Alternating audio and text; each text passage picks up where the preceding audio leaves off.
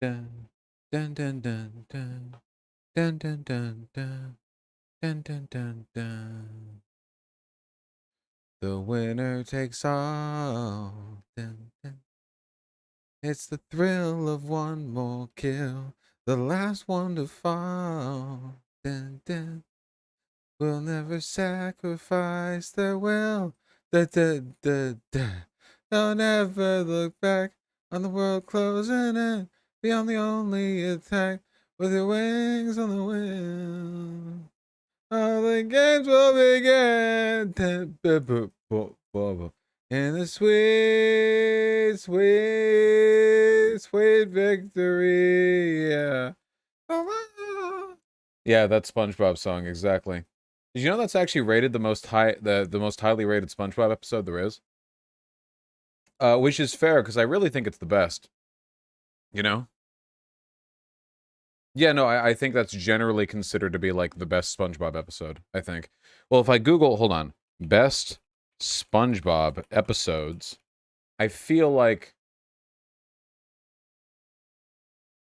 15 best SpongeBob SquarePants episodes ranked from Variety. And if I go down to 1, Band Geeks. Yeah, Sweet Victory. Yeah, Band Geeks.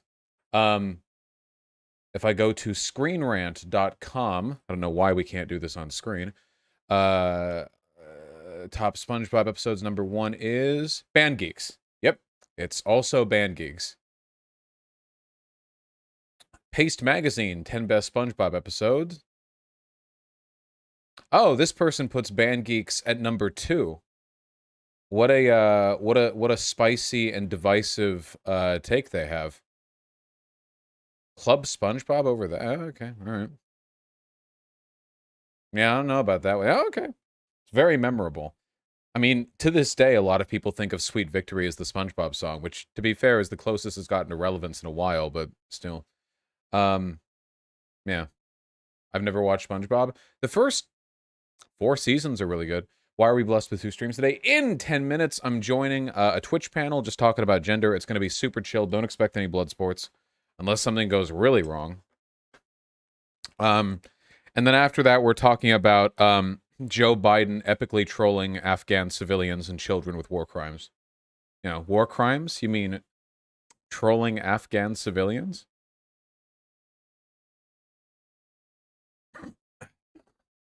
You look clean. Yeah, nobody was complimenting me on my freshly trimmed beard last stream. Disappointing. Anyway, it's a really, really good SpongeBob episode. I think the main reason people like it is because it's not really, like, cruel, you know? A ton of SpongeBob episodes, like, the joke is the suffering of Squidward, which there's nothing wrong with that necessarily, you know, because it's usually kind of earned by his personality. But Band Geeks is the only episode I can think of that ends in, like, an unambiguous W for Squidward. Pretty cool. Oh, thank you, High Progressive. No, I'm trying my best over here. To be fair, that's a lot of the joke in Band Geeks, though. True, but it builds up to something, you know what I mean? The subreddit's calling you a standard lib now. Oh, they didn't like the Antifa take? Let me see. Uh-oh, let's find out. Let's find out. Vosh's take on Antifa and the Black Bloc.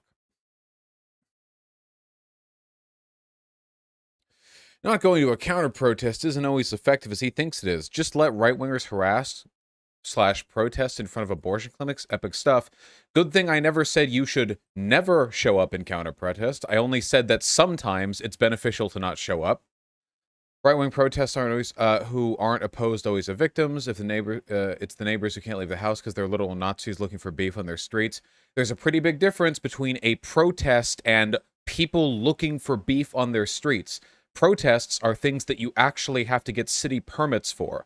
Most of the far-right protests that people show up and counter-protest on, you have to get city permits for them. They're not allowed to just, like, wander the streets in marauding violence gangs. Sometimes that does happen, and when it does, it usually gets, turns into a messy hodgepodge, you know?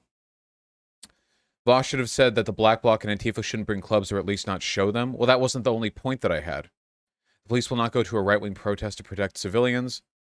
Wait, come on, man. Has this guy ever gone outside? Does this person not think that police will show up to right-wing protests if there's nobody else there? I think a lot of people, because all they know about this is Twitter, is they legitimately think that every single member of the police is openly and explicitly in favor of, like, the Proud Boys, and they will always act 100% in line with they'll go to a protest and they'll see like they'll see like the cops and they'll see the Proud Boy and they'll just see one group. This is a European perspective, though. Love y'all. I fucking said it's for America. Ban everyone in this thread. We're gonna 1984 these motherfuckers. Fuck, we don't have time to ramble about this. We have the goddamn thing to attend to. Oh, here's the other one. 2019 was peak Vosh. Whoever this guy is just a standard liberal now. Anarchist Vosh would mock current Vosh. Everything's optics now. Hey guys, these takes on Antifa are as old as 2019. Who's been here for a while? Come on. Who's been here long enough to remember this is not a new perspective that I have? Huh? Yeah, this ain't new. He's the one true leftist despite basically being a soakdom. True. Everyone else is bad for the left, the Democratic Party. Yeah, okay, this guy's just a salty. Yeah. All right. I remember this take in 2020. Maybe early 2020. Yeah, okay. Yeah.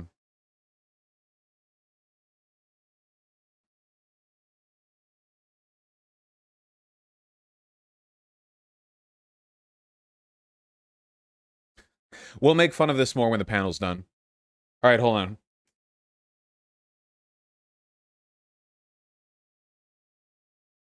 You should really qualify it's all about American Antifa. Well, it's a good thing I did like a dozen times during the stream, but nobody fucking listens when I do, so. Yeah. Doesn't even matter. It doesn't even matter. Oh, we're joining a whereby. What the fuck is a whereby? Hold on. Enter my name. Racial slur.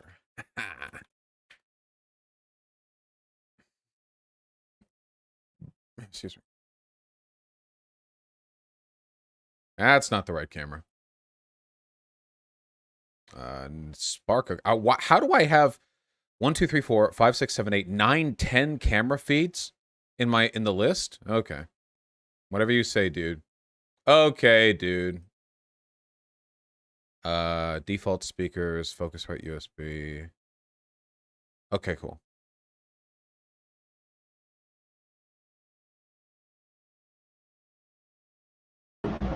I fixed my stuff. I've got some We have. Hey, Vosh. We're gonna. Oh, 1 second. Join the Discord and mute yourself on here. It's just like the sound quality is like worse through whereby and like video qualities, but it's weird. But like yeah. No worries. Sure. All right. And then where's Lumi? I see you're in here, but I cannot find. But your video isn't working. So if you How did join what call? What call am I joining? What am I looking at? What is this? Join voice.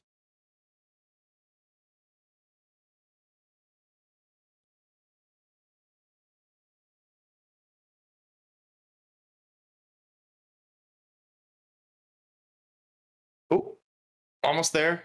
Then Vosh is good. Oh, sorry. You probably all heard me as like the voice of God. I'm really, really sorry about that one. Like when it gets like the double reverb. Push to talk required. Then reloading. Push to talk required. I can see everyone, but Lumi. Can everyone else see Lumi? I can't. She's they're a black screen to me. Same. Push to talk. For me. Lumi, just turn off your camera on the whereby and then turn it back on. 1984. All right, we did it. And all right, I did it. What are the odds that I have time to go and smoke a cigarette? I did push to talk. I did it. I fixed it. Well, good. Thanks, Vosh. Okay. Now I'll keep them deafened for the rest of the panel. Hopefully they won't notice my absence. All right, good. That leaves us with another hour to talk about Antifa.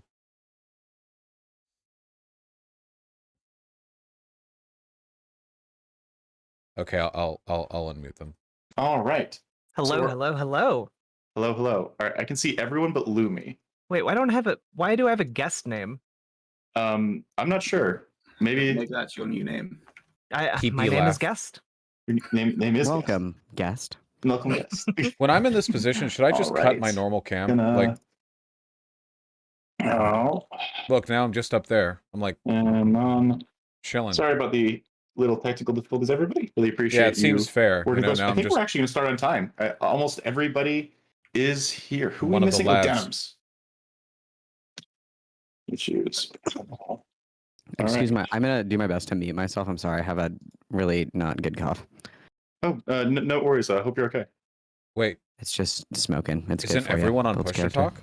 Wait, what? Is this is this? Oh, who's that? Why would you mute Oh, yourself someone- if you weren't on? Someone requested to join, but then they yeah, 1 second. You can't see. Can no one see my camera? I see my camera up, but I just see Oh. a black screen. I also see- weird.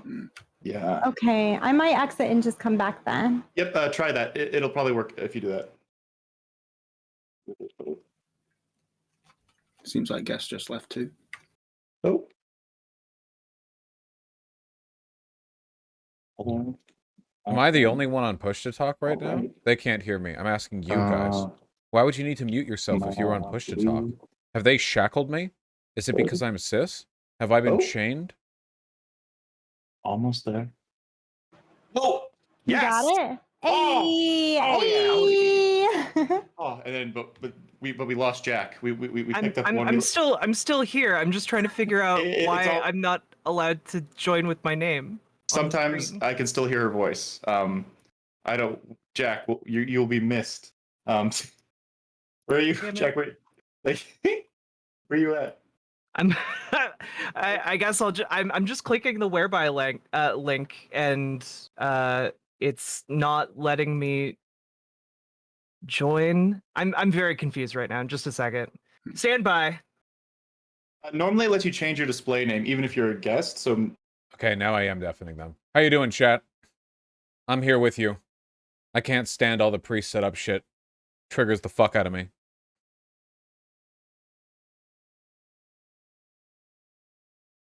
Yeah, the green room shit. Well, you know.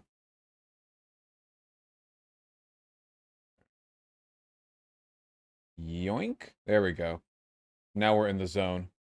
Now we're in it to win it. Vosh is now you, your pronouns. True. Very true. Can you hear them? No, I deafened them. Like- They were just being like 1 second or something. Oh, And then, okay. like, Just scooting off. No worries. All right, that's the.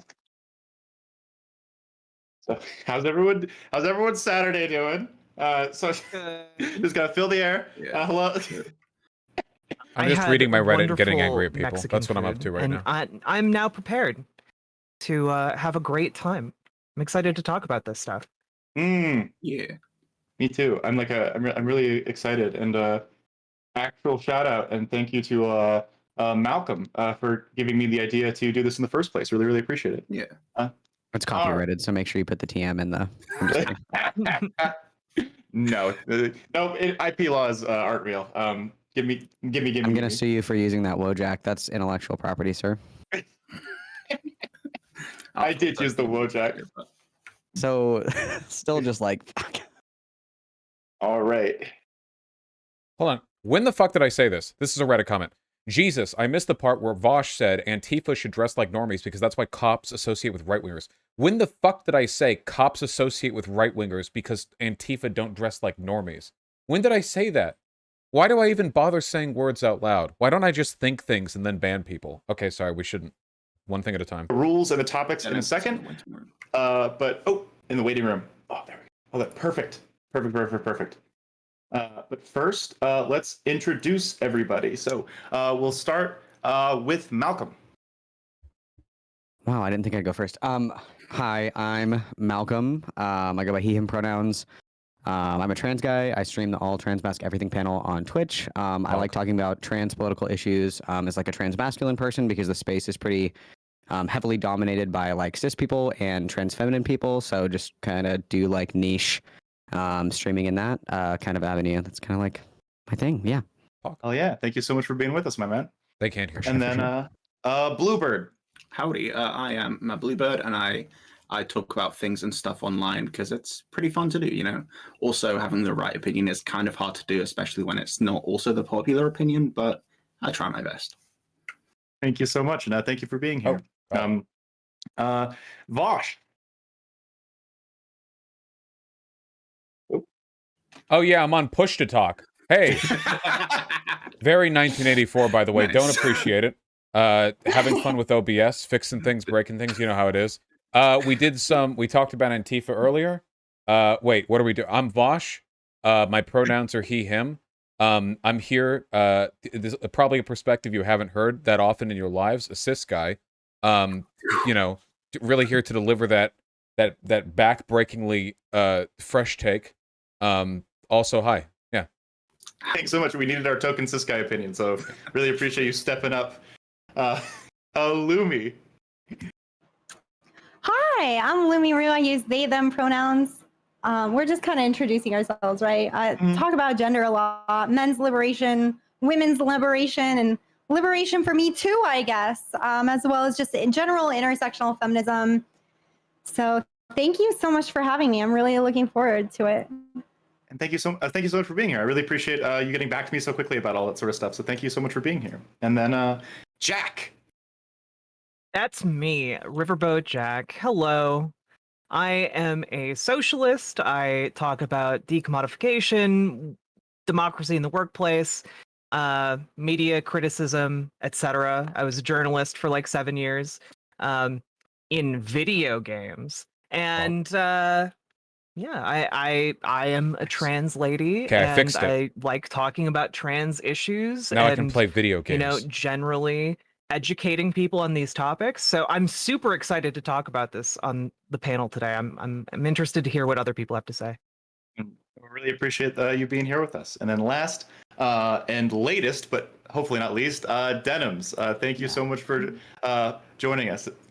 Sorry about the delay. But yeah, I am Denims. I am the token, I guess, cis woman here for the rest of the audience. And I talk about leftism. I'm a lefty politics person on Twitter, and that's me.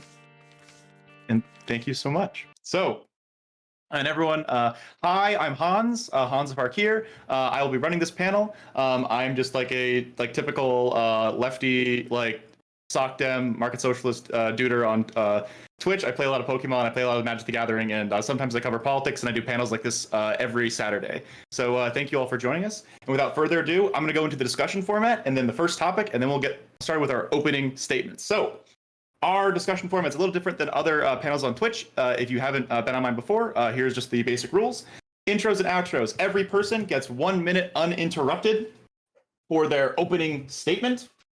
At 30 seconds, I will give you the 30-second signal that you are going over time. And I hope my 10 signal is still here. I can't find it. Oh no.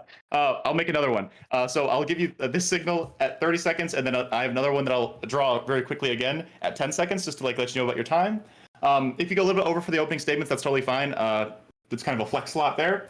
And after we do the opening statements, so as the last person is giving theirs, we'll start going to a hand raising and list system. So for the first topic, Riverboat Jack's going to be going last. So during her opening statement, everyone's welcome to start raising their hands. I'll put your name on the list, and we'll start going down the list. Once your name's on the list, you can't be on more than once. So I'll give you a thumbs up that you're on the list. It's not a debate, guys. So it's a chill discussion. Don't worry about keep raising it. If you're on it, you're only on it once.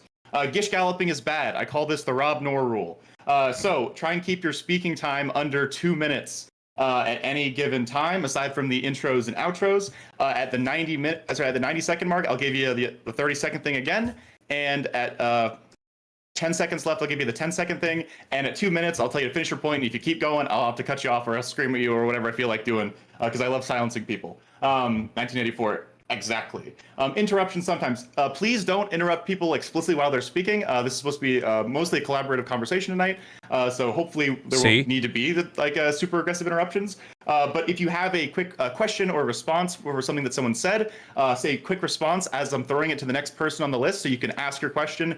They can clarify something. If you need to do like a brief back and forth that goes anywhere from like 3 to 5 minutes, we'll let that happen, and then we'll keep going. If someone calls you out by name, if someone says that Denims was late and she's making bad points at any given point in the evening, she is allowed to immediately respond regardless of whether she is on the list, and that won't affect the list. It's just to give people a chance to defend themselves in case like someone's being dogpiled. We try and avoid that. I am a lefty. This is normally for like the conservative versus lefty debates, but I'm only going to be moderating. I'm not going to give my opinions on any of this, on any of these topics. So this is exclusively for the panelists. I'm not going to inject myself or use my mod powers to try and say something. So, Coward. All right. With that in mind, our first topic of the evening is there value in gender abolition, and how would that affect existing trans and non-binary folks? We're going to go through the opening statements. Then we're going to have about 40 minutes for the general conversation, and then we're going to have a 6-minute closing for everyone before we go to topic number 2. So with that in mind, we're going to go from Denims to Malcolm to Bluebird to Vosh to Lumi, and then finishing with Jack, and then we're going to go in the opposite order for the closers. So Denims, canceled tonight, 1 minute boys. on the clock for your opening statement. Go ahead. We can't hear you. Thank you. Sorry. I don't want my key typing to be bothersome to anyone, but we're talking about the gender abolition topic. Just want to make sure. Yep. Okay, cool. Yeah. This one's a little bit weird for me because I've seen arguments in favor and both against gender abolition. And it also, I also don't want to be in the position where I feel like I'm talking over people who are gender nonconforming, because I don't know how that would impact me if I was, I suppose, would be the right phrasing there. I will talk It over seems people. like one of those things that like is kind of far reach to actually try and remove gender altogether from the sphere that exists as our society. And it probably is next to non-existent there. I mean, this is like a dream reality maybe. But yeah, I can't really speak on like how I think it would affect trans and non-binary people, because I don't know. I'd rather give the space up to someone who can speak a little bit better on it. Thank you so much, Denims. Malcolm. Okay, so as far as gender abolitionism goes, I think it's important to clarify like what we mean when we talk about gender abolition, because people use it in plenty of different ways. So if we're talking about like just getting rid of the I've been thinking category about of a new gender theory. altogether, We're going to I think bust out a that's, new gender pretty theory dumb. today. I think that gender serves a lot of utility, especially for like trans and non-binary people that kind of get validated and being seen as and kind of like recognized as their identified gender. If we're talking about like gender roles, I think gender roles, like love them or hate them, I think they're always going to be a category, even if we have a different name for them. If we're talking about like gender expectations, like men are supposed to behave in this way and women are supposed to behave in this way, we could totally get rid of that. I think that's pretty stupid. I think we could all agree at the very least that gender expectations are pretty cringe. But yeah, my position would be just that I think that gender serves like a really beneficial utility, especially to trans people when we like are seeking validation in our gender. So I'm not really on board with the getting rid of gender altogether, but I do love the idea of getting rid of gender expectations. Thank you so much. And then Bluebird. Howdy. Like a lot of classifications in society, gender is kind of just like a shortcut that humans came up with when we were all too dumb to have empathy for people as individuals, you know. So I think that in time, gender is something that'll come in time after a bunch of effort and stuff in the whole like progressive department, once sexism stops being a thing and stuff, regardless of what we do about it. Like, I feel like once it does arrive, for the most part, people will see it in the same way that we in England see people who are Scottish, like spicier and better in every way, but we won't admit it out loud. Otherwise, we'll have nothing left to be proud of. It's just that middle part of how we get there is more the issue, you know? All right. Thank you, Bluebird. Vosh. Yeah, okay. I'm happy to get my thoughts. So I think that I think this is a really complicated subject, but generally speaking, it seems to me like when we talk about gender, we are fundamentally talking about gender roles. Any idea as to what a person is constitutes expectations that align with them. You can't be a thing without some expectation of having to be the things associated with those things.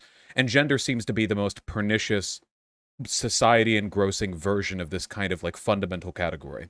But I don't think that it really is that distinct from a lot of other categories that we assign to ourselves or that are assigned to us.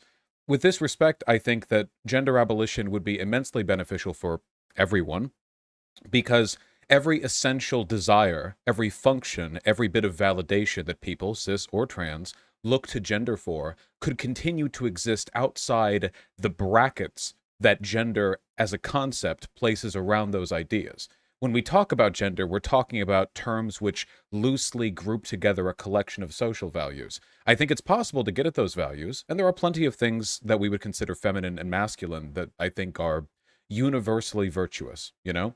Like, I don't know, courage could be like a masculine thing, whatever. We can get those no matter what. I believe in us. Thank you so much, Vosh. Sorry, I didn't want to cut you off there. All right, Lumi. Gender abolition, I like to. Oh, can you hear me? Oh, yep. Now again. Gender abolition. So I like to think of more as gender liberation because it seems like some TERFs have taken on gender abolition to say, I don't believe in gender, therefore I'm referring to, for example, binary trans people by their sex pronouns or whatever the case may be. But additionally, I think gender abolition sounds like you're going around and you're trying to snatch up people's pronouns and you're trying to snatch up all the pink and you're trying to snatch up like all that, all No the more men, cargo I guess, and make everyone into this like block of genderlessness where it's really about, again, as a lot of people have reiterated on this panel, it's about getting rid of gender expectations, gender trauma, and gender roles to allow people to be liberated and more free. I think that we will probably still have role models, as Vosh was getting at. Men and women have different cultures or values associated with their femininity, masculinity, and there are positives and negatives in both of those. It's really not about how to be a good man, how to be a good woman, how to be a good non-binary person. It's how do you be a good community member? And that's gender liberation. How do you authentically be yourself and do what is authentically you rather than emphasizing gender? So I like the concept of sort of undefining gender or liberating gender. And I think by connecting it with that gender liberation movement, you can connect it and learn from the women's liberation movement, what happened to women's gender, the pros and cons of that, what's happening with the men's liberation movement, how we need to I just avoid going into anticipated positive masculinity. Wrap it up. And Counter arguments, and I've just come up to have it be counter gender arguments. liberation. I'm ready. I was like, I appreciate Talk it. faster, Lumi. Dang. I'm sorry. I promise we can get to it in the general. I don't want to silence non-binary people. No, that was it. Every time I tell someone to be Perfect. quiet tonight, I'm getting canceled. I'm super ready. Hans, I so- can't believe you. More like I- Hanz of transphobia over Ooh, here. so true. I don't. True. I love trans people. I just hate women. So Jack is still not safe, and neither is That's Denim. why I'm going last. I was like, Dangerous game being all played right, here. Jack, go ahead. A dangerous game. So I think Not there's even I a would go lot that of far. misunderstandings around what gender abolition actually means, because when researching the topic, you come across people who think like gender abolition would essentially mean like the genocide of trans people. Like there are people who legitimately like go that far, like it would erase trans people from existence. And that's just not really what it's about. It's about eliminating the prescriptivist notion of gender, what you ought to be. And really, when we talk about what a man ought to be, what a woman ought to be, these are gendered in a way that I think fundamentally harms a great deal, many people. And when we talk about would trans people still exist? Well, people would still be getting medical treatment. The medical treatment doesn't like go away if like we have an ungendered world. Instead, we'd be talking about what humans ought to be. And we could be talking about, strength being a positive quality for everyone. We could be talking about how being a homemaker, positive quality for people who want to be homemakers. We get rid of the gendered ought. And I think we would be off a better world, to be completely honest. Thank More you so much, progress Jack. All right, on we're going to move into the general now, so everyone's welcome to start raising their hands. A lot of people said like a lot of different stuff during that, so we can take this any way we want. We'll keep it 40 minutes. If everyone ends up like agreeing like hyper fast and like no one has anything else to say, that's why we have 3 topics. Don't worry, we can definitely move faster if we need to move faster. So who wants to start on this? I mean, I can start. Okay. I'm happy to talk.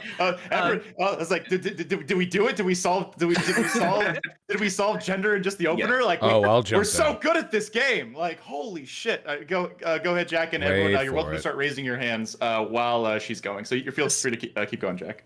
So I came across like a really interesting analogy while looking up different arguments for and against like gender abolition, right?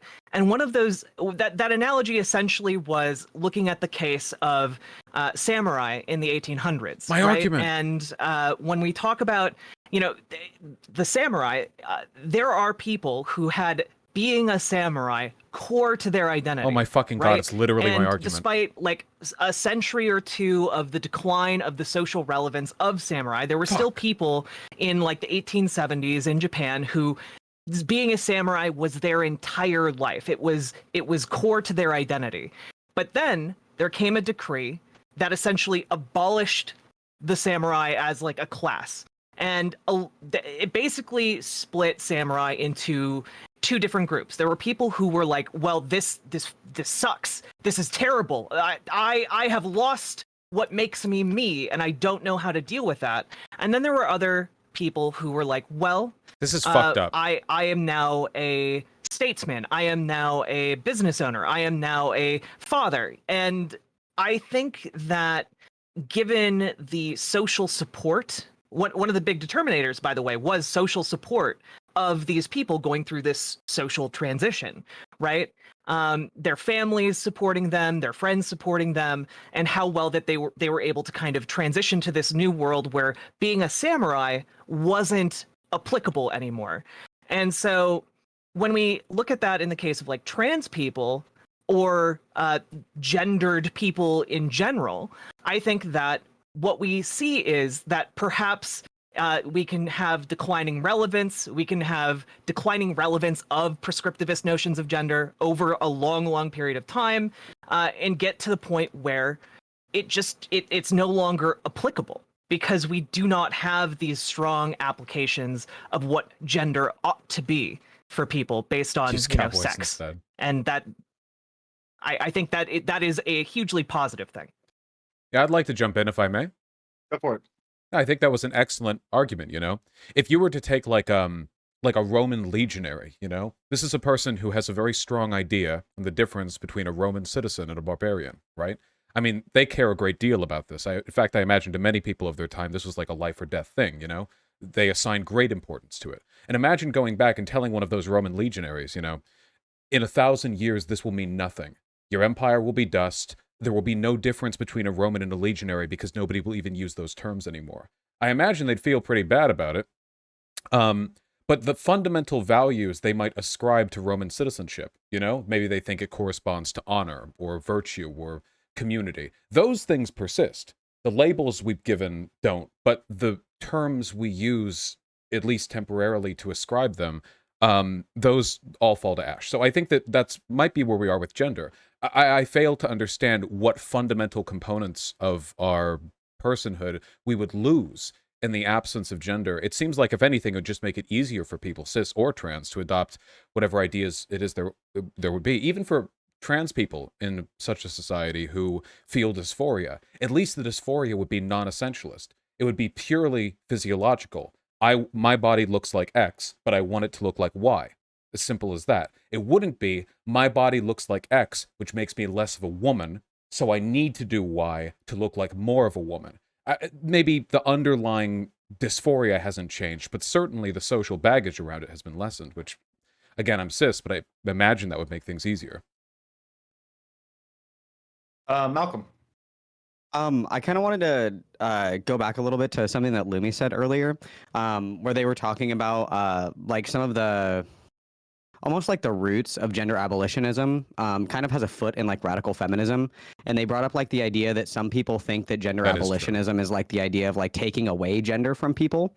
Yoink. And I think that's why a lot of trans people are kind of like skeptical of gender abolitionism as a whole, because like when a lot of people talk about it, a lot of people that do talk about it are either like Did you radical just change feminists samurai or for TERFs, Roman? and their idea the is like point was gender is that useless. We should go back to there have been biological other sex. arbitrary It's like a characteristics that people have had categorical, life or death feelings about. like how we would categorize trans people essentially. And so I think if we're talking in the context of like kind of getting rid of gender roles or like gender expectations, I think something that's really important that a lot of people gloss over a lot of the time is that trans people would still exist. I know that Jack and Vosh were both kind of talking about that in the way that like we would still. I think the example that a lot of people will use is like if you're on like a desert island and there's other people around, but there's no like society, are you still going to be trans? And I think that a lot of people will still have that like I don't want to say like physiological, but like physical desire to like alter their appearance. So I just wanted to like reinforce the idea that like even in like a post-gender society, like if we go like, you know, however many years in the future or whatever, that there still would be trans people. And just to like emphasize that like the roots of the idea that gender abolitionism is like a radical feminist ideology and that trans people just wouldn't exist. This is how we get rid of the trans people essentially is just like not like that's just like not true. So I just wanted to kind of reinforce that. Yeah. True. This seems like relatively free flowing. So if it starts getting like crazy and like people are like screaming at each other, we'll go back to the list system. But I feel like this is like probably the first conversation I've ever hosted that it's not like contentious enough that people are screaming at each other. So if someone says something that you would really like to respond to, feel free to just jump in. If you feel like you're not being able to get in, just raise your hand and I'll try and insert you in that at some point. So yeah, go ahead, Jack. Yeah, to kind of build on what Malcolm was talking about, I think that there's a very reasonable emotional reaction that a lot of trans people have when they hear the term gender abolition, because it does sound very similar to the rhetoric used by TERFs. It does sound very similar to like, oh, we're going to just like make you not exist anymore. And the term itself seems to almost be an attack against trans people in the sense that like a lot of trans people in the current day have struggled very, very hard to live and be who they are, and it makes a lot of us very defensive of the concept of gender. And I think that's 100% very understandable, and that's why in my opening statement I tried to talk about how we're getting rid of the ought, you know, the prescriptivist notion of gender. Trans people in general have already taken one of the first steps towards gender abolition, which is decoupling gender from sex. That is one of the cornerstones of gender abolition, after all. And so when we're talking about this, it is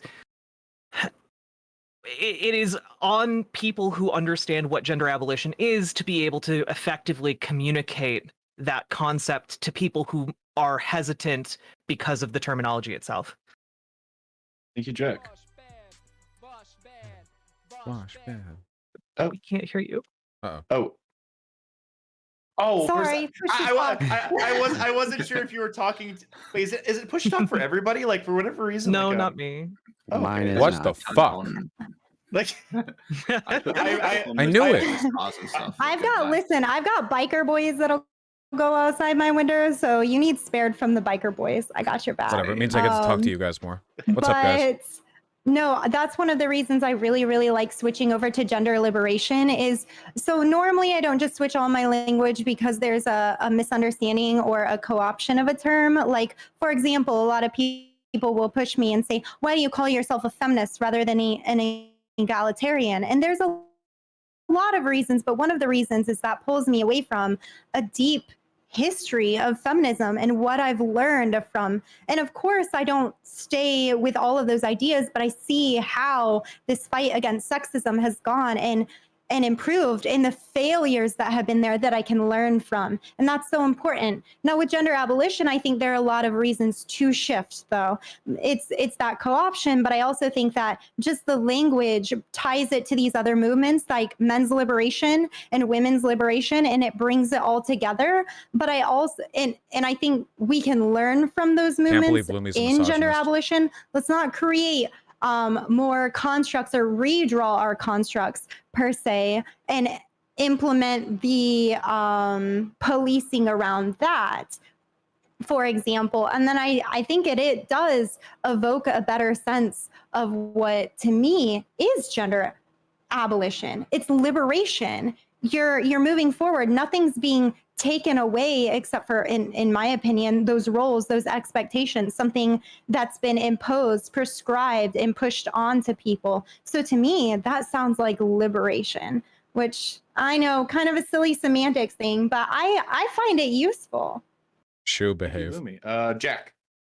So one of the issues that I have encountered when trying to talk about this is specifically in decolonial White people. like conversations, specifically like around like Native Americans, for example, and Oh, no. like a part of the colonial effort against Native American cultures was erasing like the concept of like two-spirit people, for example. And so it can I also understand why gender abolition would raise like the hackles of people who are trying to reclaim their cultural roots that have been attempted to be stamped out by colonial endeavors. And so this is why whenever talking about gender abolition, I think can't we believe need to be Christopher talking about it Columbus was as a gender something that abolitionist. is while it is currently happening due to the decoupling of sex and gender ideas, we need to be aware that like when we talk about this in our rhetoric, like the idea of gender abolition isn't even something that will be psychologically possible for large swaths of people until like the future at some point, like probably not within our lifetimes, you know, because of like the decolonial project often embraces these older gender notions, like that's part of it, or at least it seems to be part of it. And I don't want to talk for those communities. I just something that has been brought up whenever I talk about it. Thank you, Jack. I guess I would like to. Denim's. Go ahead. Yeah. Yeah, thank you. So I think that we could probably agree that like, or maybe No. not, but like gender is probably something that most people have a strong attachment to, right? Or maybe not most people, but a good portion of people probably have a very strong attachment to it, right? And I think that like it's the same reason that certain people will stay in like cults or something, or like I'm will not trying be to be strongly disrespectful, I'm attached to sorry, something like guys. conservatism, right? It's because it's like, well, this is where I belong, and I'm a woman, and I belong to the category that is women, and so I want to enforce these because then it makes me feel like more of a woman or something like that, right? So what exactly? I guess because I'm curious about what the other people on the panel have to say. What would even be like the steps that would be possible to move people on their positions about gender, or like how would a society even shift from, at least in US culture, pretty heavily gendered to not so much?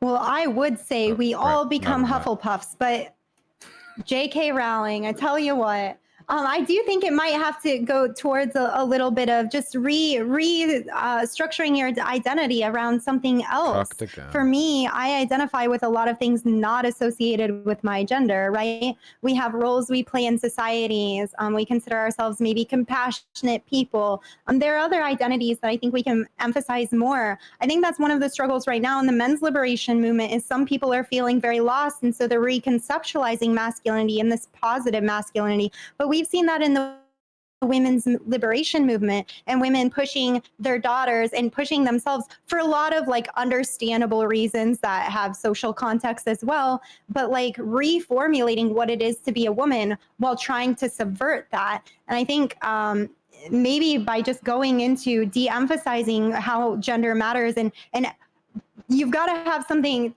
to put there, right? Like not to be the fucking vegan on the panel, but if you go vegan by just removing stuff from your diet and you don't add in all the cool, awesome vegan shit, you're going to be sad and you're going to be confused and you're going to be lost. And that's awful. Thank you, Lumi. Denim, does that answer your question? Because if it did, we're going to throw it to Vosh. Yeah. Oh, awesome. Go ahead, V. All right. Yeah, I think I agree completely with Lumi with regards to building a positive identity around that. I think that it's such a long way to go too. Not just like with people talk about this as like a decolonialist project as well. How do we affect different cultures? How do we navigate that space responsibly without being sort of culturally chauvinist towards them. We got to remember, we're not exactly very close to gender abolition on the home front at all. The majority of Americans would be willing to bet, to them, gender is literally what's in their pants. They are the meme, you know. We're at about that level. And look, I mean, a ton of work has been done. There's a huge rural and like city divide on this, you know, where a lot of businesses these days will ask for pronouns, but a lot of people, like if you go a couple miles out of a city, like a lot of these ideas are completely foreign to them. There is a pretty huge gap in terms of accessibility to this information and cultural affect. I think it's not so much about, I don't know if cultural chauvinism is a huge issue at the moment, because it feels like right now we can't even progress this ideal beyond like the passive moral advocacy for de-emphasizing gender as an essential part of human identity. And that's, I think, a universally moral thing to push for. You could do that here to Saudi Arabia. I think that's just generally a good thing to believe in. Anything beyond that, though, like restructuring the way that law considers gender or factors that stuff in, I feel like, God knows, we might be like a century away from that. If we ever even got it, we might be a very long time from that. But now I think we're kind of seeing like a modern renaissance of at least broaching those ideas, and I think that's nice. Thank you, Vosh. We're gonna throw it to Jack. So yeah, one of the issues that I see is that generally, like Vosh said, like we're pretty far away. Like when we're talking about gender abolition at all, that already puts us like way outside the realm of like normies, you know? So what really does need to be done, and I think one of the first steps here, is pointing out that gender is demonstrably not related to your sex. Like if you look at the idea of gender anywhere around the world, you find a great deal of variation that has nothing to do with your sex. And PBS put together, and this is a resource I use all the time to just kind of like point this out to people who are new to this idea, put together like this interactive map back in 2015 of gender diverse cultures. And it's really, really helpful at kind of pointing out that at different points in time, different places around the world and different large-scale communities, small communities have had different ideas of gender that had nothing to do with it was sex. a big like and chart. That's a super and helpful the most thing womanly to woman point was your out, mom. because any anthropological understanding of how gender has worked in society understands that it is very, very little to do with sex and biology. And having that be a part of basic education for people, I think would be extremely helpful, because once we decouple it, like gender from the idea of sex, I think that there is kind of this, I found this to be true in a lot of trans people. I don't want to paint with too broad a brush here, but a lot of trans people that I know kind of nod our heads in agreement when we say like gender's bullshit, you know, so I think once you decouple these two ideas, we see through this this facade, and it gets us closer to a world where there are no prescriptivist notions of gender, because we better understand what gender is. Memes aside, I like this a lot. Thank I feel like you, back in 2019, I think nobody but me was on top talking of about that gender too, abolitionism. as It far felt as that like way. kind of decoupling the idea of biological sex and gender, usually like biological sex determining like gender or gendered behavior would be like normalizing the idea that like certain behaviors are not biologically innate and therefore not gendered. So like like generally like the idea that women do like X, Y, and Z, like women go into like teaching, or like women paint their nails, or like women have long hair, and you know men like build houses and shit like that. She went ahead. Just That's normalizing sex. the idea You would that just like, say you're and I think sex that when we're you kind go to of the doctor. moving towards that kind of that understanding, right? Like we see like more women entering like quote unquote male dominated fields and vice versa and things like that. Like women are overtaking the men at the college, which is beautiful. Things like that, where we're kind of like getting rid of the idea that like women like doing like womanly things, whatever the fuck that means. So I think that like maybe we're like a little bit closer than we think we are, just with kind of like the progression of how we're kind of like prying apart like you're a woman, therefore you must want to have kids and like make a home and things like that. That's kind of like dying for the most part, which is pretty cool. Thank you, Malcolm. I will throw it to Bluebird, and I'd like to remind everyone we have about 8 minutes left before we go to closers for this. If you want to say anything about this, make sure you jump in. I don't care if once it's a Bluebird woman. has finished. So go ahead. Yeah. All right. If you're my partner, you better be we able like to cook, because I talk can't about, cook for shit. What was Okay? it? We were talking about like how we solve these things. Like, because like in terms of like how we get to a gender abolitionist space, I guess I think was something along those lines was I think what Denims was talking about. But I think we need to realize that a lot of this conditioning is entirely developmental. Like I like to point to the concept of neuroplasticity when we talk about these types of things. But like from the ages of 0 to 5, our brain is literally goo. Like I have a friend who's raising their kid without gender, like to their best attempts, of course. And a lot of that kid's ideas behind gender are like incredibly woke. Newborn babies' heads just feel like titties. But like I like to like you just slap one end and the fat just kind of rolls. Colette Dowling, where like I can't remember, or at least she references it in her book, The Frailty Myth. It's a good book, check it out, by the way. But it raises the entire like question of whether gender is even like biological, like to the point of like physicality, you know, like because back when you have children who are like children at like ages like 0 or 1, if you get people to try and like encourage them to like climb up a slope or something, I can't remember the exact specifics, but if you get the children to climb up the slopes, the color of the shirt those children wear, the adults, if it's wearing a pink shirt, the child is encouraged up to 40% less than the child who has a plain white shirt or a blue shirt, you know? So like a lot of these things can be like, could be attributed to like up to the point of like day minus 270 when children are conceived. It really is like the parents super like, fucked how young kids start learning gender shit though. Like very, you know, I don't know how to finish the sentence, but yeah. I think I got out the general like ideas. Yeah, Nailed it. Yeah, thanks. Thanks, Bluebird. Jack. Yeah. So first off, that was super interesting, Bluebird. And second off, one of the things that I think is a pitfall for people who argue against gender abolition is that they're dumb. The idea that we can reform gender into a static thing where that will preserve equity or equality, right? And I don't think that work. It doesn't work that way, right? Like you can easily imagine a world in which boys were encouraged 40% less, and that resulted in like kids who wore blue shirts being encouraged less, and so like.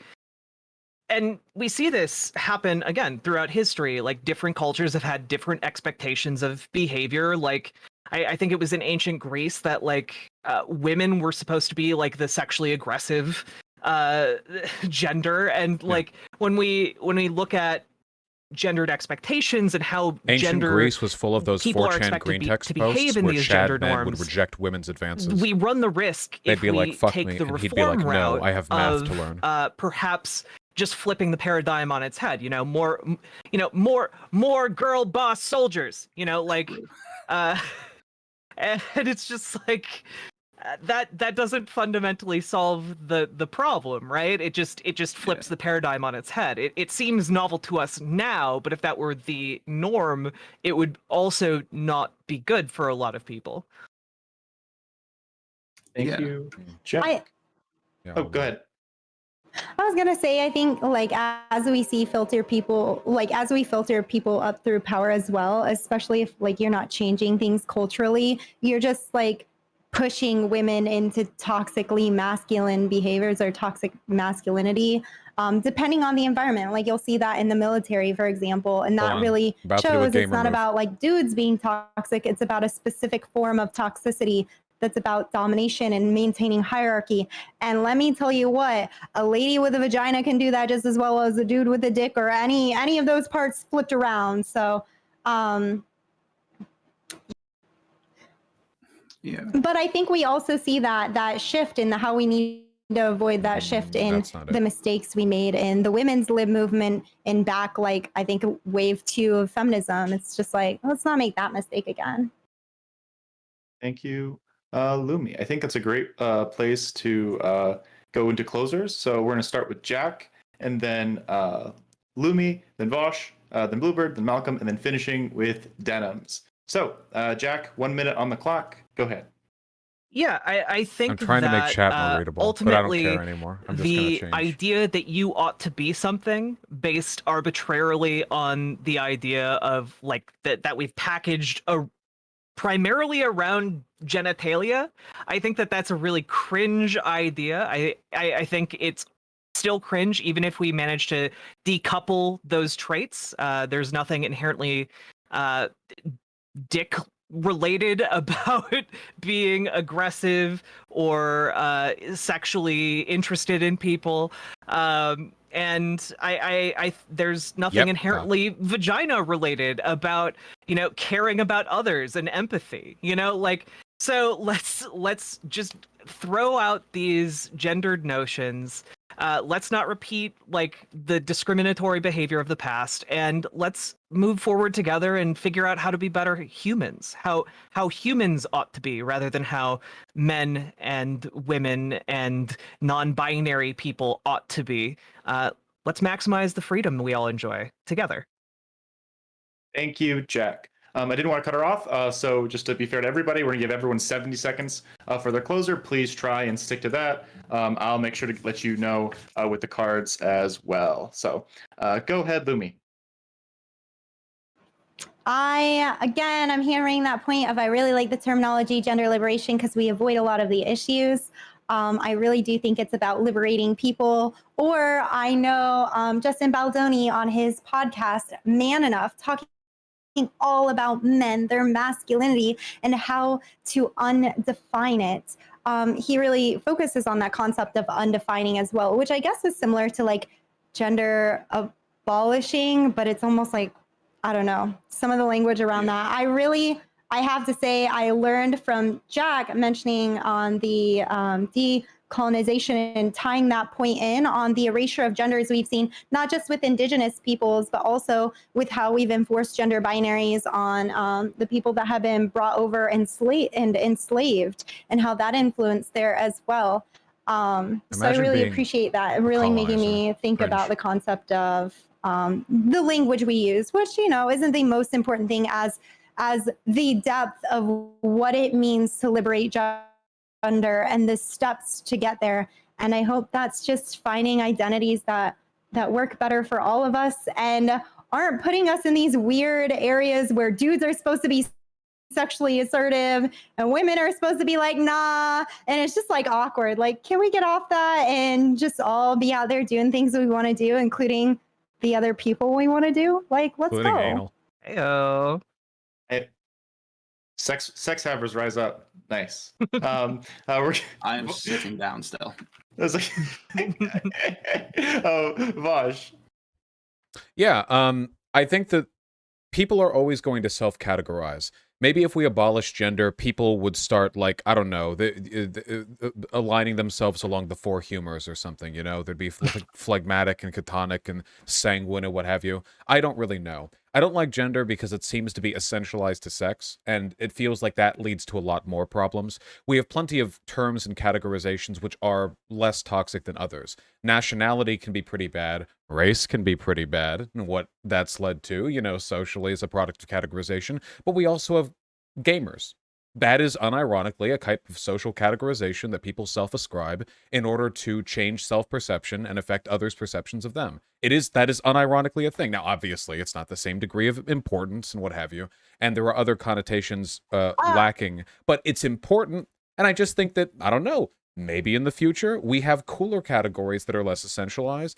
Maybe we have more, maybe we have fewer. I'm hoping towards more. Seems like the more choice you get, the better, like more tools in the toolkit, but yeah, I just think it'd be cool to explore that. It's true. In the future, we will only have gamer and non-gamer. Those will be the two categories. Absolutely. The two genders. Yeah. I know it sounds joking, but I believe it when I say that. It's going to be based off what faction you play in 40K. That's the truth. Like, oh, let's go. Orc gang. All right, anyway, Bluebird, go ahead. Ultimately, like, humans categorize again because we're too I wasn't lazy gonna and soy dumb today. to like not I categorize. wasn't the one who soyed like, today. I think we'll eventually stop being able to categorize once we reach like some level of fully automated robo-communism or something. But ultimately, like, gender abolition is going to take a long time to get there, like on a generational level type of long time. And like, it's going to take a while to get us to the point where we fully wipe our brains of gender and make space for gender too, you know? Yeah, if gender's so good, where is gender? Thank you so much, Bluebird. Malcolm. I think the more important conversation to have is how we're going to abolish gamers. I'm just kidding. Wait, just kidding. What did you say? In the future, I'm just kidding. in the future, that'll be gosh. hate speech. When there's no gender and only gamer, that'll be like, Listen, I will it's go to TOS. jail with pride. My fucking chin held high. I'll be like, take me, boys. I'm ready to go. It's rough out here for us. 200. You're gonna live to regret that. I know. I'll be in jail with space, luxury, gay, communism, inflated lifespan. I'll be like 1,000,000 years old and be like, "Fuck, I should have condemned the name." Make me louder. I'm just so not I talking. think that, Okay, fine. everything we talked about was cool. I think that we are kind of getting towards like that gender abolitionist perspective. I don't love the idea of like gender abolition. I think the gender liberation, like Lumi pointed out earlier, is like a better term. It's a little bit more inclusive, in my opinion. I think that if we try to get rid of like gendered expectations and like heavily associated gender roles, that's better than abolishing gender, because gender is like something that trans people, I think, really benefit from as far as like being validated and like kind of fitting into their own little niche, things like that. I think another thing that's really important too that we kind of talked about a little bit is just kind of trying to stay away from like the implications that gender abolitionism is sometimes and often hijacked by like TERFs and radical feminists. And sometimes they weaponize that to be like, yeah, I hate gender too, wink, wink, but you're actually a female. And you're just like, great, thank you. Sounds fantastic. And then Vosh also mentioned that like we'll kind of always recategorize. And I think that's one reason that I am kind of like on like the side about gender abolitionism, because I think that we'll recategorize ourselves. Anyway, if anybody's ever read The Star-Bellied Sneetches by Dr. Seuss, it's just kind of how we are because we're dumb monkeys. And then I would also just like to correct Jack and let her know that my vagina is in fact empathetic and you are wrong. So just want to let you know. Thank you. Thank you, I Malcolm. couldn't get away with this. All right. The final arbiter on trans and non-binary issues, Denims, final word on this topic. Whatever you say is law. Tread carefully. Oh God. Okay. I was actually going to say that like I really liked what Jack said earlier when she was talking about specifically how the gender roles that currently exist in society just force people a lot of the time to push back really hard in a way that isn't really very healthy at all. Like a big one, for example, is like you'll see how like women will treat men in an unempathetic way because they want to appear like they're not super feminine, because there are such negative connotations with being like feminine and being weak and stuff like that. And these gender roles that exist are really just like harming people for no reason, whether they're forcing themselves to fit into a category or pushing really strongly back against it. Not to mention that like there's like weird stuff that goes along with gender roles where I think that like we'll see like, for example, like cis women who will try and push back against gender roles and will, for example, refuse to shave, right?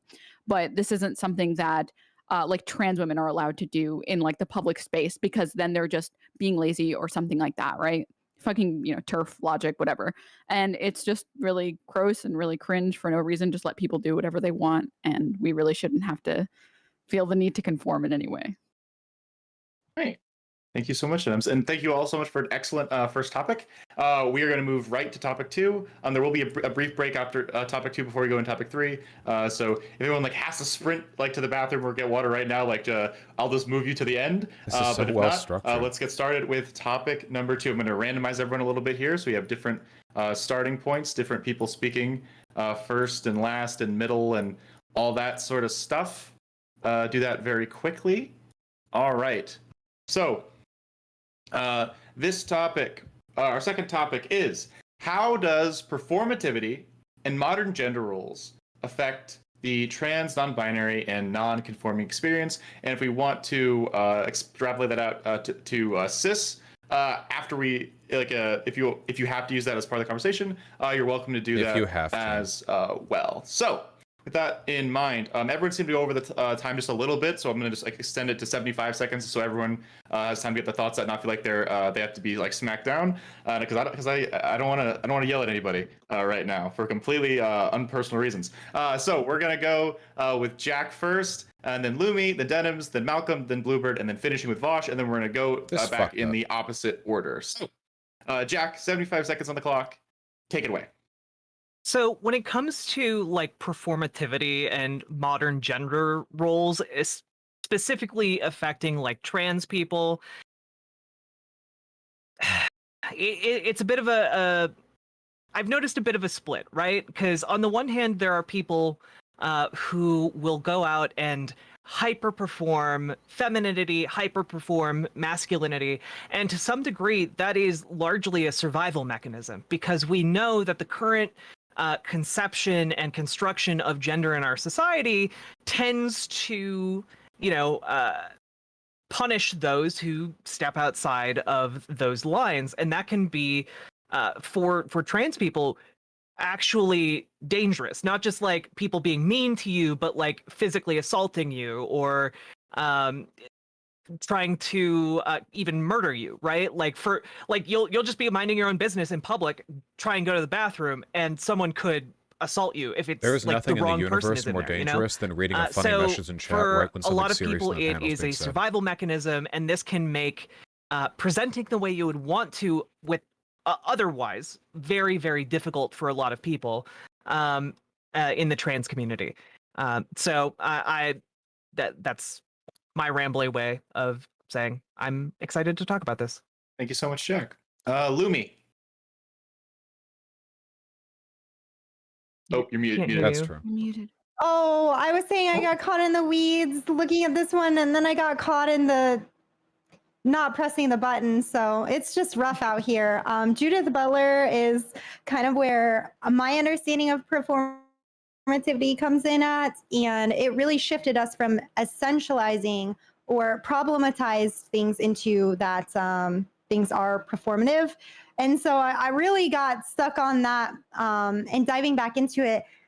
And so I was really just excited to hear everyone talk about their experience on it. But I know specifically as a non-binary person, I have struggled in terms of how do I relate myself to our modern gender roles now, and how do I perform that properly, especially feeling like, and I'm glad it's shifting, and I'm seeing more and more non-binary people out here being incredibly diverse. And I want to say thank you.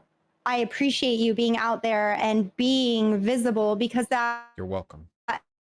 lessens the on their pressure behalf. on me, because I'm always like, how do I perform non-binariness in a way that's fair to people as an online creator, knowing that we have that being in the minority and not being seen a lot. It feels like there's a lot more pressure for me to perform non-binariness in a way that people will accept and understand and lead that education on that. So I think modern gender roles are kind of stressful and cringe for non-binary people, and all the people's understanding of what non-binary is. Sometimes I think people are understanding me as like woman light, and that's something you hear a lot from non-binary people. And again, I think that's the struggle towards gender liberation, that people mean so well and they're trying their best, but man, modern gender roles, they're doing a number on us. Thank you, Lumi. Denims. Yeah, I'm going to change tack to disorient the enemy. Okay? Basically what Next time I Lumi speak, said I'll here, come out but I want to pro-gender add role. on that, like, I think that the biggest problem Keep with 'em- the current way keep 'em on that their gender toes. roles work, I guess, in society is that, like, when specifically for people who are gender non-conforming and also with people who are Discombobulated. cis, there are a lot of instances where you are maybe questioning why you like something or want to do something or you dislike something. Sort of with regard to cis women, it's like the hatred of the color pink for absolutely no reason, and then being like, you know what, actually pink is a good color. Why did I hate it for no reason? That's dumb. But yeah, I think that like the bigger problem that I have with how these, or like one of the bigger problems that I have with performativity is not being able to know whether or not you want something because you think society wants that of you, and whether or not you want something because you genuinely want that thing. Thank you, Denims. So true. Malcolm.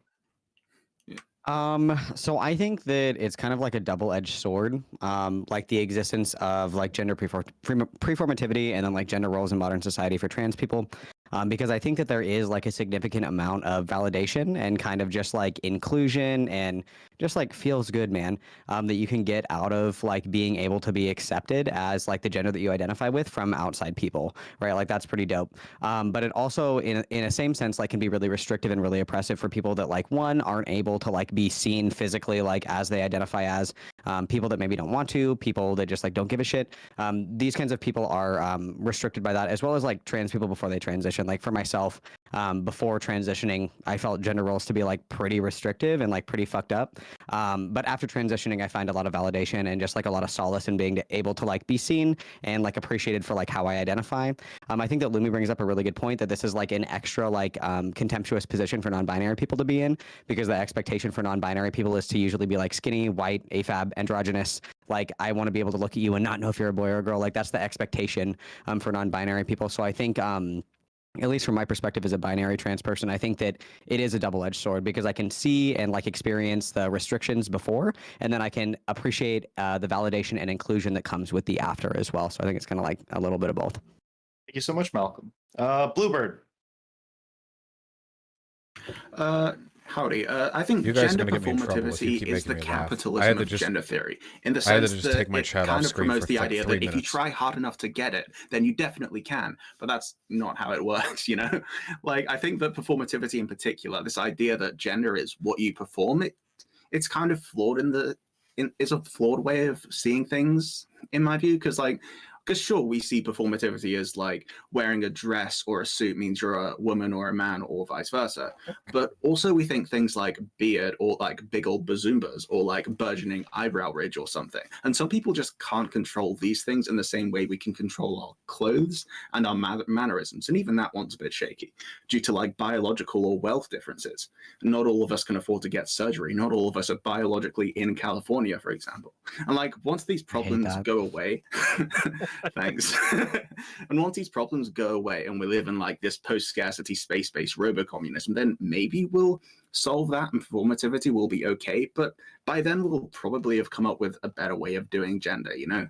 Because performativity ultimately is just a way of like externalizing the internal processes that cause our brains to make the electric gender juice. And that's always going to be a flawed process because of how language works, how we see things on ourselves versus how we see other people. And like there's a lot more to talk about in terms of language, believe me, which we get to the third question. Yeah. Thank you so much, Bluebird. And I'm excited for the question 3 as well. All right. Last opener. Vosh, everyone, you're welcome to start raising your hands in any way you want to take the general. I see you, Jack. Vosh, go ahead, buddy. Yeah, it seems like so often conformity to certain gender expectations is more about avoiding a negative than affirming a positive for cis and trans people, though the consequences are far more severe for the latter, you know? Like as a cis guy, for example, I know that a lot of guys adopt a lot of like machismo traits, a lot of behaviors, mannerisms, adopt dress, whatever, mostly because they're trying to avoid getting called like a sissy or whatever else, you know? And of course, if you're trans, sometimes the consequences to failing to hold to these expectations can be more damaging, lethal even. And I think that really sucks, right? I mean, ideally, like people who really play into a group category would do so because they love that group category. It wouldn't be out of fear, you know? Some people do, of course. I mean, there are trans people who wear the pinkest dresses, you know, and that's great, you know, but I think that holistically, a lot of this is kind of a fear-driven. You crowd into categories as significantly as you can to avoid being the caricature of what people would attack you with otherwise. It's why short guys overcompensate. It's why a lot of girls wear makeup and spend 2 hours a day putting it on, even though they know they don't want to. And it's why a lot of trans people have to hyper-perform masculinity or femininity in order to avoid the worst stereotypes about their groups. Of course, it's not the only reason people do any of these things, but it definitely contributes. So it's not, you know, not great, that. Thank you so much, Vosh. All right, we're going to throw it into the general. We're going to have about 35 minutes for this topic in the general before we go to closers. So, Jack and everyone else, feel free to start raising your hands while Jack is speaking as well to stuff. And if it goes into like the general conversation thing like last time, that's absolutely fine as well. So, Jack, go ahead. First off, Electric Gender Juice is my new band name. Second off, I'll copyright it. Second off, Capitalism yeah, wins I again. love hearing the input of like performativity when it comes to NB folks, because that has been something like I've always wondered about non-binary I people, hate it. and I don't hear this talked about that often. So that was super interesting. Thank you for your insight. And to Denham's point, not knowing whether you like something because of gender expectations or because you genuinely like it is like such a trans feeling too. Like when I realized I was trans, I went through a whole process of deconstructing my own identity and breaking down like do I like Firefly because it's genuinely a great show, or do I like it because all of my male friends liked it? And you know, I'm still not sure about Firefly, okay? But it's a whole process. It's very difficult. And yeah, this whole reward punishment system for gender is something that I think that everyone, even cis people, knows at the very least subconsciously, right? Like if you ask any man, like why is the only situation in which you'd like willingly wear a dress one in which you would get like you're doing it for the laughs? Well, they know, like they know why they don't go to prom in like a dress when they're a cis straight dude. You know, they know the gendered expectations, even if they don't know how to articulate that in a conversation, right? And I do think that that's a very interesting thing because it is negatively reinforced. And on the flip side, for a lot of trans people, and I think this is kind of maybe the next stage of like trans liberation, is being able to more effectively reward non-binary people for performing non-binariness. Because when it comes to trans men, Cookies, by the way. yeah, True. I make great cookies. I will bake you cookies. Bet. This panel is so good. Score.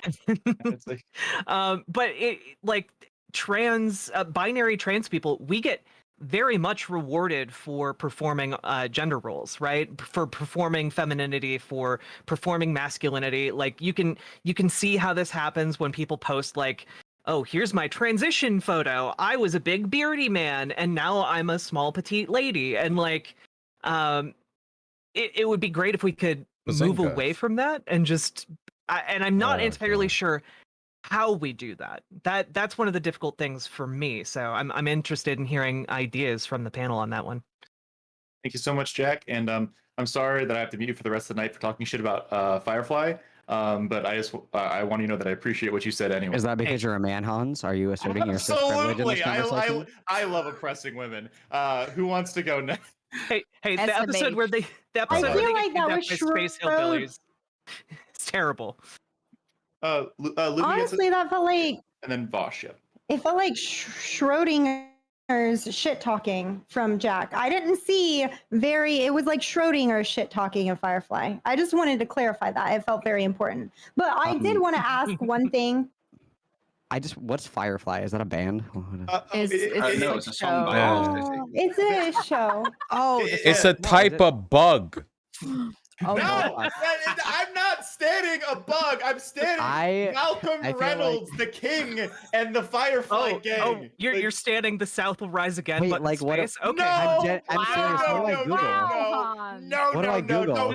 I think you just I'm Google actually Firefly TV show. I have to regain control of this panel. We have a list now. It's going to go to Discombobulate. Bosch, and then it's going to go to Malcolm, and Jack's Discombobulate. going to stop bullying me. So go ahead, Bosch. Yeah, I think while this is definitely probably more of a thing for trans people, the whole do I like this because gender or because I actually like a thing, I see a lot of people struggle with that. For me, it's guys with suits, you know? Suits are a pain in the ass to wear. They're not especially comfortable, even nice, expensive ones. You know, you've got the tie and the cuffed shirt, and but a lot of guys really like wearing suits, you know? But why, you know? I think a lot of the reason these guys like wearing the suits is because it makes them feel masculine. But in the absence of the expectation that they adhere to that, because you get built up to that. When you're a little kid, you see your dad in a suit from time to time, sometimes all the time, and you think, you know, well, this is what a man looks like. And you grow up thinking that, and you're as much affirming the archetype as you are experiencing and expressing personal enjoyment. So I have no idea how you'd attach those things necessarily. You know what I mean? Does my expensive computer make me happy sincerely, or do I like the gamer lights? I don't know. I have no idea. When it comes to moving forward, though, with like the ability to suitably reward and affirm people's behaviors when they, I guess when they do things that are kind of aligned with gender expectation, maybe it's better to focus on more like neutral qualities, I guess. And now, obviously, like, you know, if like a trans woman dresses up to the nines and comes up to you and they're like, you know, how do I look? And you're like, you look very gender neutrally good. That's probably not. I mean, you know, obviously, yeah. Use a brain. You know, that's not always the 100% best approach. But I think that generally speaking, like, we even do this with our kids too. You know what I mean? Like with like little girls and boys, like the way we compliment them is so like partial and specific. You can listen to a parent's soundbite, like listen to them talk for 10 seconds and know if they're talking to a son or daughter. A little weird, especially since 99% of the time they're talking about stuff that has nothing to do with gender. You did a good job climbing that tree. I mean, everyone climbs trees, at least until they turn 13 and their bones creak, and then they stop, you know. Just focusing on stuff like that, you know, or like, yeah, handsome for boys, pretty for girls. Who decided that one? I don't fucking, don't they mean the same thing? They mean the same thing, but we just choose. It's like a pink word and a blue word. If we can move off stuff like that, generally, I think that the times we do apply it will be more meaningful, and the times we don't will be more authentic. Thank you so much, Vosh. We're now going to throw it to Malcolm. So I still don't know what flyleaf, firefly, whatever the fuck you guys are talking about. Firefly! It's a beloved, like, mid-2000s, like, sci-fi show. I'll look it up. I'll cry later, I'll look it okay? up. I'll look it up. Like, what was... There's only one season. What are you guys talking about? Hold up, bro. It's not good. No. There's only one season. What are you talking about, Hans? There's one season. What? It's a total ripoff of Star Wars. People he's just gas twitching it his up pecs. because they're. He's twitching his pecs. He's angry. Listen, leave him alone. Okay, I'm gonna listen, lose I'll your watch shit. it. I'll watch it. That's I'll enough. watch it. You're Scumfuck, you'll- you just have to let me Malcolm. okay? Look, let me assert my masculinity. I'll watch Firefly. I'm so fucking sorry. All you need to know is that it was directed by and written by Joss Whedon. Okay, I'm just saying. That's all you need to know about it. We'll just try it. Okay, I will try it. I swear, I'm so sorry. Joss Whedon did Buffy, right? So I think that Vosh is right. Like that part of what we can do is kind of like using more neutral language, like kind of progressing this idea of making people more comfortable. But I think something that like kind of complicates Joss this Whedon? discourse is that especially when we're talking about trans people, a lot of our experiences are like really personal and they're really intimate and they're really like contingent on, and I don't mean this in like we transition for social validation, but that social validation does mean a lot to a lot of trans people. So I think that something that can be helpful is just being mindful of like how other people like to be affirmed as well, or even just like it's super cringe, like super sorry, like Fivehead, like asking people like, are you comfortable with like me using these words for you, or like things like that. I think that this is an important topic, but it's really hard to talk about because everybody feels validated in different ways. Yeah, that's all.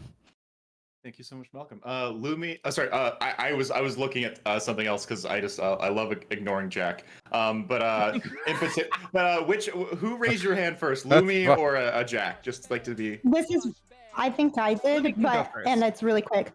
I was gonna say, I think you're totally on point, and this is typically what I talk about. And one small hint, it's not gonna be 100% on, but sometimes you can pay attention by just the way the person talks, what they value, what they like.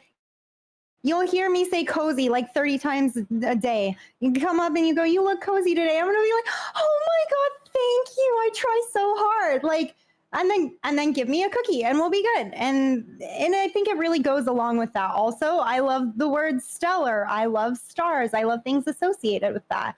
So, and it doesn't have to be gender based. I think we do this to a certain degree. We pay attention to the people we care about, the words they like. And try to go that direction. Thank you so much, Lumi. Jack, you're unmuted. I never muted you, but I wanted you to know that I could have. I did that for you. All right, go. You're free for now, friend. First of all, the worst episode of Firefly is where they get kidnapped by space hillbillies. Second off, Lumi, you look very cozy today. Third of all, Thank you. I think Nobody that compliments me in the way I one want of to be one of complimented. the maybe overlooked areas that we could do better on is when it comes to narratives. I'm a firm believer, Nice always cock, have Ian. been, in Thank the you. power of stories and what stories communicate to us, much like the beloved television show Firefly. But I have an anecdote from. I'm joking. I get told I have a I'm an nice aunt. cock all the time. I have 3 nibblings, which is the non-gendered word Hate that. for nieces, nephews, etc. Hate that, by the And way. nibblings is adorable. We should all use it more. No. And It does sound like a slur, my yeah. two of my nibblings were watching the movie Nausicaa in the Valley of the Wind, and they were like 6 years old. I was showing it to them for the first time, and they turned to me and they were like, "Wait!" It was like halfway through the movie. They were like, "Wait, is that a girl? That can't be a girl. Girls can't be like Poggers. protagonists. Like, can't be heroes." And, like, they literally refused to believe that the main character of Nausicaa in the Valley of the Wind was a girl, because they were not used to seeing girls in media doing adventure-y things like flying sky planes or whatever they call their flying machines in that movie. And it's just it is incredible. They were like 6 years old at the time. It's incredible how young kids start ingesting the gendered expectations of modern society. So, like, when it comes to, like, this is why conservatives are kind of on point when they're like, Gonzarella is like a threat to the patriarchy. It's like, well, it's a stupid thing for them to be upset about, but they are right that is educating kids that non-binary people exist, right? Like, but that's a good thing. They're just objectively against good things happening. That's basically my point. But narrative is a really, really important educational tool. Can I jump in? Really quick thought after that? Yeah, of course. I think it's funny that you said that you 6-year-olds couldn't believe a girl would be the protagonist of a story, which I think is interesting because to me it feels almost like, albeit at different ages and different contexts, a mere opposite of when, and I've seen this so many times online and in person, a guy is disbelieving that a person who they find attractive in a show is a guy instead of a woman, you know? Like there'll be some like cute androgynous kind of, and you're like, that's a guy? That's a guy? And to me, it's almost a mirror of that. In the same way some people, I mean, even from an early age, have difficulty imagining the narrative centering of a girl. A lot of guys later couldn't imagine, like, the attractive centering of a guy, you know? That, like, it gets to the point where people are like, disbelieving of yeah, this could be an anime thing, too, I don't know. But disbelieving of reality. Like, it's insane how, like, massively our expectations contort to this. There are some things, like, we've made a joke of this, you know? Like, girls don't pee. Now, if you want to get all, like, psychological about that, the fact that this is a prominent enough sentiment to have warranted a meme says a lot of really weird stuff, that half the population is in some way expected less to participate in a universal, not just humans, not just mammals, universal across all animal species, biological act. They do this, yeah, the girls don't poop thing, and of course it's a joke, but like 50-50? Because, like, it's like 50-50 a joke, right? Because there are a lot of guys who legitimately do get kind of taken aback by any forward acknowledgement of women using the restroom. Like, it's like it's 70-30 a joke. That's very strange. That's completely socially constructed. You know, ye back in the tribal humans of yore, everyone was shitting in bushes. I sincerely doubt they were any more weird about it with regards to gender or sex back then. Just real quick on top of that, just kind of, you brought up that example. When I was growing up, I like learned that trans people existed from like daytime television shows, where like for those of you who are too young to remember Maori, Maury Oh, had God. it did more than just like have segments on television of like you are not the father. Like he did more than that. They were also special episodes where they would bring a bunch of models on stage, like femme models, Oh no. and then the audience would have to guess which one was trans, and like it was basically like then everyone will like lose their shit when they found out which one was the trans woman, because like their expectation was like, oh, trans women are like jokes, they're not real, they can't possibly look attractive to me. And so like yeah, that the expectations we have in What if that was a society way to are come really out? weird. They do the whole game show, and that. at the end they're like, Thank you. "Where's the Thank you trans so much, woman?" Jack. And All then right, Mari steps up Bluebird, on the stage. had their hand raised, so we're gonna go to them. This is my And coming then just out. reminding everyone, we have about 8 minutes left on this topic before we go to closers, That'd be and then base take our as break before we fuck. go into the final discussion. Then Bluebird, just a quick note. Yeah. Hand up. Higher. I wasn't sure like if you were like scratching like your chin or something. I was like, what? You got a big? Just like, hey, here are my hands. Give every time I need learned at least about a little bit trans of this, women all through right? porn. Go ahead, Bluebird. I'm sorry. Don't get mad at I'll me. be on this side and then I'll put my hand over here next time.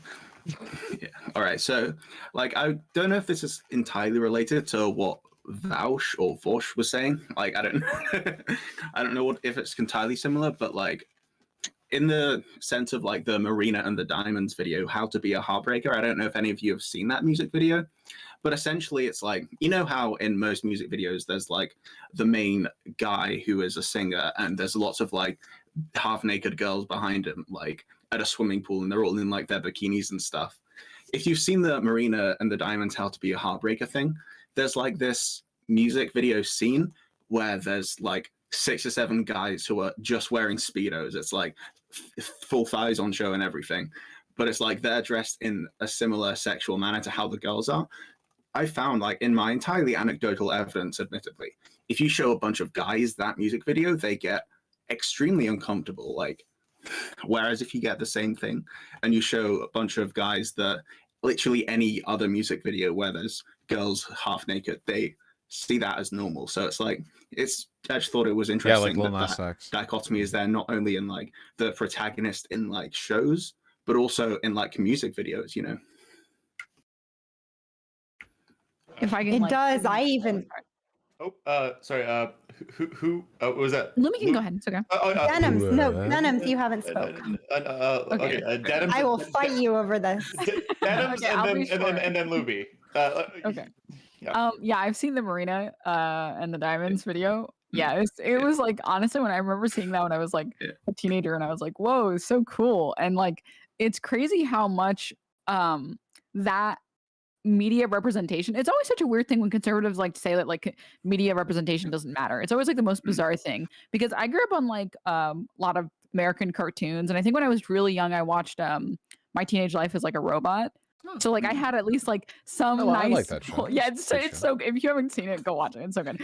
But I got to see a lot of cartoons that had female protagonists, so it was never like, I luckily didn't have like the experience of like, whoa, female protagonist, whoa, cool. But also like, I have to say the worst thing in Wacky. the world is when you point out to someone that like female characters are written poorly in a show or a movie, and then they're like, no, they're not. And it's like, wait, yes, they have no motivations, they have no goals, they're only there to help the main character. Just like what are you real Like, women. the show is Rub. still good, the plot is great, and the male characters are all good, but the female characters just are, you know, they're not there for anything except to help the main character, and it's so frustrating because like unnecessary garbage about the characters. Just like if you just wrote the characters well, it would be an amazing show. But like, because most of the media is dominated by like male directors and shit like that, like people just don't care. But yeah, it's almost as if that's like the point of it. Like they see that those female characters aren't quote well written, but like that's also how they're written, and that's how it like upholds the whole gender thing, you know? Yeah. I don't We're think gonna it's. Oh, I don't think it's Yeah, of course. malicious. I think a lot of people True, yeah. honestly can't think outside that box. If anything, that's like more worrying, right? That you have, exactly. down to antiquity, like centuries and centuries of literature and stuff. And I know that they're written by men, but like the persistent inability to write a good female character from so many of these authors, is really extraordinary. You know, I mean, the idea that you'd think at the simplest point, right? You would like this is 101. Like, write a person. Yeah. They're a woman.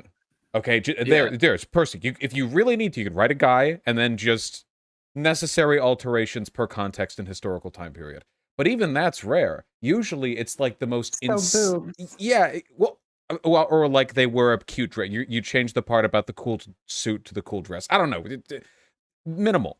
But that often doesn't happen either. Usually, the women characters are relegated to really, superficial roles. So I think it speaks to a lacking, like a artistic dearth that we have in our chests. That's been such a consistent problem. Yeah, and like you say, I don't think that's really malicious. I think that's just passed down generationally. Like, we can do all the introspection and internal cleaning that we want, but we're still using like this dirty brush that we've had for years. All right, we're gonna throw it to yeah, no, it's absolutely okay, Bluebird. We're gonna throw it to Lumi and then Jack, and then that's all the time we have. But like, big meme. Like, it was like quote from like George R.R. Martin, where it's like, "How do you write women so well?" He's like, "I consider women to be people," and it was just like, oh no, yes. Like, go ahead, Lumi. That quote is exactly. I'm so glad you knew the author, because I kept like thinking of that. But I think that we see. I heavily agree that it's not malicious. And I think I experienced that a lot just as a non-binary people or not a non-binary people.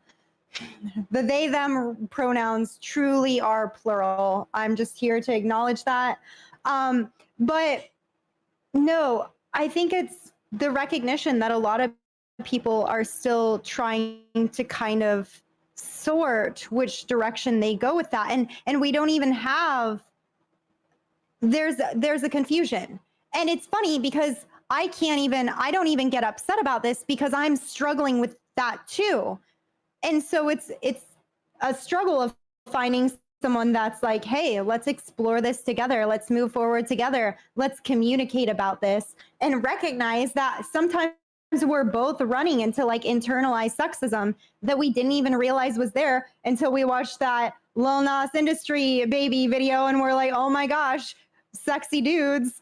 I'm not used to seeing sexy dudes. What the fuck? And then we see that little checked internalized sexism, those internalized roles, that it's not malicious. We see it on the left. We see it with non-binary people. We see it with everyone. And that's just kind of like our gender socialization as a whole. Modern gender roles, they're doing a number. Thank you. They do. Well, thank you so much. Yep, we're going to go to Jack, and then we're going to go into closing statements for this topic. So go ahead, Jack. So a lot of people who have a lot of investment in the binary will typically, when you bring up issues like this, they'll talk about like, oh, well, what does it matter to me anyway? Like, I'm a man, like feminism doesn't have anything to do with me, like how does this affect my life?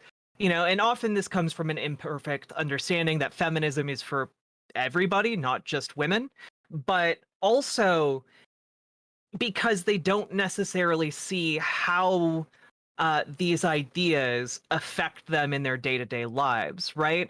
But all this talk about like Hollywood and the writing of women is a really great example, right? Like our sexism, our gendered expectations, our gendered performance. If it weren't for feminism, we wouldn't be having a muscle girl renaissance. I think I said that right. All of those things keep us from experiencing media where all of our characters are interesting people, right? Like it makes our media worse to have fewer well-written characters in it. Why wouldn't you want your TV shows, your movies, your anime to have, or your video games, if you're a gamer, to have well-written characters that are both men and women? Like we're missing out on like 50% of the characters ideally in our media. So like that's tangibly hurting your experience with culture as a whole by propping up these systems that diminish women and NB folks, Thank you so much, Jack. All right.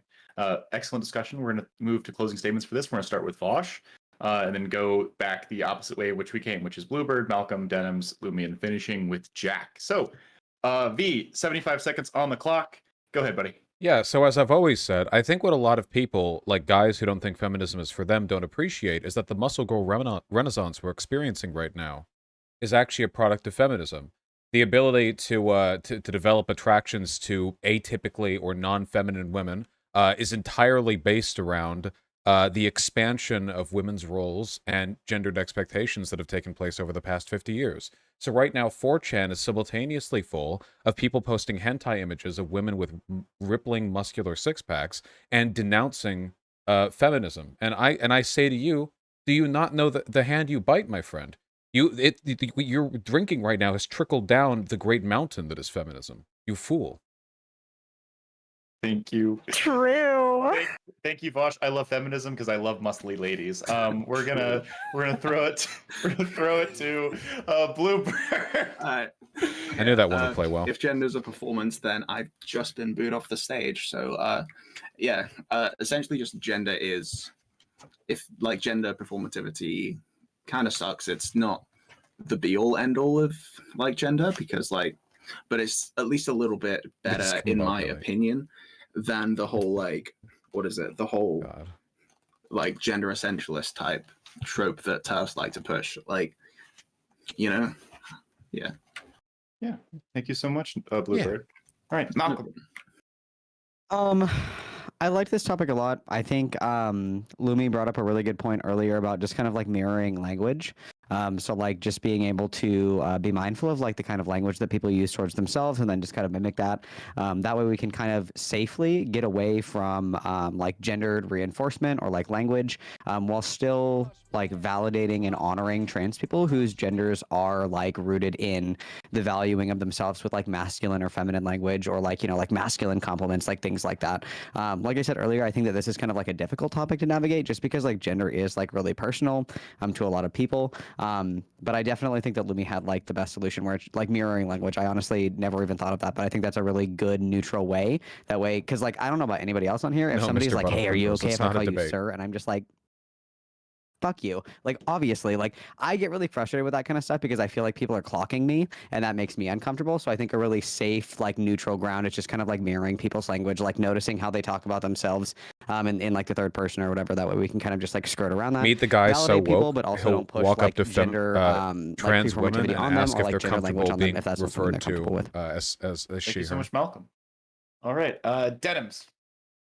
Yeah, I wanted to bounce back on some of the Chad things that were said behavior. before me. Definitely, like the mirroring thing is like huge. Like I have like kind of started making it or like making an effort to refer to people in the most gender neutral way until I figure out more without putting someone on the spot, especially in like a public space where like you don't necessarily want to make someone uncomfortable in a group of people for no reason, right? So like saying like they instead of like he or she when like talking about someone that you're not sure about is like in my experience or from what I've heard from other people is like pretty safe bet because you allow the person to say like correct you or whatever and you give them the space to do that. And then also with regard to like the muscly women thing, like it's great. Like I don't understand.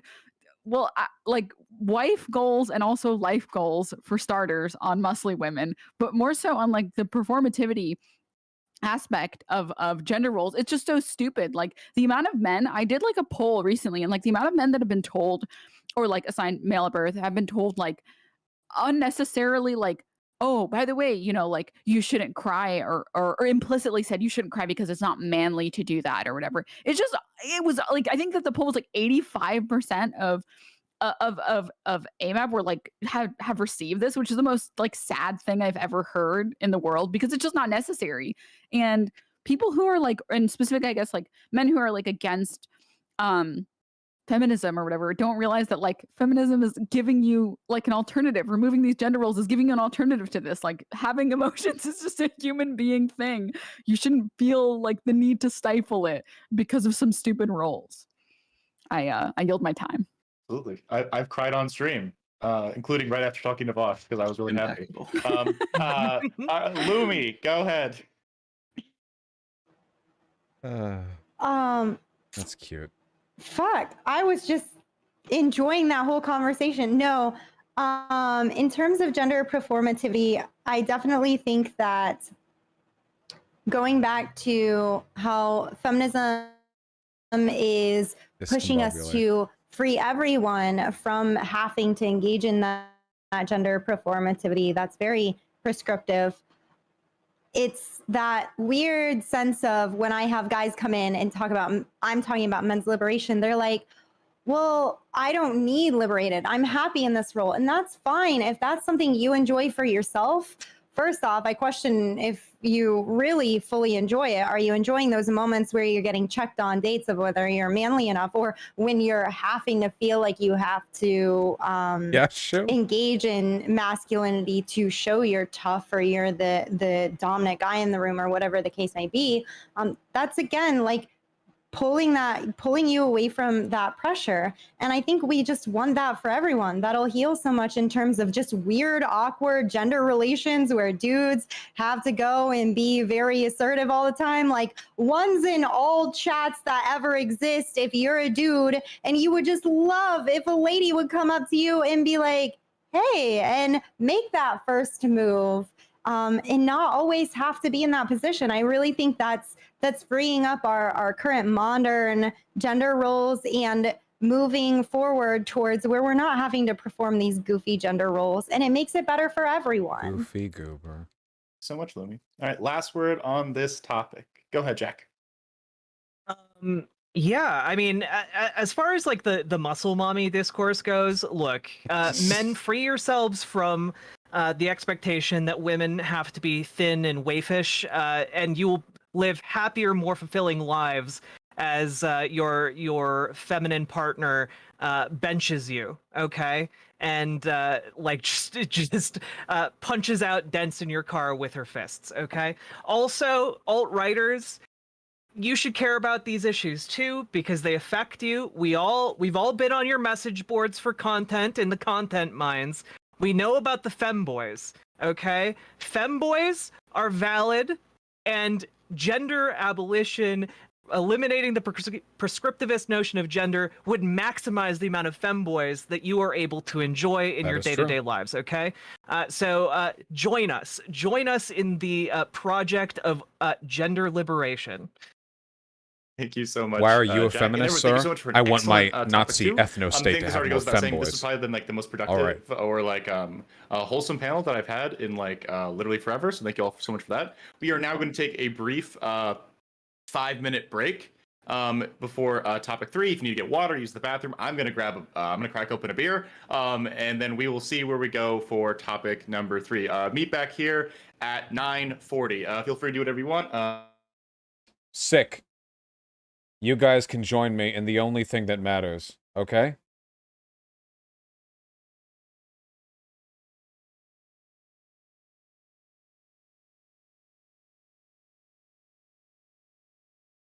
Just about to get the goddamn Mega Satan kill with Tainted Eve. Let's go.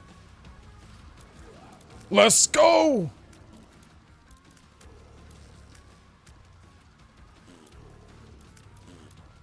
Now you see why my discourse was so refined. I was honing it.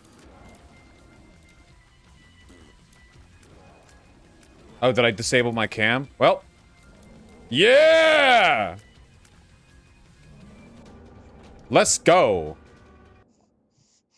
Well, good thing I didn't need to go to Delirium. Jesus.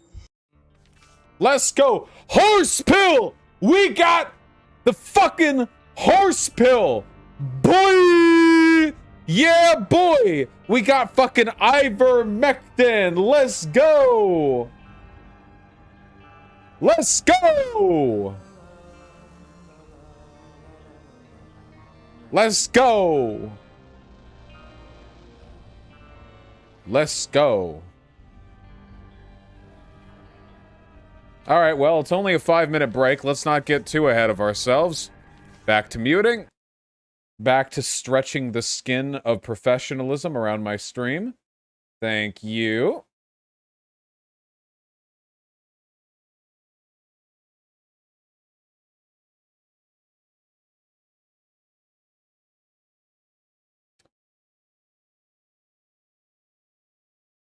Hey, Riverboat, are you there?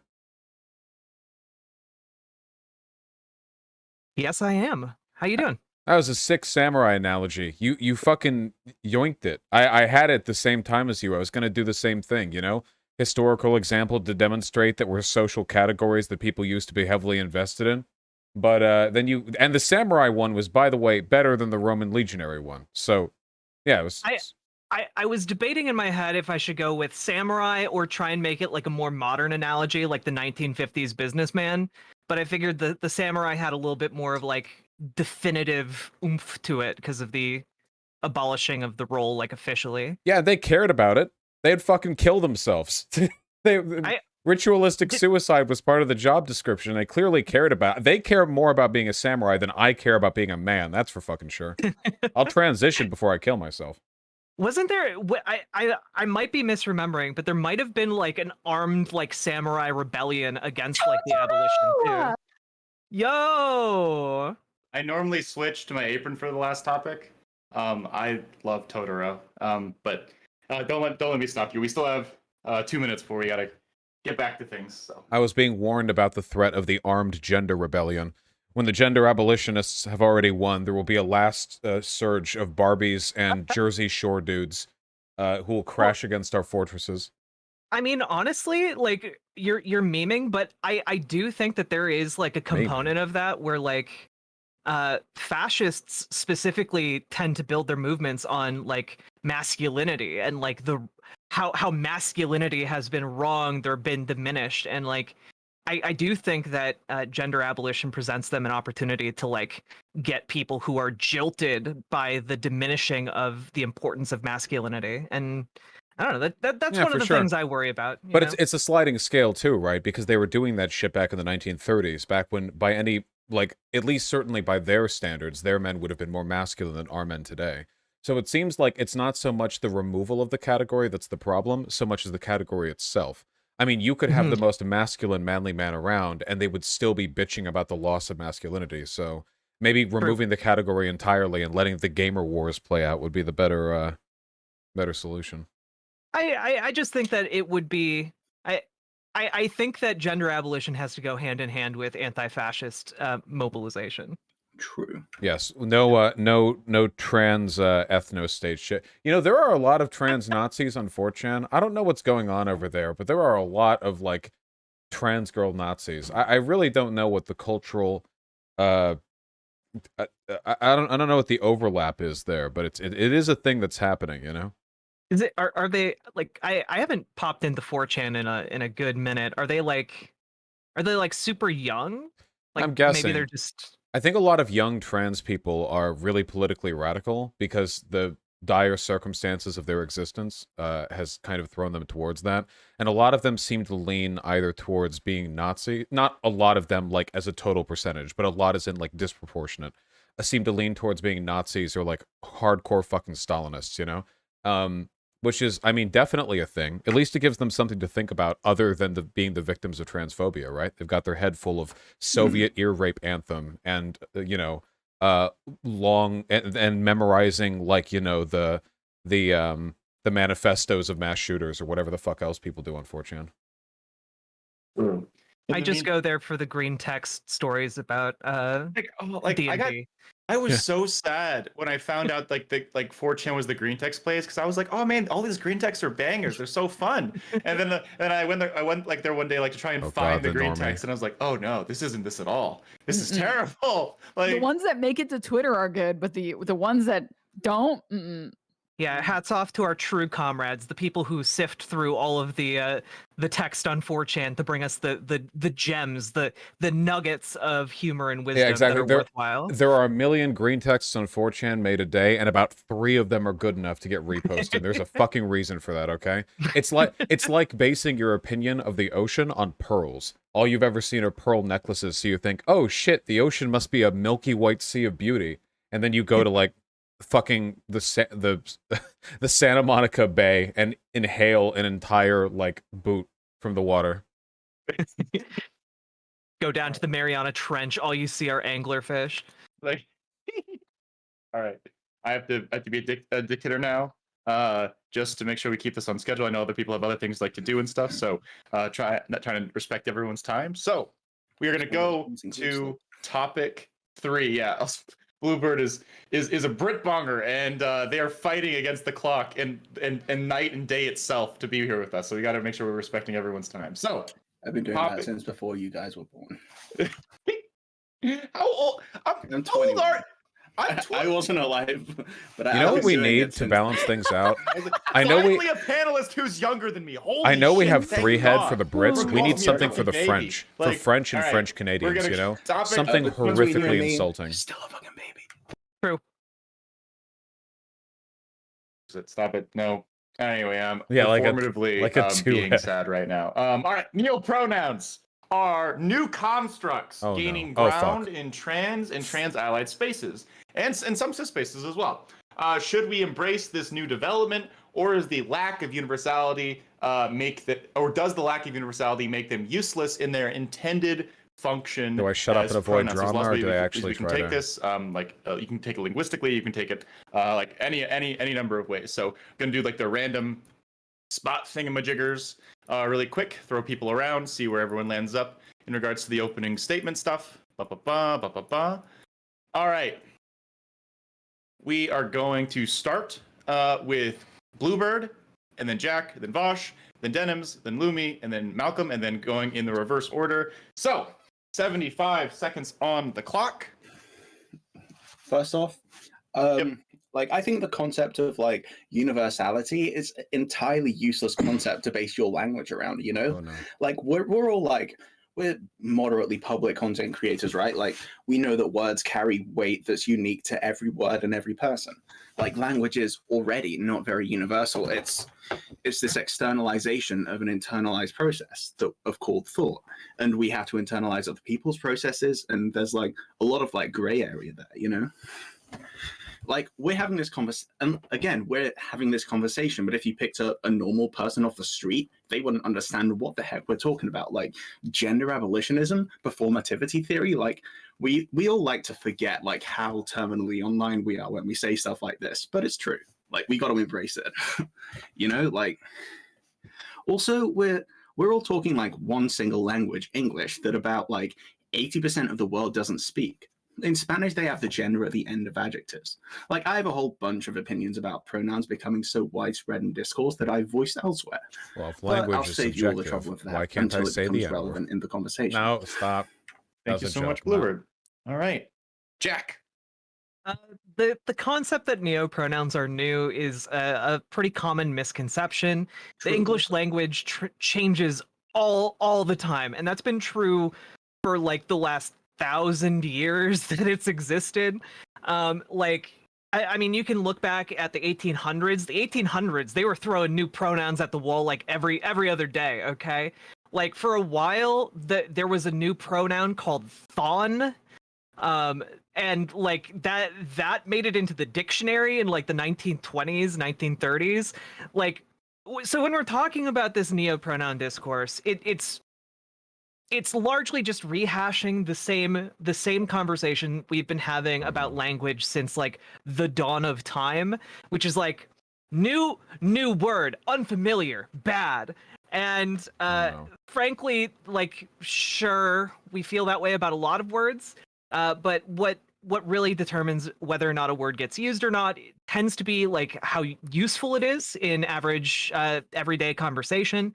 Neopronouns in general, I don't have any problem with them. Like if you want to identify using neopronouns, that's totally fine. I'll respect them. It's just like that's just polite. But like whether they catch on or not is another question entirely. So yeah, no problem with them. That's just how language works. Yeah. Could I also add just a very quick small? Wait, 1 second. I'll let you go first after opening statements. We'll just get through these before we go into. No problem. How dare you! I will silence every fucking person on this panel. Wow, I'm sorry I read the rules in the Discord. Fight me. It's like, all right. Liar. I'm joking. It's fine. All right, go ahead, Vosh. So I guess this is something that I'm not a full convert on.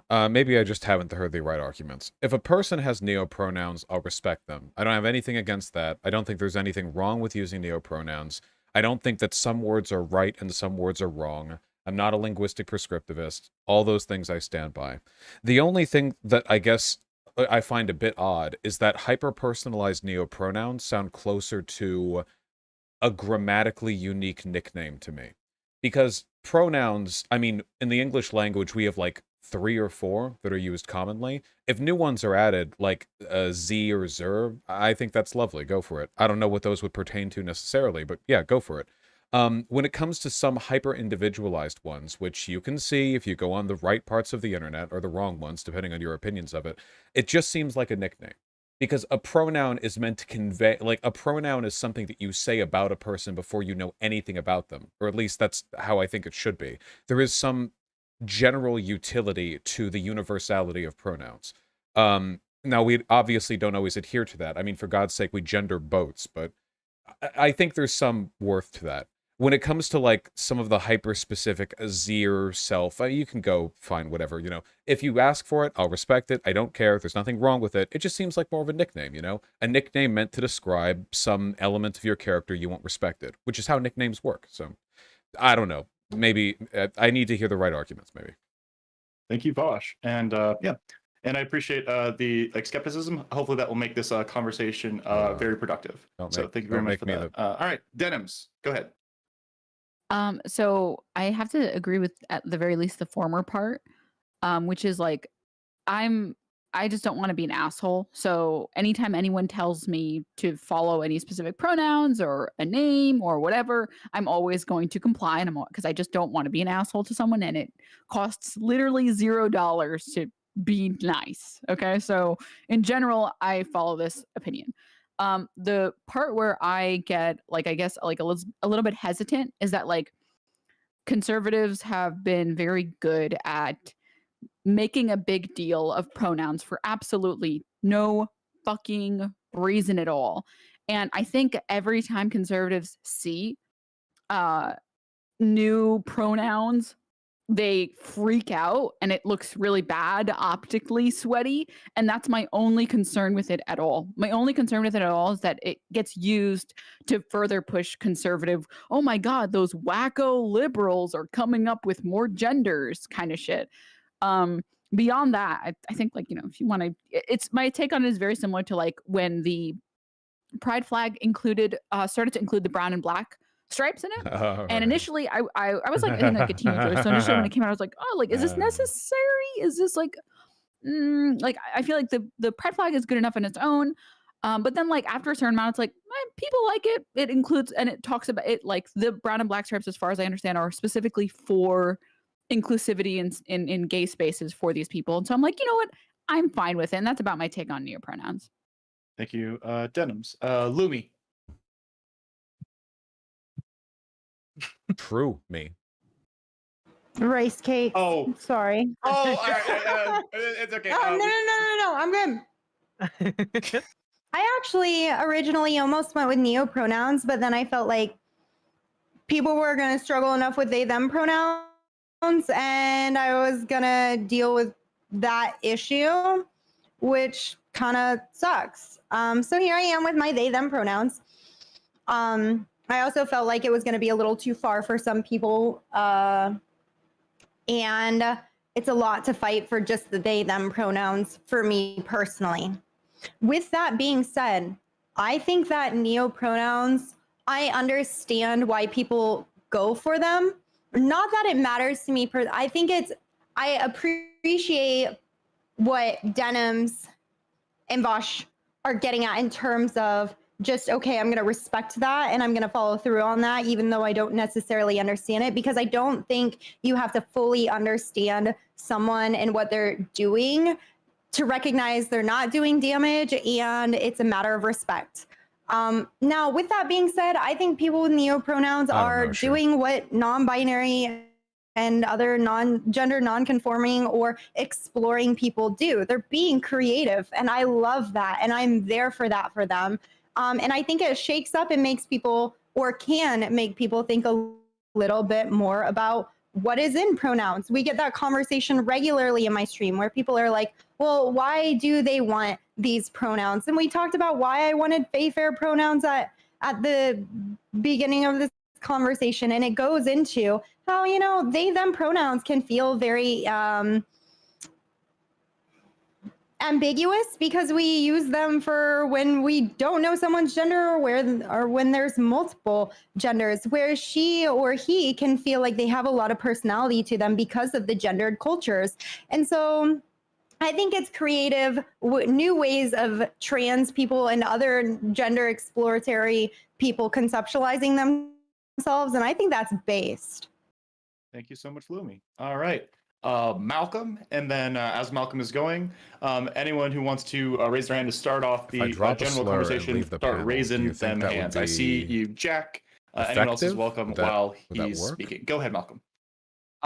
So I wrote down a few things. Just kind of like thoughts as everybody was talking. My first point is just general. Like, I think that a lot of the people that use noun, Alright, self, or neo pronouns are usually just like kids on TikTok. Like Just mostly, go. right? There are still people that Sorry. use these pronouns. I Shut think up. it's like a pretty niche kind of conversation to have within like trans discourse. I don't think there's that many people that will use neo or noun self pronouns, and within that, people that use neo or noun self pronouns usually have like an alternative set of pronouns to use, like they them, if somebody like doesn't understand them or like can't use them for like language barriers, like things like that.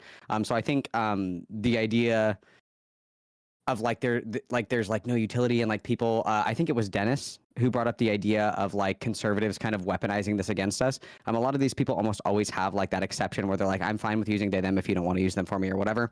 Neopronouns also aren't new is another thing that I wrote down. Jack brought that up as well. Language is kind of fluid and made up. Like a year ago, if somebody said that's poggers, I would have been like, are you like smoking crack right now? Like, what does that even mean? And now that's like pretty common vernacular. So language is changing all the time. We're constantly adopting new ways to like express our feelings and like talk to each other and things like that. And then I really just wanted to like drive this in. And this is something that I talk about a lot, is the idea that like trans people, like we need to like kind of put ourselves in like a neat little box so that other people accept us. A lot of the things that we do as trans people are for like internal validation to like feel secure and like feel good about our gender and how we like explain ourselves and understand ourselves and identify ourselves.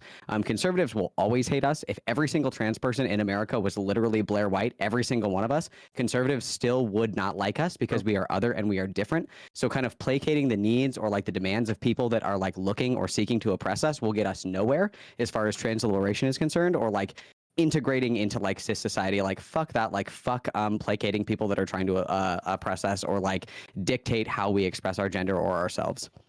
And that wasn't like, I'm not trying to like talk shit to you, Dennis. Just the point. Just the point. I'm not saying fuck you. I just want to. Denim, by the way. Dennis, I'm so sorry. I'm actually illiterate. It's my second X chromosome actually prohibits me from reading, so I'm sorry. It's okay. It's okay. You're completely fine. You're completely fine. All right, thank you, Malcolm. Our current list is Bluebird and then into Jack. Again, there seems to be at least, if not disagreement, some mild skepticism. I'd like to just remind everybody as we go into this topic that we're all allies, we're all friends here. So let's let's try and proceed with as good faith as possible while we're going through these topics and hashing out any potential disagreements as we go. So with that in mind, 2 minutes on the clock. Go ahead, Bluebird. Howdy. Jack, I just want to say, yeah, you are absolutely 100% correct. I agree with you. So true, bestie. Neopronouns are not new. Like thy, thou, and thine are like old neopronouns almost, but they're just not gendered. So they came into fruition easily. It's also really interesting that words come into fruition through significantly more social pressure when they're progressive, anti-racist, or queer, for example. Like saying like black people rather than like Negroes or something. It was like a lot more like it came through a lot more pressure, and then changing that to like POC or people of color, etc.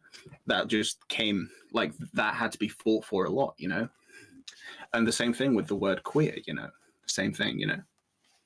And for Vosh, like in response to the thing like about pronouns, that like neopronouns becoming just like grammaticalized nicknames, like not trying to like smack talk you or anything, but like all pronouns are just grammaticalized nicknames. Like nicknames, we use them in place of our names in conversation. Like Vosh is on Vosh's stream talking to Hanz of Harkir and Hanz of Harkir's audience. Like that's the strictly grammatically correct way, but we use he, him, his as almost nicknames in the same way, almost, if that makes sense.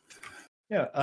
We're gonna allow both Denims and Vosh to briefly respond. Oh, sorry. Wait, Denims wasn't added. Oh, sorry, Vosh was. Dennis. So Vosh, Dennis. Sorry, yeah. So Vosh, you're welcome to respond, and I'll give you both about 3 to 4 minutes to have like a brief back and forth. Everyone else, just please try and respect that time. Vosh, go ahead, and then Bluebird, just take away, you two. Go ahead. Yeah.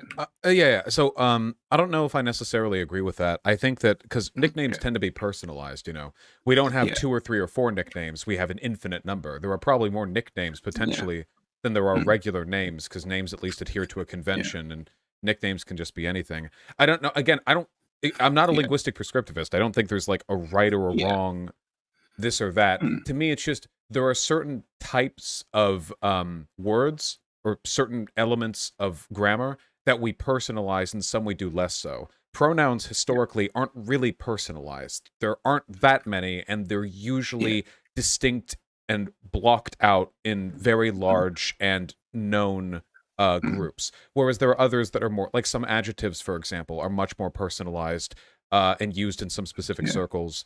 So I guess my hope had always been with the neo-pronoun thing is that language would get easier with this, Like, masculinity and femininity and gender in general have complicated language in a number of ways, and I guess I'd always hoped that things would get more streamlined with time.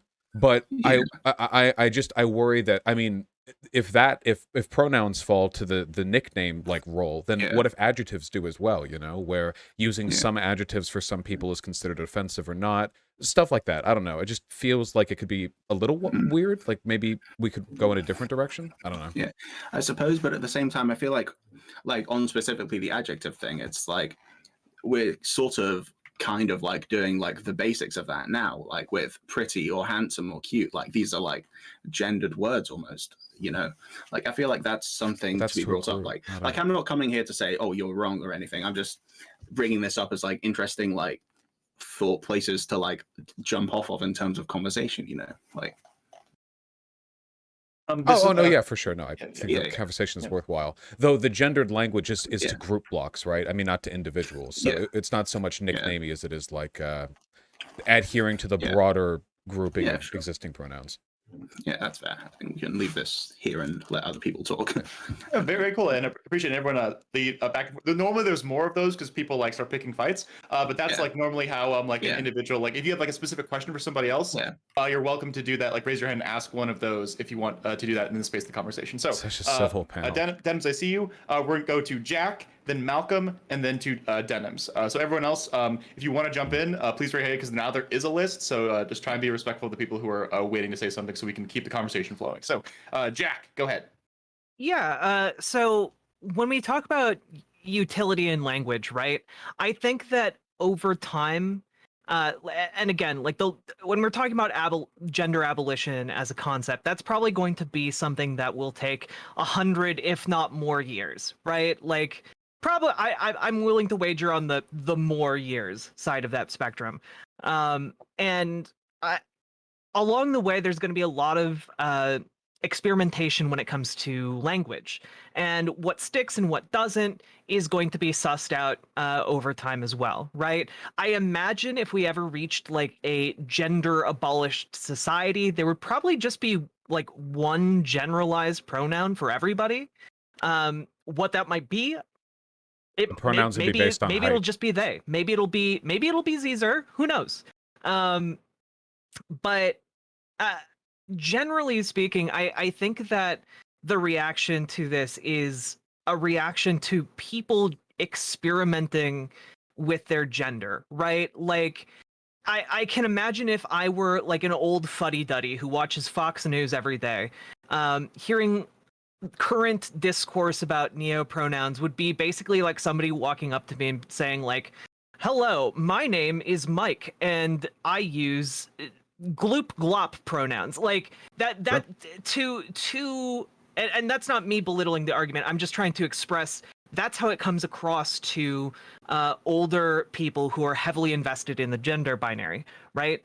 And so as we are decoupling sex and gender from each other, right, there is going to be more experimentation with language. There's going to be more experimentation with how we refer to each other in all of that. And I think that's perfectly natural and a direct result of the oppression that has been experienced, right?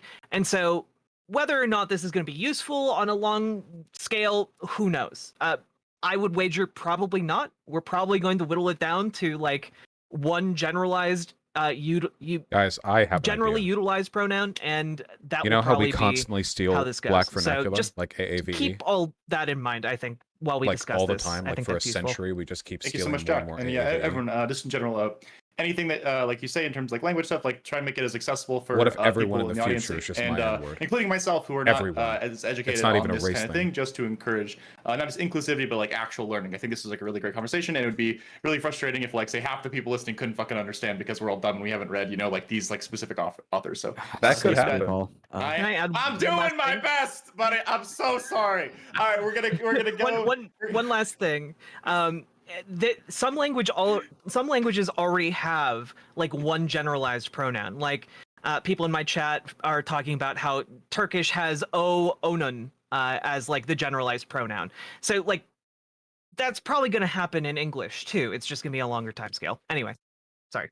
Thank you so much, Jack. All right, we're gonna throw it to Malcolm and then Denims. Oh, sorry, Dennis. Chat, stop confusing me. I'm dumb. Okay. All right, go ahead. Go ahead. Go ahead. I'm sorry. Malcolm. That was my fault that I'm No, illiterate. My bad. I just want you to know you're completely fine. I find it really funny. I'm not like offended. I or think hurt that you in should any change your way. handle to like Dennis the Menace. I think. Yeah, I actually have it on my whiteboard or not my whiteboard. That it says Dennis the Menace on it. I love Obviously, the that. camera's too low quality right now, but yeah. I love that. Okay. I'm sorry, Dennis. My bad. Okay. I just had a question for Vosh because I think it's kind of like interesting. Like, how would you justify the idea of like supporting the movement of gender abolitionism, or trying to like recreate like new ways for people to interact and like exist within, or like get rid of gender as we understand it now, but like be opposed to, or like I wouldn't say like opposed to, that sounds kind of aggressive, but like hesitant about like neo or noun self pronouns, as those are kind of like a gateway to that, where we're kind of like breaking apart at least the linguistic side of how we interpret gender in society. You're welcome to have another like a 3 to 4 minute back and forth. Go ahead. This might be a contentious opinion. I think they're actually pulling in opposite directions. Gender abolitionism is about delegitimizing the entire institution of gender, whereas creating new neopronouns and like new genders and stuff like that seems like it goes in the opposite direction, where it erects more walls. We need more social understanding to know what types of names and terms people go by and what kinds of respect or attitude we should assign to all of them. Now, to be clear, I don't think that's a bad thing for people to do. I don't think my broader ideas on gender abolitionism are some kind of like moral like edict that everyone must follow or be wrong. It just seems to me like when I think of the direction gender abolitionism would go in, it'd be more like de-emphasizing stuff rather than what I see in a lot of these circles, which is constantly talking about establishing new gender rules, just ones that we're not familiar with, you know? Like, I don't know, like, is a forum constantly dedicated to like creating new genders and pronouns to go along with it really deconstructing gender, or just building out like, you know, like building out the scaffolding like out into the distance in directions none of us could have expected? Again, I don't think it's wrong. I'm not coming at this from an opposed perspective. It just I didn't mean to like load the language like that. I was just kind of like paraphrasing. That's just the feeling I get, I guess. I don't know. So, like, one thing I would say is that, so like the idea of people creating multiple genders and multiple gender identities, like this is just kind of like a niche, like trans secular, I like secular is kind of a word, but it's like a niche trans thing where it's kind of like gender fuck, like the idea that you're kind of like making a mockery of like gender expression, gender roles, pronouns, like things like that. So when people are making like, I am like a white claw gender, they're usually just like making a mockery of like gender as a, cheers, I'll cheers to that, bro. Sorry for They're usually just making like a mockery of like the system of gender itself. So like when you say that it's kind of like adding on to the presence of gender instead of like delegitimizing it or like breaking it down to move towards gender abolition, I would say that that's moving in the correct direction, because what we're doing is we're kind of like spitting in the face of like traditional understandings of gender and kind of breaking them down and like taking them back from like cisgender society and saying like, fuck you, I'm not going to go by like he, him, I'm going to go by like lamp self, and I identify as a lamp, like fuck off. Yeah, like it's kind of like pushing that in that direction. And no? to be fair, I like the mockery. I do like it when people throw rocks at it. You know, I do enjoy that, but it can't be mockery and also sincere. So there's two directions on this. If it's mockery, that's great, but there are people who treat not using neopronouns the same way they would treat misgendering like a binary trans person, which I think can be legitimate. But sometimes, like, there are people who will be like, oh, well, I go by dream self, and if you don't call me by dream self, then that's the same as misgendering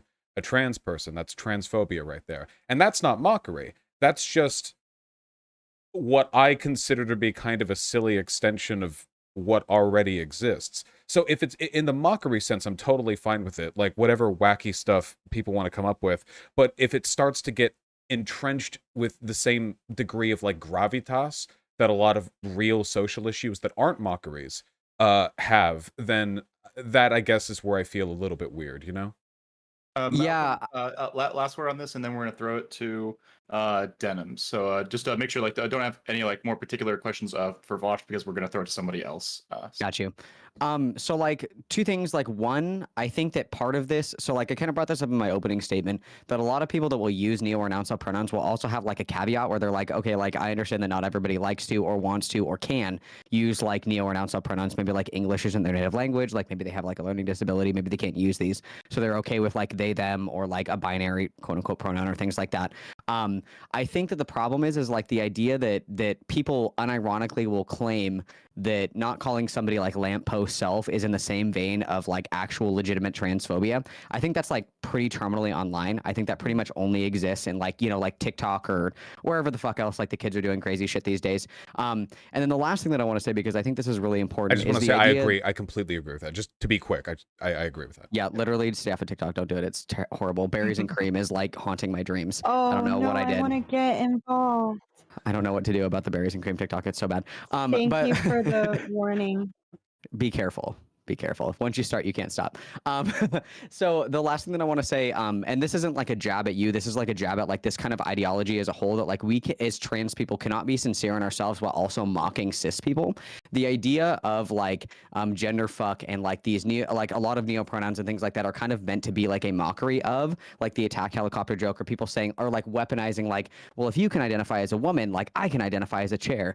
We can still be sincere in ourselves and our gender and like who we are and how we explain our gender to other people, and still like make fun of people that unironically think that people are out here being like, yeah, I identify as an Apache attack helicopter, you have to call me Colonel Self, otherwise you're a transphobe. I think that there's probably like 2 people in the entire world that like mean that sincerely, and the rest of it is just kind of like talking shit. But I think that you can do both. I think that you can be sincere to yourself and your identity, and also like push back against like cis people or like transphobia and shit like that. Do you guys think it's I called myself gender reactionary of me to worry about quick those aside, TikTok kids? I called myself gender void, and it was kind of a combination of both mockery of the concept of gender while 'Cause, like- also being deeply sincere. And that is exactly what gender feels to me. I almost think that these neo pronouns are cracking that open and showing how the gendered pronouns. 5 I'm sorry, I know we years, wanted to move on to denims, but it's if like all the people the doing the silly personality and pronouns, and I think xenogender it shit cracks that open a little bit. get I into academia understand and start writing your articles in concerns the about Washington streamlining Post, and I'm not gonna wanting mind 42 blocks million myself. different neo pronouns or whatever the case may be, and all these niche ones and the intensity that it can be in. But I think, yeah.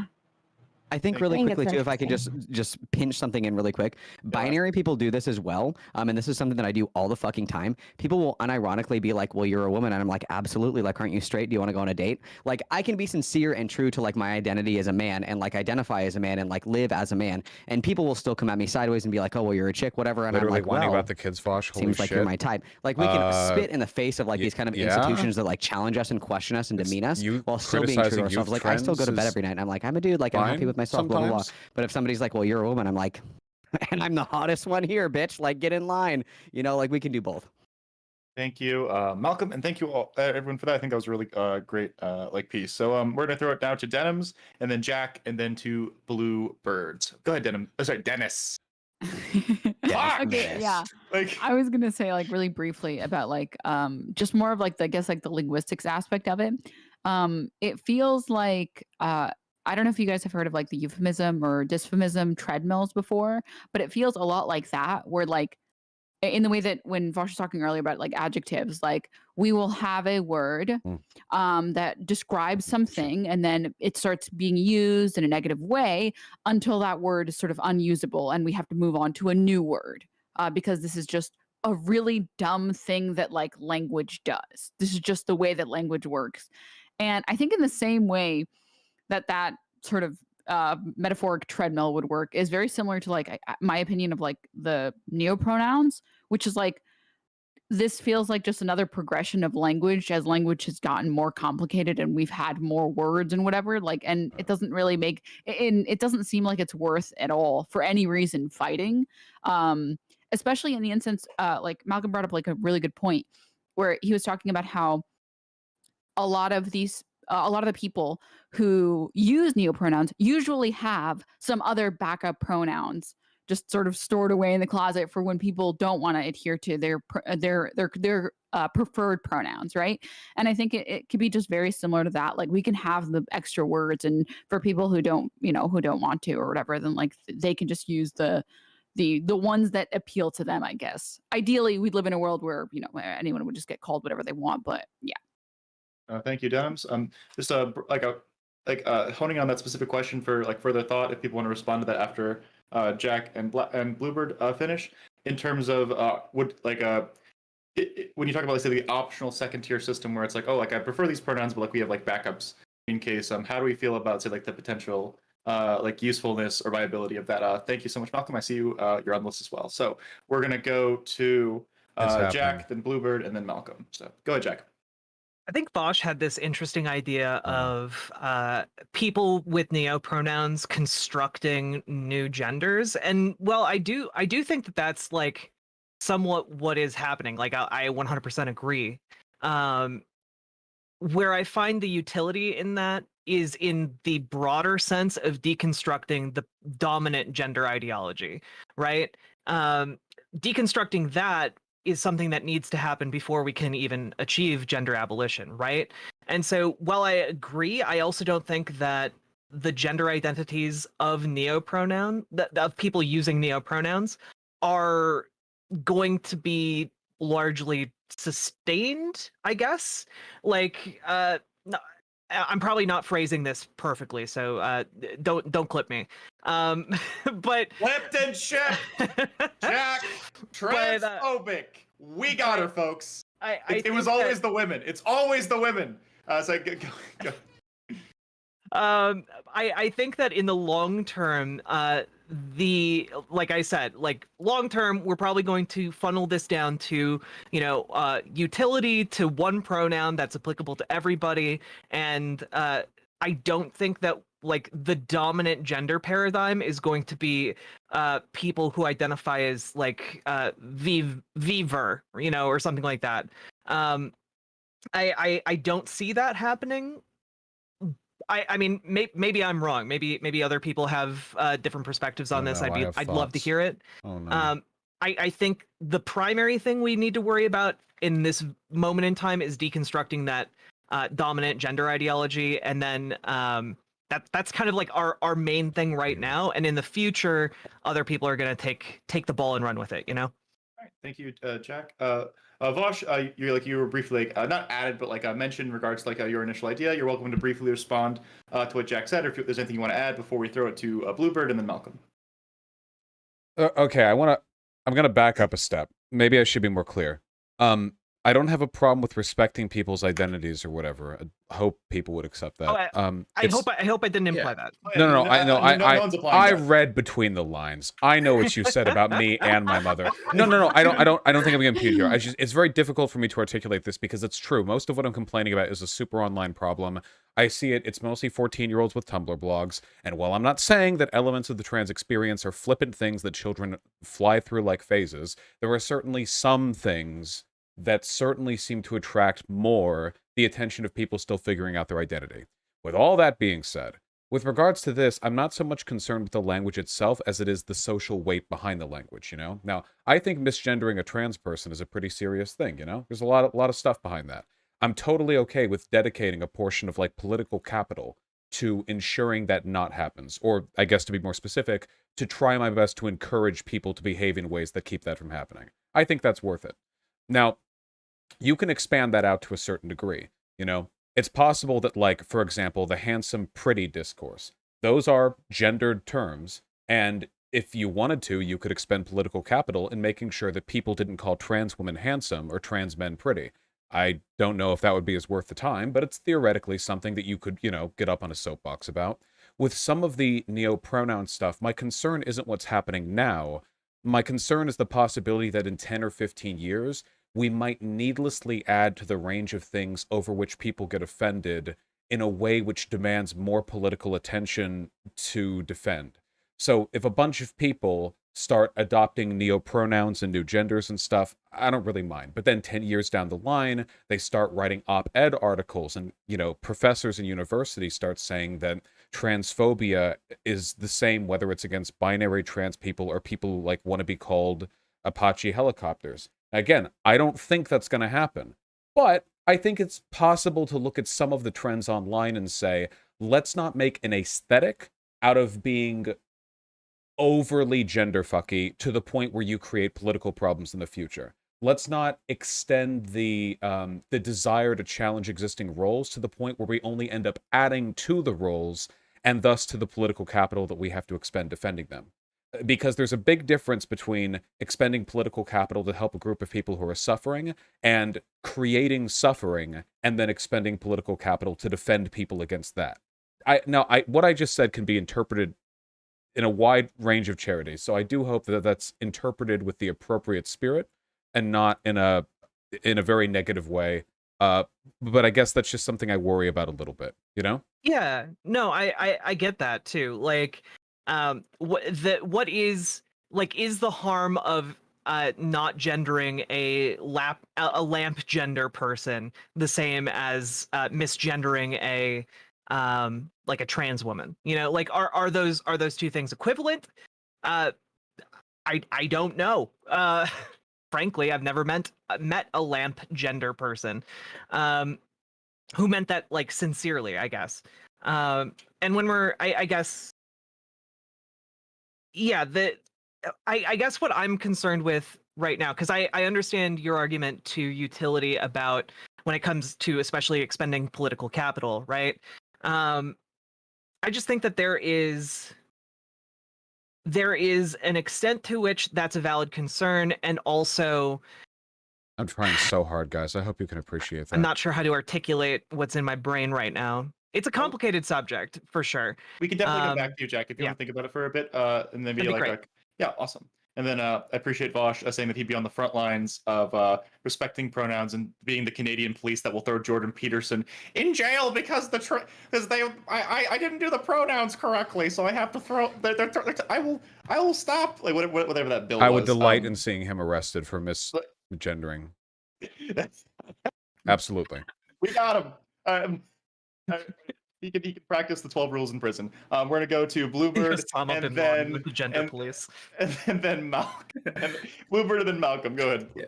All right. So ultimately, like, I feel about gender in the same way that I feel about Puerto Rico or DC and the Electoral College. Like, I like the idea of like adding more states until it materially improves like trans people's lives, and we all realize it means absolutely nothing and gets abolished. You know, like.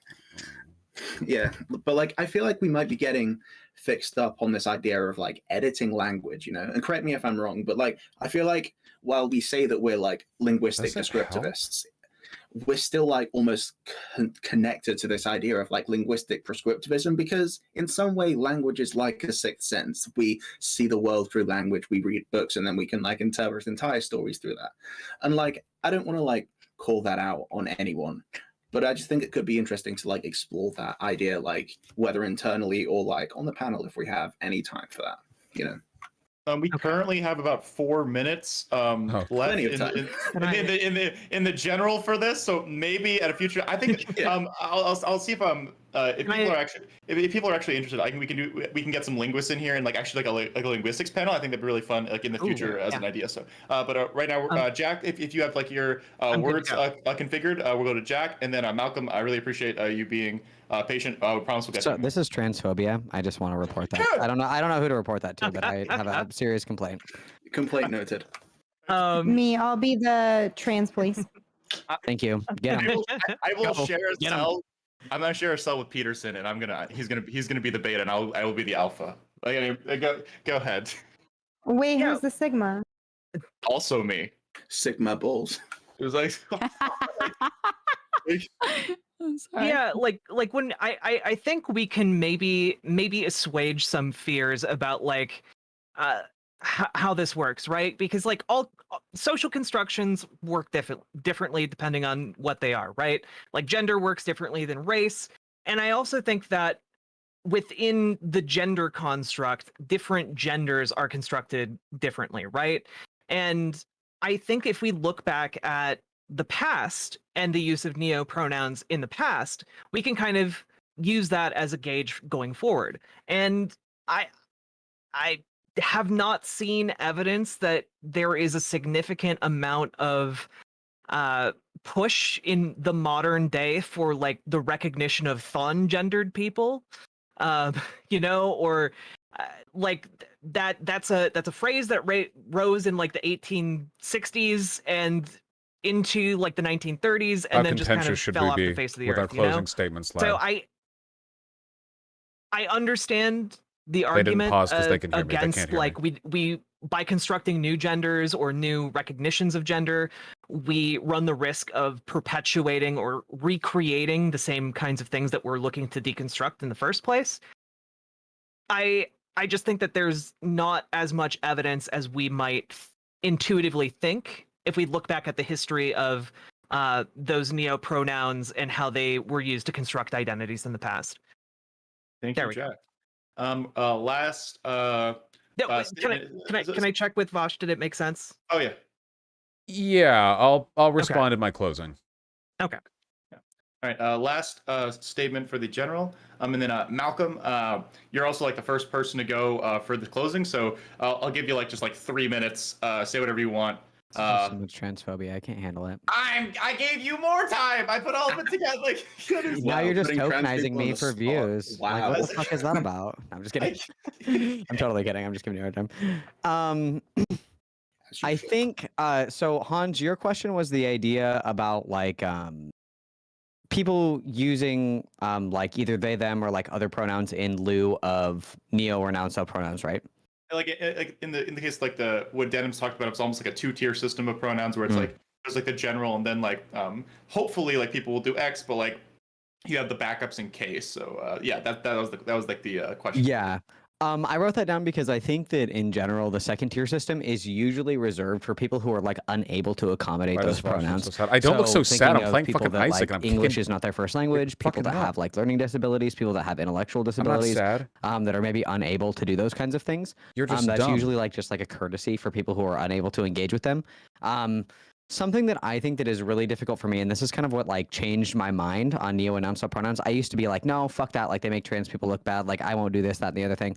The thing that kind of changed my mind is any kind of argument against like neo or noun pronouns just sounds like regurgitated like non-binary people make trans people look bad or like trenders make trans people look bad. It just kind of sounds like those arguments just like a few words change and then like spat right back at us.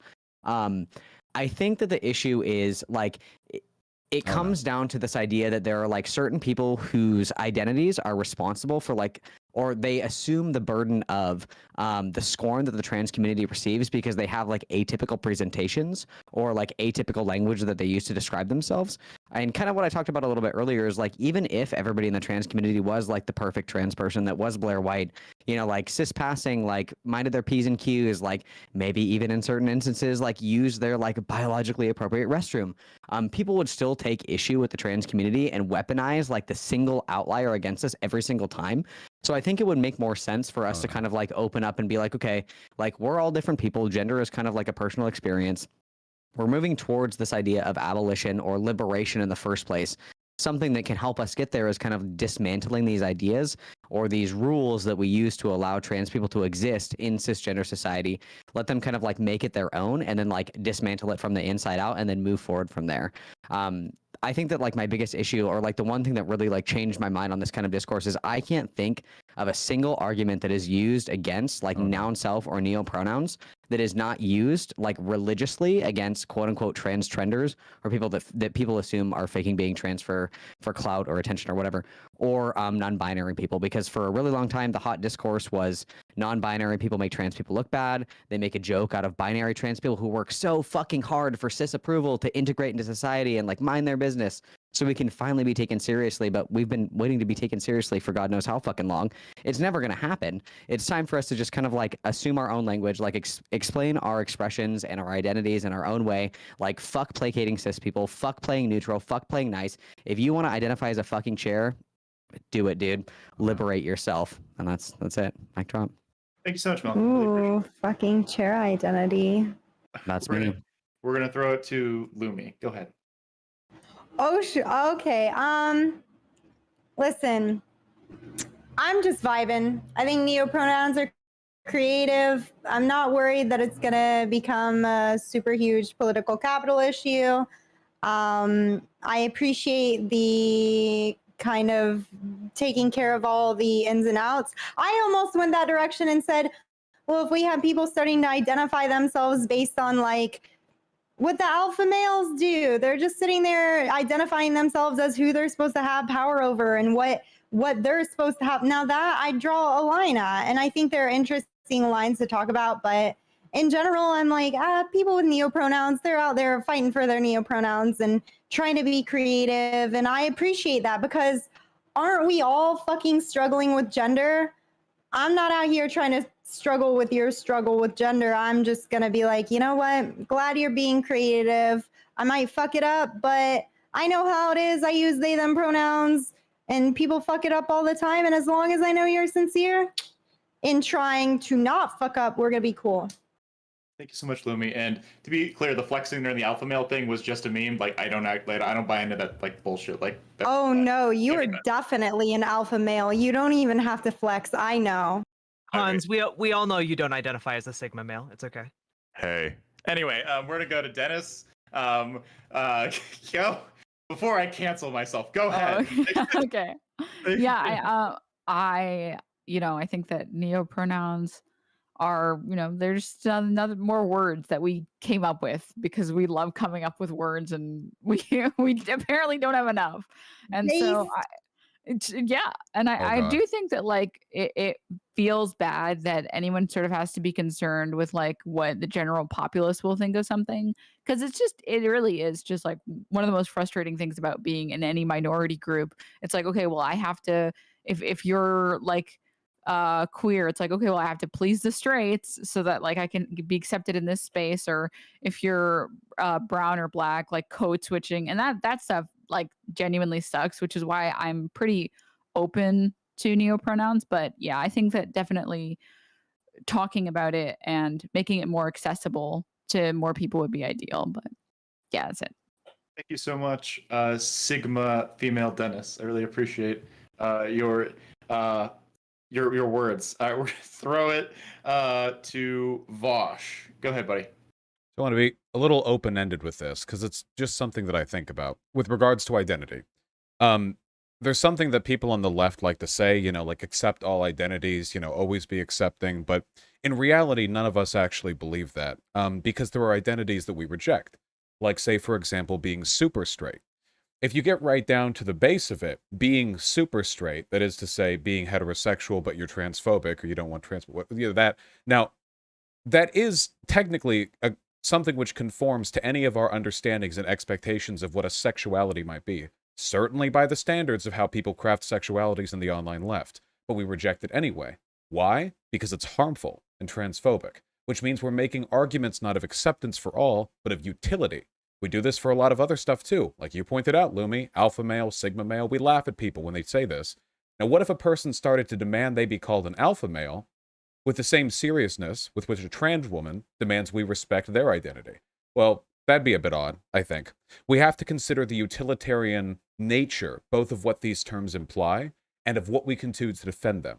Now, right now, neopronouns have never hurt anyone. I don't think they ever will. I have no interest whatsoever in telling people who adhere to them that they're doing something wrong, and I'll respect them. But I think it's important to be open to the utilitarian nature of identity and to make sure we're not constructing new categories around which people take offense and around which we must defend. Because if you end up doing that, I mean, return your thoughts to the samurai. The samurai would get offended over a lot of stuff that just doesn't matter today.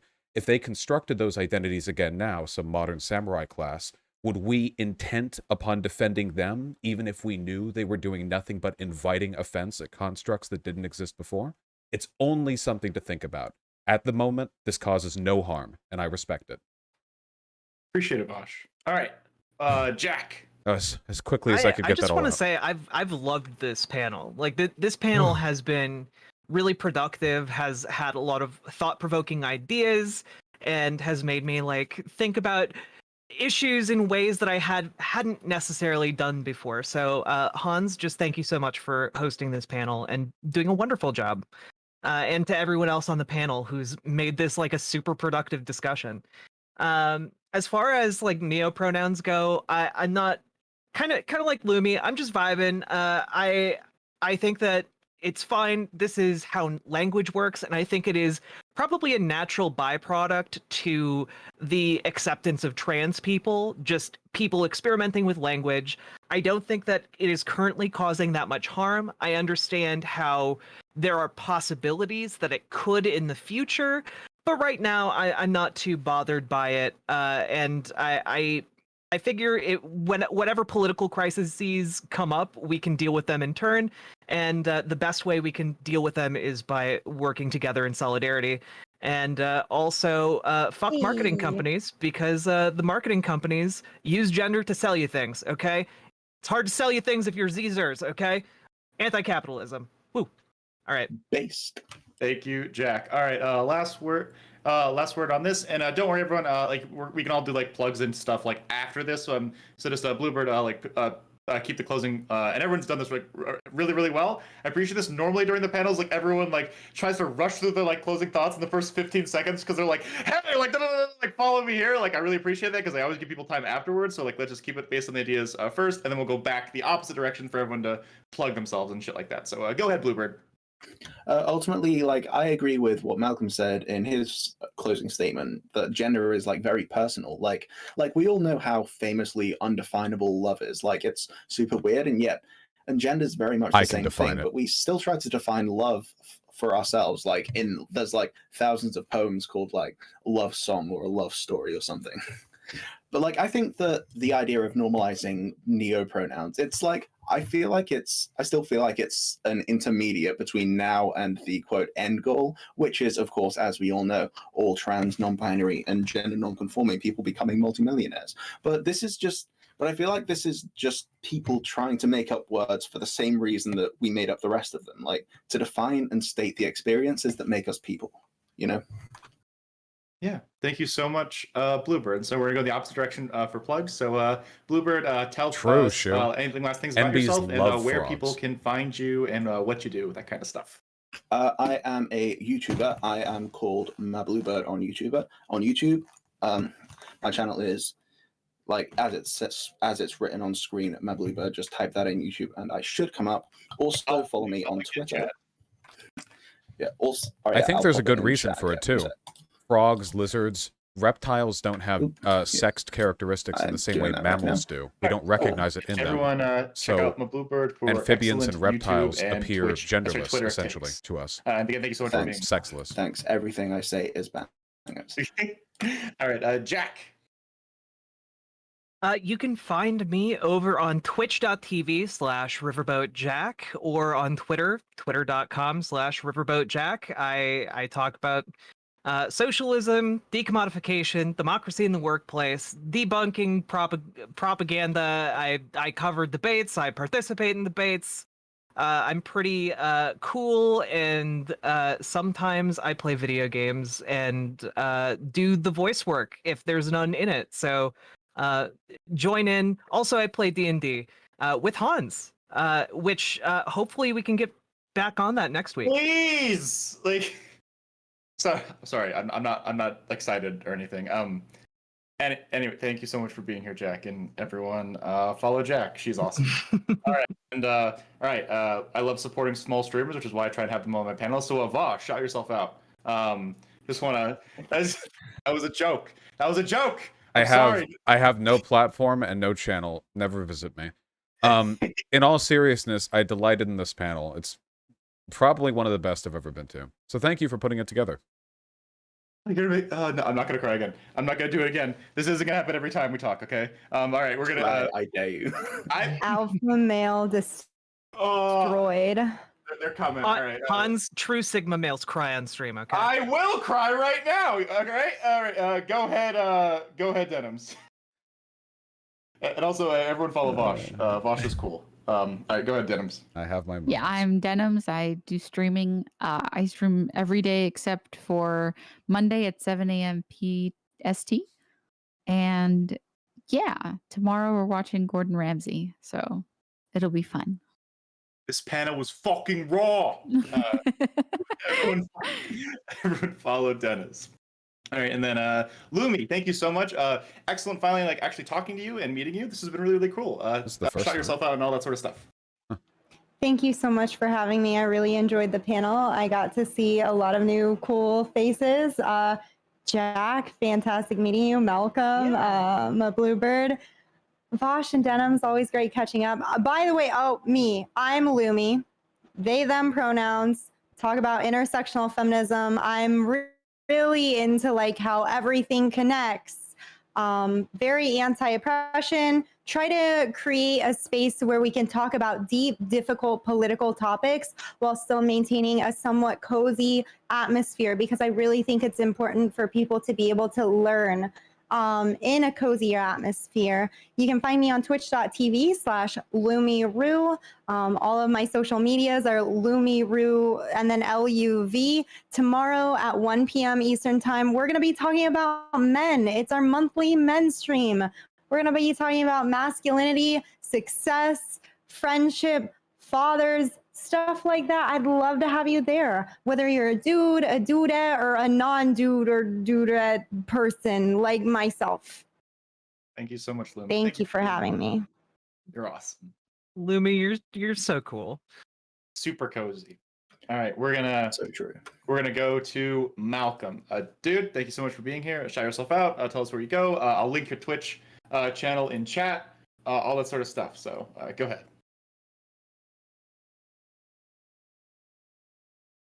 Muted? Or are you? Wait, 1 second. Oh, you're muting Discord. I'll moot. Oh, I'm literally the worst person in the entire world. I'm so sorry.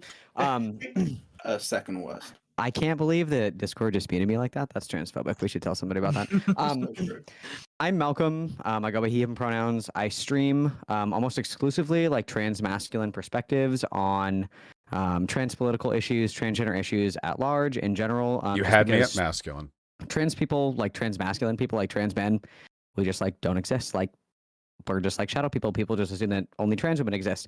So that's something that I'm really passionate about, something I really care about. I'm also a true scum slayer. Most notably, I bodied Calvin Guerra live in 4K. And I'm happy to body anybody else that wants to argue trans medicalism to me. You can find me on YouTube. My YouTube channel is Goddammit Malcolm. That's the easiest way to find me. Everything else is spelt like super fucking weird and fucked up. But yeah, I enjoy talking about trans-related content, trans medicalism, things like that. Right now, we're reading Irreversible Damage on stream. This is my second time reading Irreversible Damage, and the only irreversible damage that's real is the loss of my brain cells from such an abhorrently stupid, fucking dumb book. So if you would like to come and suffer, I read on Tuesdays at around like 5 p.m. PST. So cool. Thank you so much, Malcolm. And then everyone, thank you all of my wonderful panelists. Thanks to everyone who watched this stream. Self shout-outs. Hi, I'm Hanz. I actually do have political opinions. I talk to them on my solo streams or when I go on panels. But I host panels like this every single Saturday. Normally, they're not as wholesome and cozy as this. They're considerably spicier, but still extremely informative. So make sure you follow me for those. Tomorrow, I am hosting a small streamers panel. So if you want to see small streamers like Vosh, come on here to Railing hopefully get their names out there, trying to give back to the Twitch community, because I wouldn't be where I'm at without excellent panelists like Dylan Burns and Prime Kais, who gave me a shot when I was small, and I've grown on this platform in the last like 9 months only because of like the exposure that these excellent guys have done for me. So I'm trying to give back. So definitely check me out tomorrow. And then my usual weekly content is I'll do reacts while playing Pokemon and Magic the Gathering, because I am a nerd and I'm also like I have the heart of the cards. So follow me for all that sort of stuff, and I'll see you all tomorrow. I'm gonna hang out for the rest of the night, play some Magic the Gathering, but I'm gonna do that off stream. I'm gonna raid a friend Shark Zero. Until next time, thank you panelists all so much, and you're all poggers. And I also started using that in the last couple of months, and I can't stop. I say it at work, and people look at me like I'm fucking nuts, but I refuse to quit. I will change the language. Super base using pog self pronouns, Hans. Very well to do. Absolutely. All right. Thank you for the lovely panel. Thank you all so much. Yeah. It's been neat. It's been wonderful, you know. Good night, everybody. Good night. Peace Good night. and blessings, homies. Peace and blessings. Catch you all on the later innie. Have a good. Peace and blessings. What am I, a fucking hippie? Whoa, push to talk. My God. All right, I think we did the best we could there.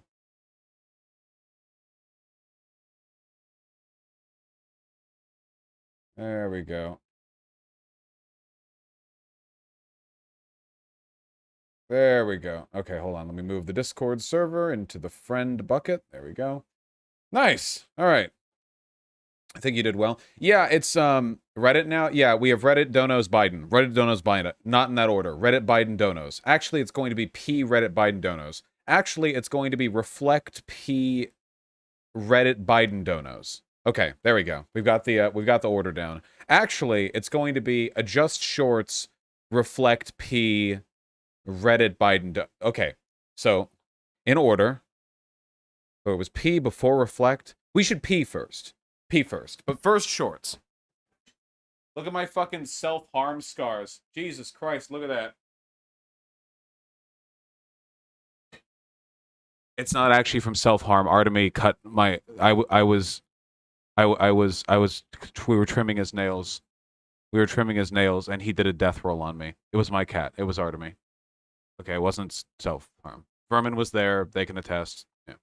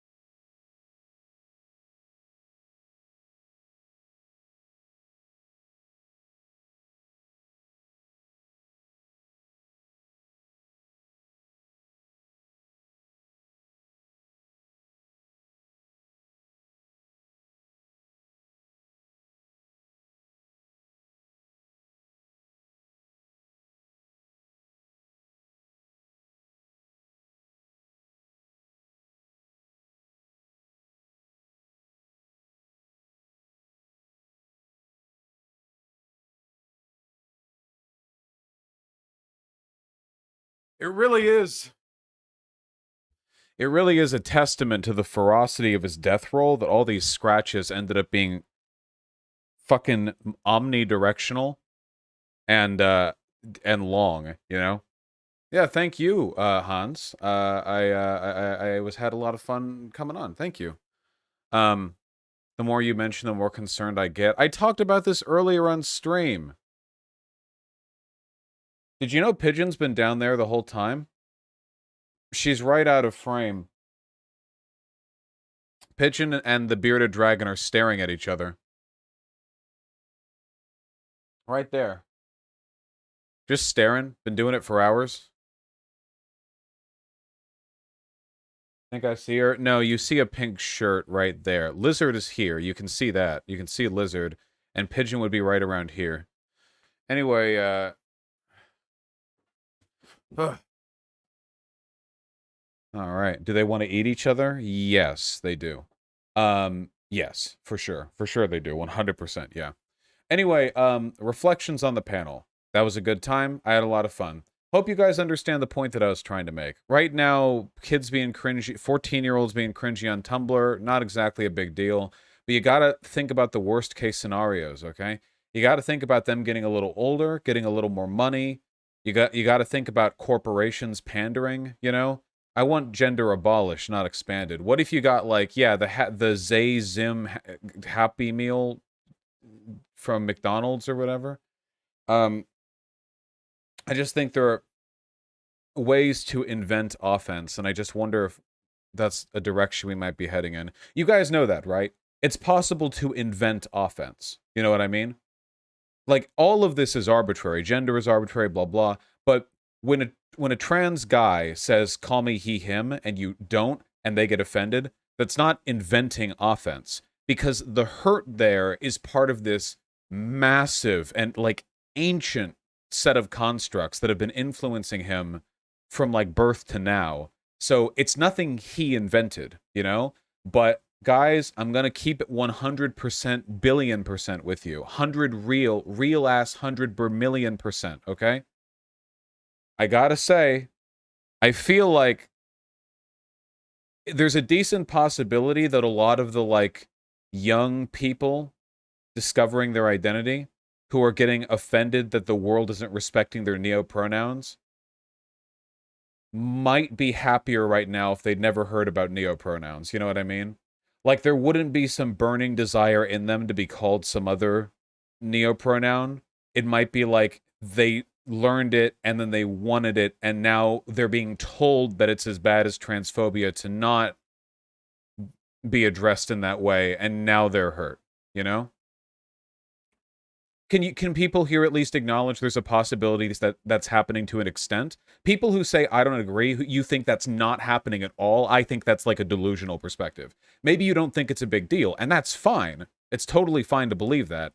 But to say it's not happening at all, that there's no way for people to invent offense as long as the thing they're inventing is a new gender, I don't agree with that. I think that's silly, you know? I disagree. I think it gives them an outlet for gender expression they wouldn't have had before. Okay, first of all, you can express your gender in any way, regardless of what gender you are. That's kind of the point, right?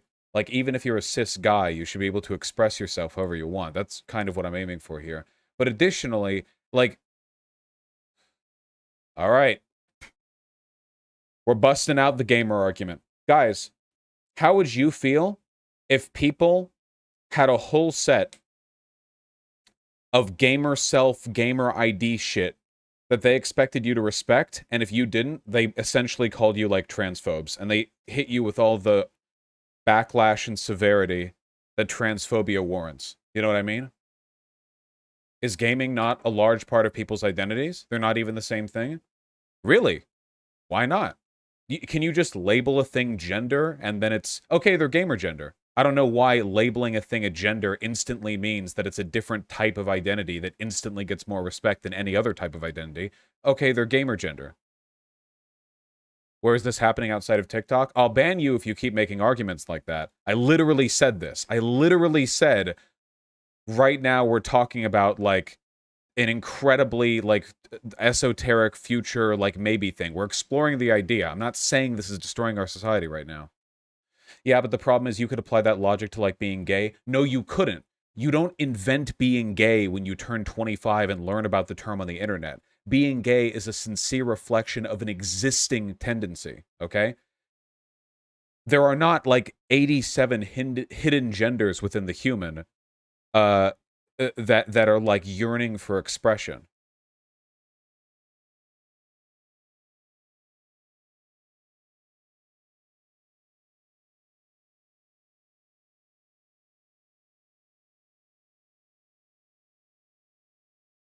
I think explaining this is going to be like a 2-hour conversation. It's unironically transphobic to say those things the same. What 2 things? Anarcho Soy? I've got you tagged in chat. I only see your messages now. What 2 things?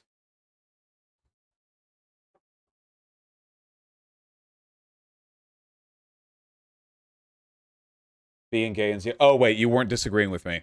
All right. Never mind. We were about to be real mean. No, okay, yeah. I feel like the gender language is becoming dogmatic on the left in a way that becomes politically indefensible. There are people in chat right now who didn't get the gamer thing.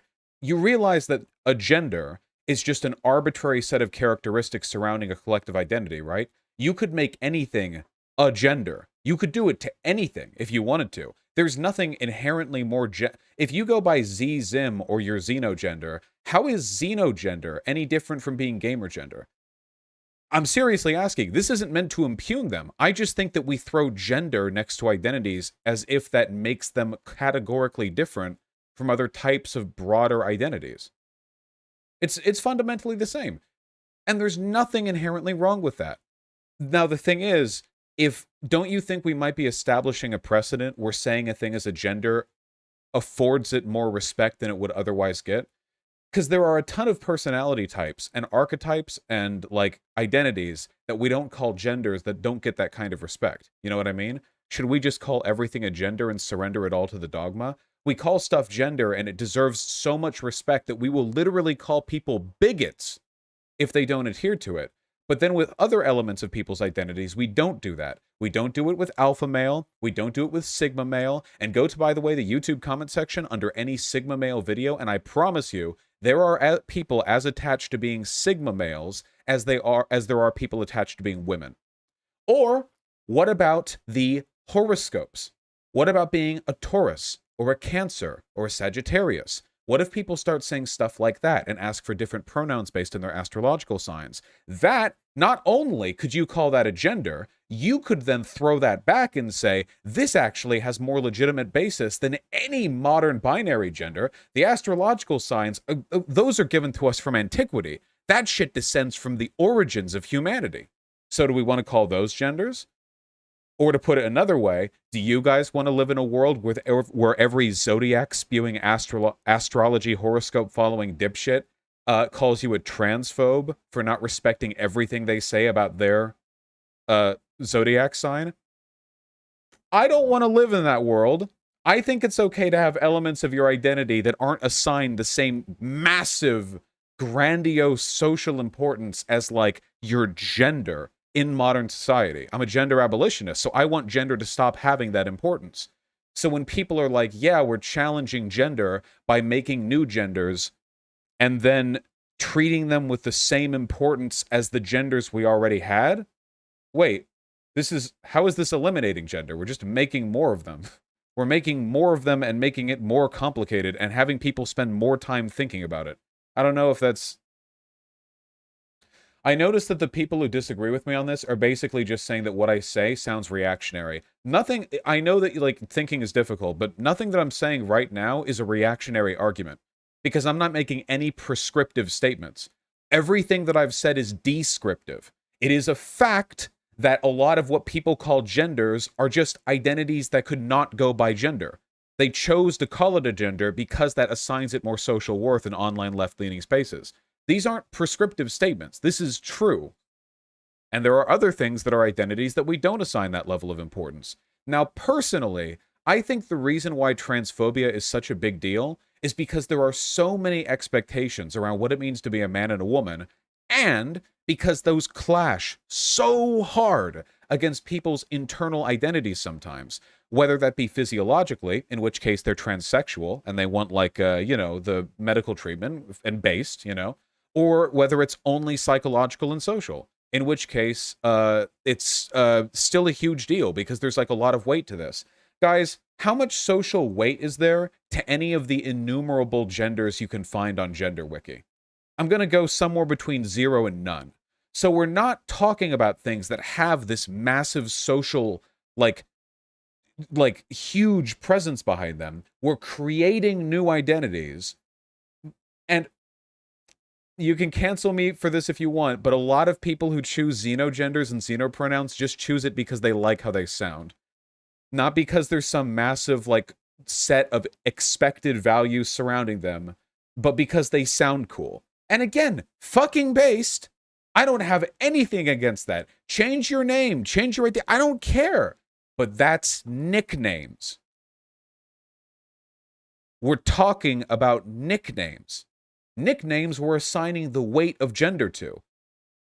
And I just feel a little bit off about extrapolating the immediate and non-personally constructed weight of trans issues and equivocating that with people literally making a gender by creating a new one, by typing it and putting it in Gender Wiki, and then saying they're that, and then saying people are transphobes for not respecting it. That feels odd to me. And it feels like if somebody wanted to be a shit, they could do that with any identity they have. I'm not an alpha male, I'm alpha gendered. If you disrespect me on that, you're being a transphobe. And imagine, and by the way, call me a fucking prophet, because will this not happen in the next 12 months?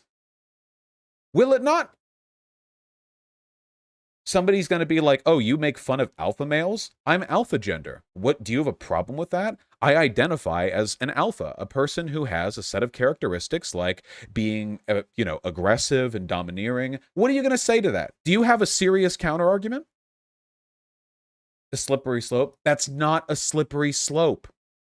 Slippery slopes mean that you're extrapolating worse conclusions. You're going down the line. This isn't a slippery slope. It's the same thing as what is currently happening.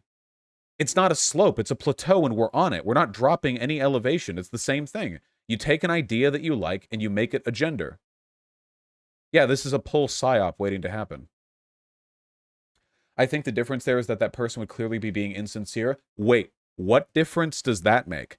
Since when have leftists cared about the perceived sincerity with which people identify as a gender? Do you do that with trans women? Do you go, oh, I think it's a phase for them? No, you don't. You're operating off intuition for now. You just think the alpha gender thing feels silly, but in reality, your ideology has holes all over it. Not every identity has to be a gender.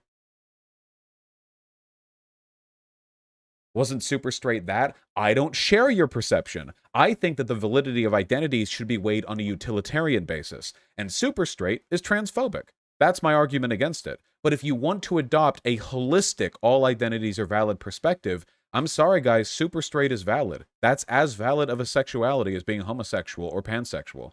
If that's the perspective you're taking, then you have to accept that.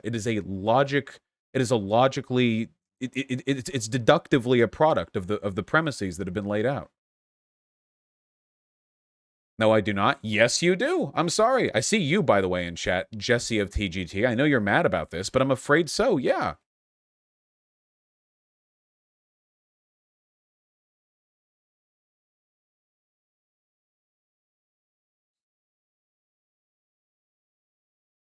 Why should we not evaluate genders on a case-by-case utilitarian basis? Because if we did that, we would cut out all of these genders on Gender Wiki.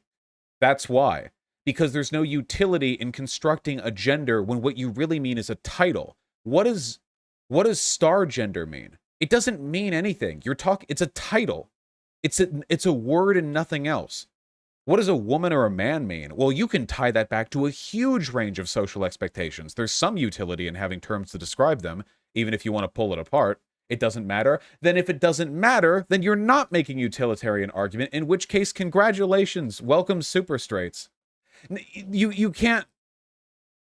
You have to understand, it's not a stun lock. This is a logical contradiction in the behavior of the online left. There are two distinct and incompatible positions you have to adopt here.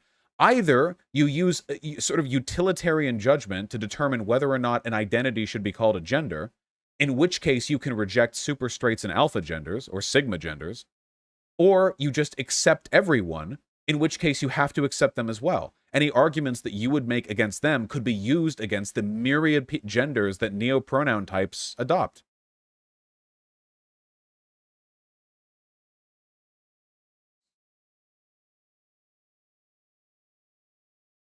Is this different from the attack helicopter meme? I'm a bit confused. Unfortunately, the attack helicopter meme is trending towards reality right now. I'd hope this wouldn't happen, but yeah, there are people on the left who are unironically arguing that identity should supersede categorical definitions. I know they're a severe minority, but God help me. God help me if I ever have to defend this in front of an audience. It's not a big deal, though.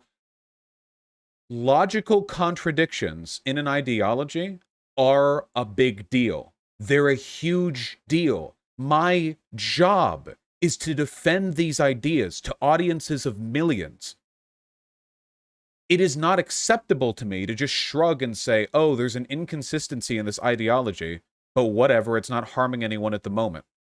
Small problems now, in the future, can cause larger problems. It's important to be able to understand these things. Are you anti-intellectuals? Are you sincerely satisfied with, oh, well, it doesn't make sense, but whatever, it's not hurting anyone? Is that seriously the limit of your imagination? Can you not fathom a future where something like this becomes an issue? Damn slippery sloping it. This isn't a slippery slope. A slippery slope is when you unjustifiably say that a set of positions will degrade into other related but worse positions. I'm saying the existing position right now, the current thing, not a slope, the thing we're on, is presently logically untenable. Yeah, a lot of people in chat, you aren't even fucking listening to me. You're just mad. You think that I'm rejecting the basis of self-identity, which is the opposite of what I'm doing. I'm accepting self-identity and saying we should have a way of logically differentiating between what we designate as genders and what we don't. If you want to think everything is a gender, then fine. We have sailor genders who like sailing and gamer genders who like gaming. And by the way, being gamer gender has a hell of a lot more social connotation behind it than being astro gender ever has, okay? I can promise you that. Being a gamer is way more of a gender than astro whatever, okay? We have those genders, and we can have carpenter genders, and we can have this, and we can have that, and we can have et cetera, et cetera. And if you want that, then congratulations. Now every identity has to be respected or you're transphobic. You realize that, right? If you acknowledge that people can ascribe the mantra of a gender to an identity, then denying people the sincerity of that becomes transphobia, right? Perhaps I should find individual people and ask them their opinions on this. Hold on. Who stands? Who yet stands?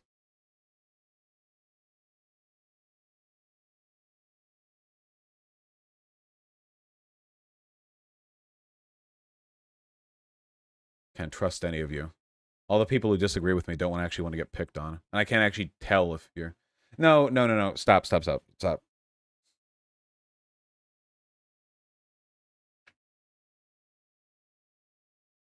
Let's just follow this point by point, right? So let's start somewhere where we all agree, okay? Let's start somewhere we all agree, okay? It's transphobic to say that a trans woman is a man. Can we start there? It's a left-leaning channel. I'd like to believe we could at least... This is the most sure-footed position from which a person can stand. Okay, right. Okay.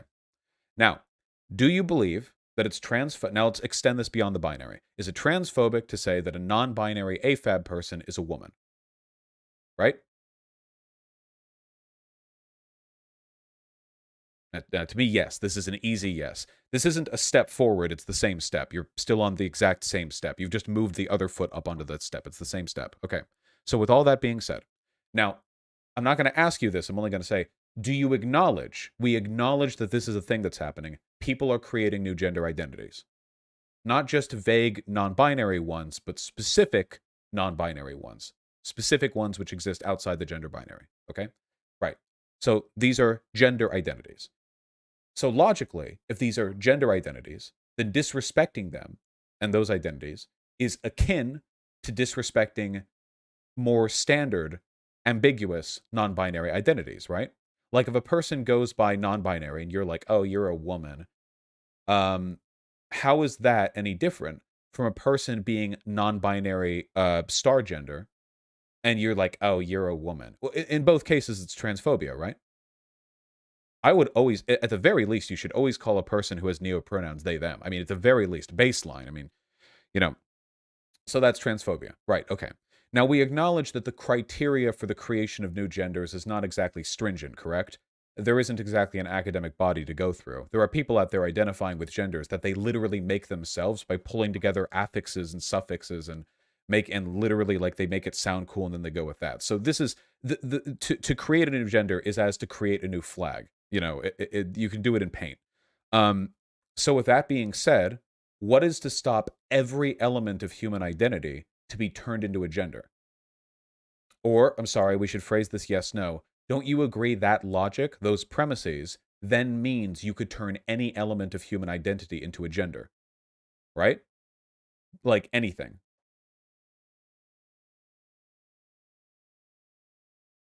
So to me, this is yes. If you can literally just make a gender, like make a name, and then it's a gender, with nothing else, you don't need like a historical parallel or like a cultural context. You don't need like a set of expectations associated with them necessarily. To me, non-binary means that you deviate from the binaries. But the thing is, most human categories exist on a bimodal spectrum at which masculine and feminine are at opposite ends.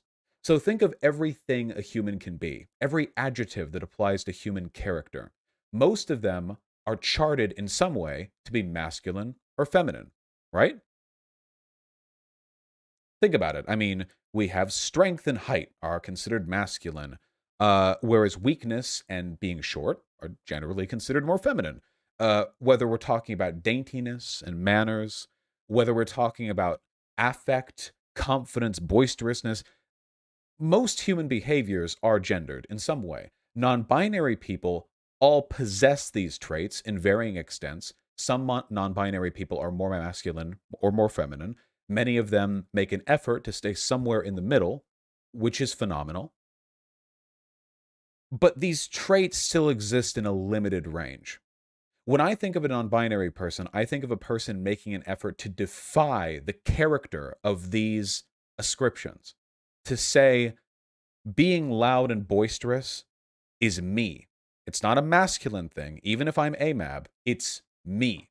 I am this. I have this beard, not because I am a man, but because I am me and I have it.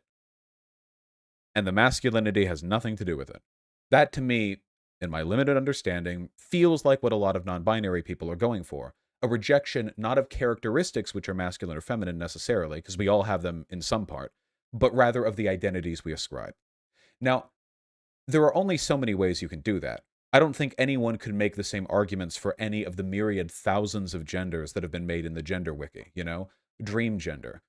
What are the ascribed characteristics of a dream gender?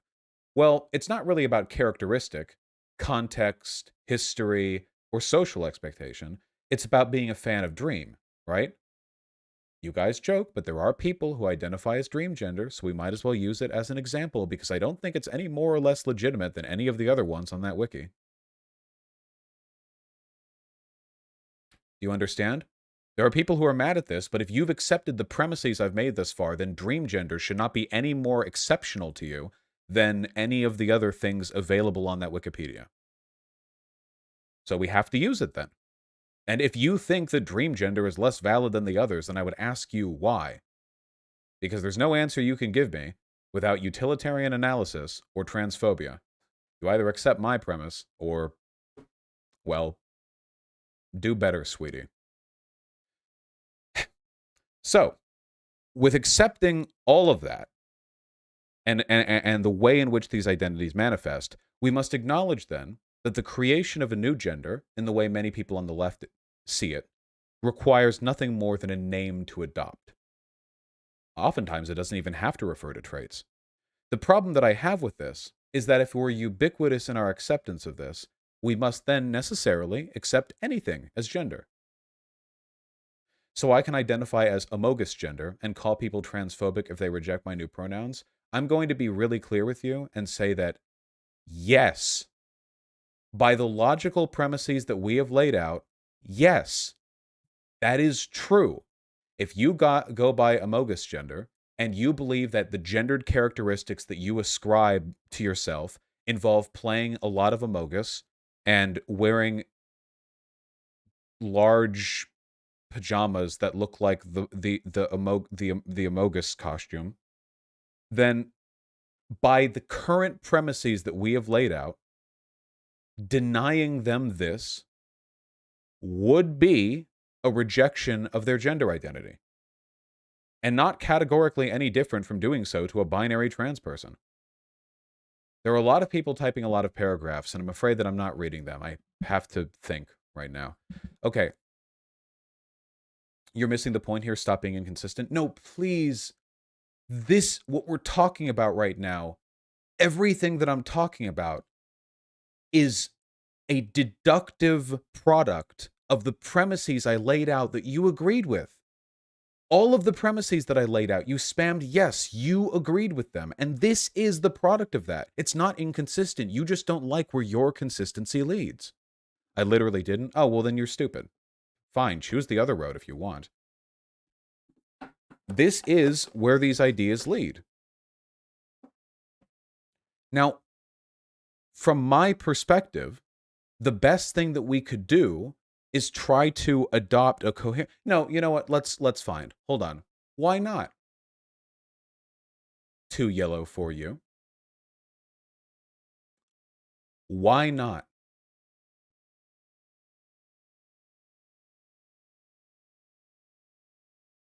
There's a difference between neopronouns and Tumblr shit. We're not talking about neopronouns right now. We're talking about the creation of new genders, which often correlates to pronouns which match them. But we are talking fundamentally about what we believe we can designate as a neogender. No, they do not necessarily. Well, I literally just said they don't necessarily. Jess of TGT, why would you dishonor me by, while I say out loud they do not necessarily correlate, telling me that I'm wrong because they don't necessarily correlate? This speaks to me that you are emboldened to disagree with me whether or not you listen. Like, you might, like, there's not actually a direct engagement going on here.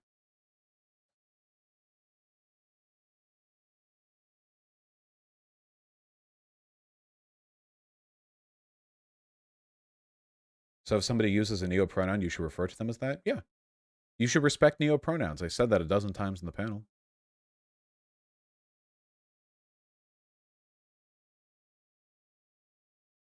This is what happened in the Professor Flowers discussion. You point out the logical conclusion of someone's ideas and they get upset about it. Look, what is a gender?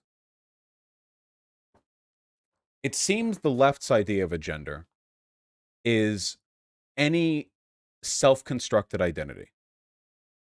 Now, historically, or I should say conventionally, a gender is a set of roles and expectations associated with sex. So man and woman tend to correlate to like the male and female sex. Even if you look at other cultures that have other third genders or even more than that, there's usually something in it which at least relates to some element of binary gendered role expectations. You know, there's usually something to it. But the left rejects that, and they say, well, gender can refer to any self-constructed identity, which is, there's nothing wrong with that. That's fine, you know. I think you can still acknowledge different genders have different level of broader social weight, you know, that's fine. So if it can refer to anything, you of course include everything you guys don't want to have included as a gender. Sigma gender, alpha gender, super straight, Nazi gender. And you can make fun of that if you want, but following the premises that we've arrived at thus far, there's nothing inherently less a gender about being a Nazi than some of the other stuff that you can find on that wiki. This, again, nothing that I'm saying here is prescriptive. This is descriptively true. If you think that gender is just a self-constructed identity, then you could do that. You could do that. Super straight isn't a gender, though? No, that's a sexuality, but same logic. They make new sexualities as well. Your argument sounds like it's abolishing the gender binary, though, so isn't that good? The gender binary does not get made any better if it's made the gender trinary. I want to get rid of gender, not expand it, and make it everything. Now gender is everything. Now we can make gender refer to anything. And again, I have to ask you guys, I want to ask sincerely, what am I supposed to do if these ideas become more prominent and somebody tells me why their Nazi gender identity is invalid? What arguments do I get to employ against that? See, I can reject it on a utilitarian basis, but we can't do that, because if we do that, then we get to wipe off a lot of other stuff. If we're just accepting the identity, the self-constructed identity, there's not really an argument I can throw against that. What's more, they could call me a transphobe for not respecting it. And their pronouns or whatever.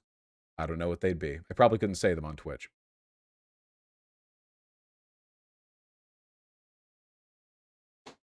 Tell them it's dumb and know you're not a transphobe. What the fuck, Lamau? Spyrogal. Why not? Spyrogal. Spyrogal. There we go. Spyro. Why not? Why not? Jess of TGT says, because we can intuitively point out it doesn't make sense as of a description of an internal experience related to gender. And all the shit on Gender Wiki does? So now you're gatekeeping. Now you're saying other people's gender identities are to be gatekept behind your intuitive belief that their internal experience is valid. Which, by the way, I don't intuitively understand what non-binary people are up to. I had to make an effort to understand that. That's not a good counter-argument.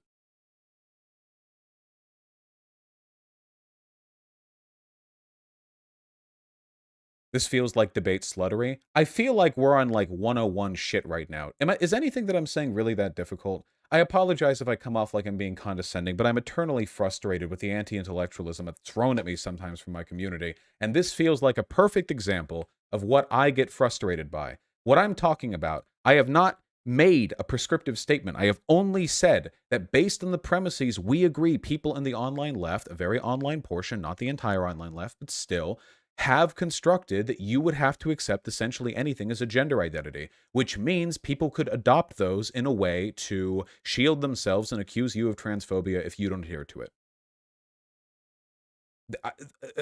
I just...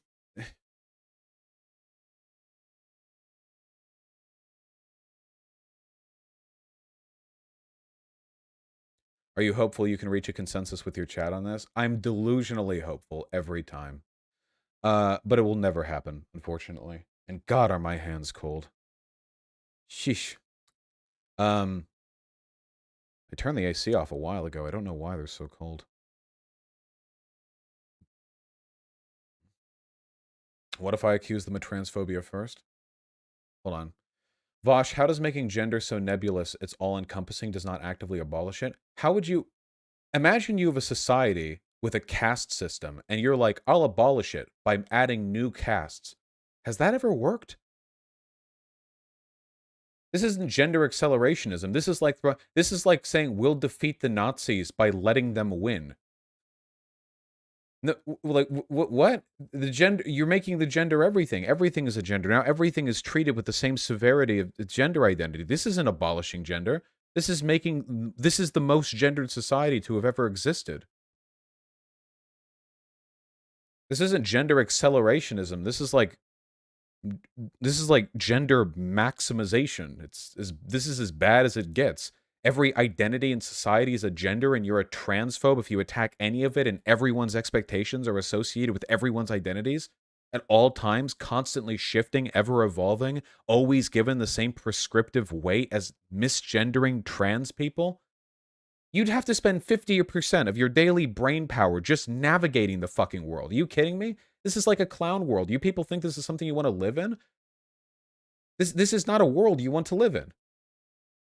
But a lot of you think, oh, there's more than two genders. That's it. My understanding of gender abolitionism is so frail and impossible that anything that isn't what we live in now must be better.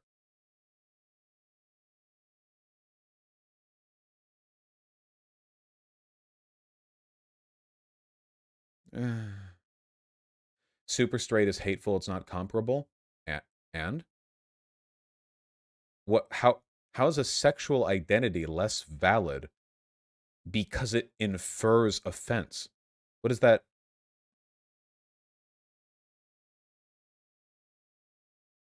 It doesn't matter.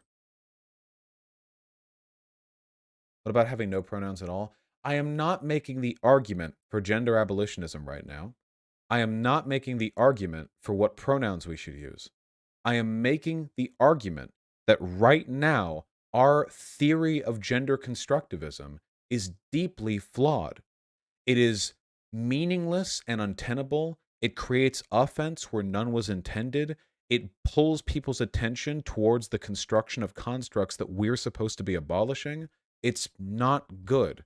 There's nothing wrong with using neopronouns or respecting people's identities, but if you people unironically think it's tenable to describe gender in a way which allows anyone to construct one for themselves, and then anyone who doesn't respect it is a transphobe, you are making bigotry meaningless. You are making bigotry something that you are capable of throwing up before yourself as a shield that you can conjure with no warning. You're making it ubiquitous and meaningless and terrible. You're making a terrible world right now, okay? And all of it because what? You're afraid to offend 14-year-olds on TikTok? Jesus Christ. Pull yourself together, people. I'm sorry that constructing consistent identities and understandings of the world offends children, but you're just going to have to get over it, okay? You're just going to have to move past it. You're just going to have to get over it. I feel like you haven't provided an answer. Where do you draw the line between valid and invalid non-binary descriptors, and why do you draw the line? My argument is that there is no line, but we should probably discourage the seriousness with which some people take xenogenders. Non-binary identities should be taken seriously, but when you start expanding the xenogender stuff out to the point where it becomes like this massive, expanding, self-perpetuating, ideologically indefensible institution, that's the problem. But in the meantime, I'll respect people's neopronouns as long as they're less than 40 syllables, you know? I'll respect people's identities. This isn't about drawing a hard line after which we, like, be hateful towards people. It's about encouraging people to adopt mannerisms of self-identification which are helpful and healthy. We do this all the time with masculinity and femininity. All the time. I feel like 30% of my channel is dedicated towards describing better and more healthy ways to ascribe masculine and feminine behaviors. If we can do that, why can't we do it with non-binary traits and non-binary gender expression? Because if we reach it out to a point where it becomes ideologically untenable, we open ourselves up to a lot of really dangerous counterarguments. Not because we've gone too far, but because our theories are shit. When the right, this isn't the same as like the left goes too far so the right attacks us, because the right will do that no matter what. I'm talking about a fundamental inability to defend ourselves. It would be like Bernie Sanders coming out with a Medicare for all bill and not knowing how to pay for it. And you guys being like, well, whatever, it's Medicare for all. We should push for Medicare for all. And I'm like, there's no spending plan attached. How do we pay for it? And you're like, well, this is a conservative argument. I guess, but in this case, we really do need to know how to pay for it if you want that bill to be anything more than a virtue signal on the Senate desk. A lot of people here would say that. Yeah, probably. It has to be tenable, a strong ideology that can survive scrutiny. Even if the right never agrees with it, at least you can defend it to them.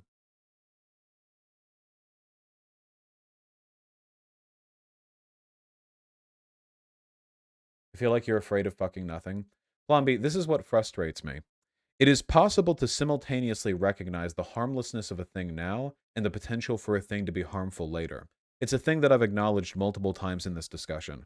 Can I not talk about these hypotheticals without being accused of being a fear-mongering reactionary? Have I said anything fear-mongering, by the way? Have I at any point during this said that, like, right now the 14-year-olds on TikTok are destroying society? No! I'm just saying that it's an ideology that has holes in it that we need to shore up.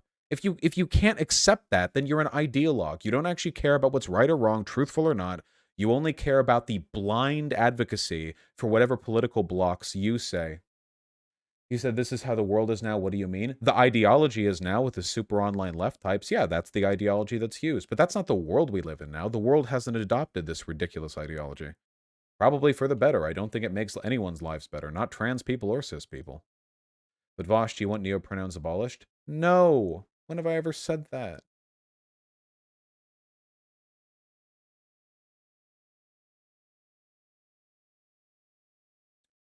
Would you say in terms of neurodivergent people specifically who interpret gender?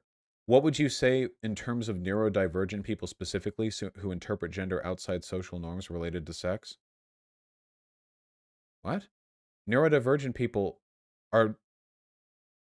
can be guys or girls or NBs too. I'm not sure what you mean. I don't think anything that I've said applies differently to people who are neurodivergent.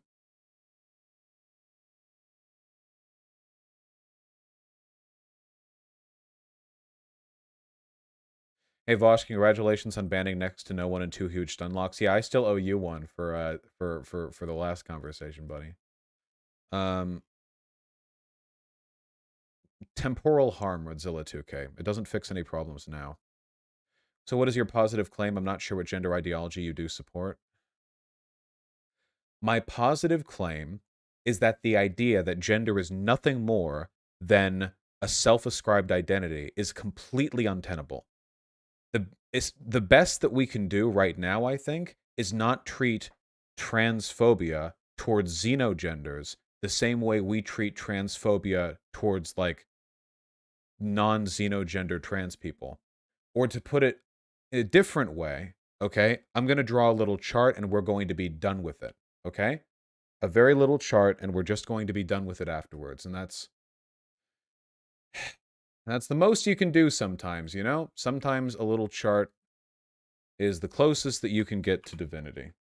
Probably going to want our cam on for this one. So, okay, here's what we're going to do. Here's my prescriptive statement. So now finally we're saying something you guys can get mad about. Prescriptive statement. Okay?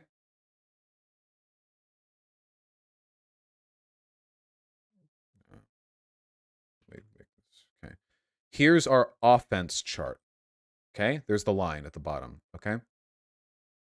Now, here's how offended we get when a person is transphobic towards a trans-binary person.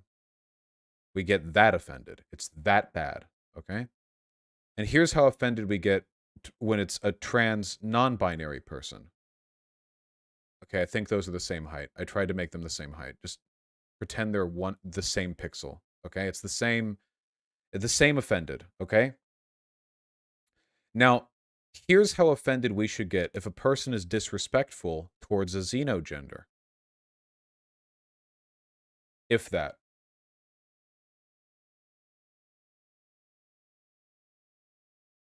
Now, here's the thing. Okay, it is possible to be disrespectful towards a xenogender in a way which is not NB-phobic. You can affirm a person's non-binary identity and not hit this line, while also kind of not being super respectful towards the xenogender thing. Does that make sense? Please tell me that makes sense. So, for example, if a person identifies as a mogus gender, I can call them they, them, and agree that they're a trans person, and, you know, not call them a man or a woman, or whatever. But maybe I don't want to call them a Mo or Gus, you know? So in that case, I would be disrespectful towards their identity in this respect. But because I'm still respecting their non-binary identity by calling them they, them, not like referring to them by their sex or whatever, I don't think that I'm hitting this mark. I don't think that I'm being offensive to them on the category of them being non-binary. Does that make sense? Now, of course, I'm being a little bit hyperbolic with the height of this thing. If you're like a huge fucking cunt to some 14-year-old on Tumblr who's like a star gender or whatever, like, fuck off, guys, okay? Adding misery to the world doesn't improve any of these problems, okay? And you're not addressing the holes in our gender ideology by being mean to people online trying to figure out their identity. It's like, you're just not. Like, 0% you're not, okay? You'll never do an ounce of good and you'll do buckets of harm. So just don't even fucking waste your time, okay? However, the only thing that I am prescriptively saying here, the only thing I'm making a prescriptive argument for, is that I feel like we're opening ourselves up to a lot of problems if we make the argument that anyone being disrespectful towards xenogender stuff is up here. Because since the only bar you need to meet to be xenogender is to construct the identity and put it on a wiki in 30 seconds, anybody could do this for anything, and then with full legitimacy and ideological consistency, accuse you of doing the same harm to them for disrespecting it as they would do to trans people when they misgender them. And I do not want to have an argument with a transphobe who identifies as a gamer gender, saying that they get to misgender trans women because trans women don't refer to them as like a gamer or whatever. I don't want to have this argument. I don't want to do it. I don't want it, okay? If you want to affirm the legitimacy of xenogenders, which personally, by the way, I just think they're identities. We have non-gender identities. Like, we have identities already that aren't genders. You know what I mean? It's possible to have that. You know what I mean? Like, I don't know what the categorical difference is here, because if I go on, like, the gender wiki, and you find, like, is there a view random page? I hope there is, because that's the only reason you would ever use this site.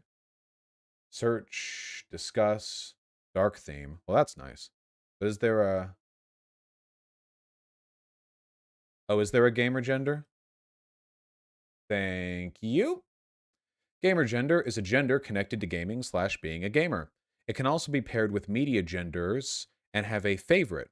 The media gender most heavily connected to media gender. This can be used by any orientation and pronouns. You could be a he/him gamer gender, and by the logic which we have currently described, not referring to them as that would be like dead naming a trans woman. Does anyone else think that's a little bit odd? Is this an unironic page? It doesn't matter. I don't know. I don't know. This has to be a parody. Does it matter? Is there anything different between this and other xenogenders? Here's xenogender. Right here. Can you tell me what the difference is? How is this more valid than this? If you can't tell the difference between a sincere gender and a parody of a sincere gender, there might be an issue, don't you think? Do you think that might reveal a problem when Poe's law applies to gender identities? That might be a problem. Is that the argument you want to make against people, by the way? Challenging their sincerity? Like, that's the argument you're going to have against, like, gamer genders? Like, you're not being sincere? Is that it? Like, that's really arbitrary. You know what I mean? Sincerity is not, to my mind, an acceptable metric for distinguishing the sincerity of an identity. And I know people who are far, far, far more involved in gaming than I am. Here, I'll put it this way. I know people who are more committed to gaming than I am to being a man. Okay? So who the fuck am I to tell them that gamer gender isn't a thing? Okay? There are people who put way more effort into gaming than I ever have into my masculinity. So there isn't really an argument against this. It's the same thing. It's all the same thing. I think the only way out of this trap, and it is one, by the way, because the logical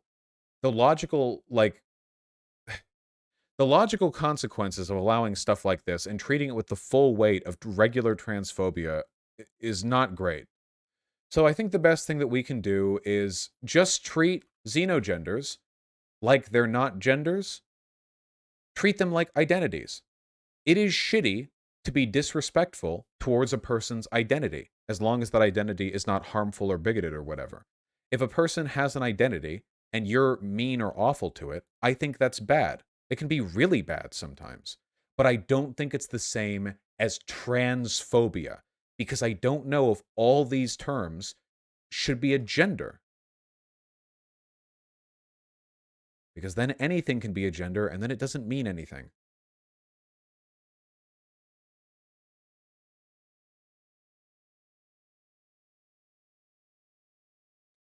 I still think children exploring their gender identity through xenogenders or whatever is fine, though. I'm not advocating for you guys to, like, come down hard on, like, the fucking baby zone on Tumblr.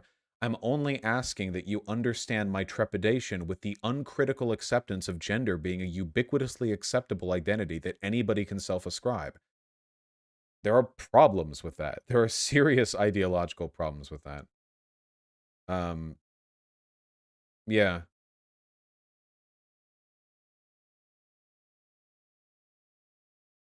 Shut up, Shu. I agree, but isn't gender arbitrary in the first place? Yeah, which is why I want to get rid of it, not add more of them. I mean, is it important, though? Please stop asking that when I've addressed that question 47 times. And also, whether or not... Keep in mind, my argument is one of utility. Guys, is gender a social construct?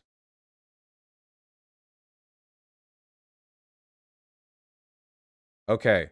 Does social construct mean that it has no meaning?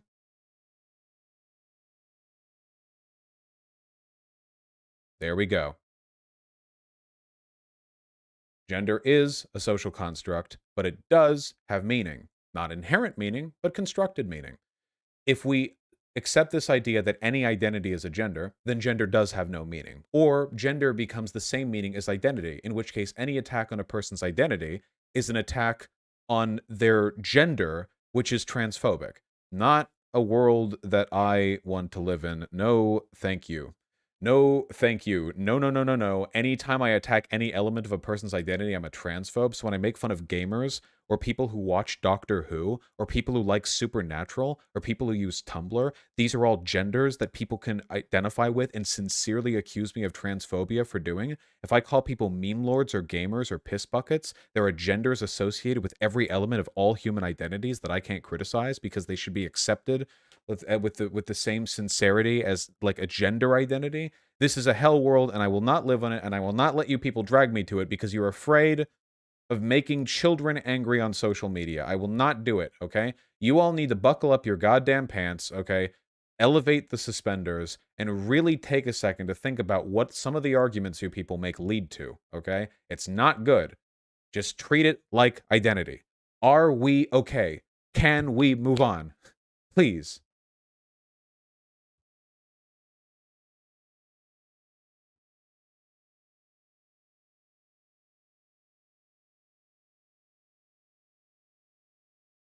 Vosh, that was fear-mongering. Then just unsubscribe. If you are so dedicated to intellectual incuriosity that anything that I've said here sounds like conservative fear-mongering, then you should unsubscribe. Go find some easy hugbox dipshit YouTuber who will ride all of your cognitive biases out into the sunset, and don't bother me, and don't bother my chat, okay? Ban yourself. Ask White Nervosa for admin perms, and then ban yourself from chat. Oh, or somebody else can ban them, I suppose. All right, we're here. God, 2 times in one day, huh? I feel like we arrived at some pretty good discussions at the end of it, but it's really frustrating to me when people won't listen to me. It's the same with the Antifa thing. Which, speaking of, that was the next thing on our docket. Let's make this quick.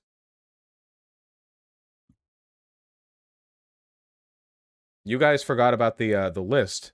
Biden was not next on the list, you fools. Reddit was next on the list. You buffoons. You morons. Vosh's take on Antifa and Black Bloc.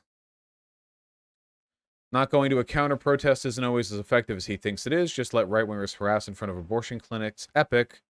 Vosh said the Black Bloc and Antifa shouldn't bring clubs, or at least not show them. They should not needlessly attack people. They should do counter-protests, and that's it.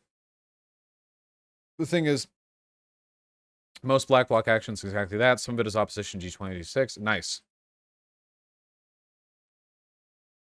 Oh, nice. This person typed something, but then they edited it to Teehee Epic for reasons. Wait, why?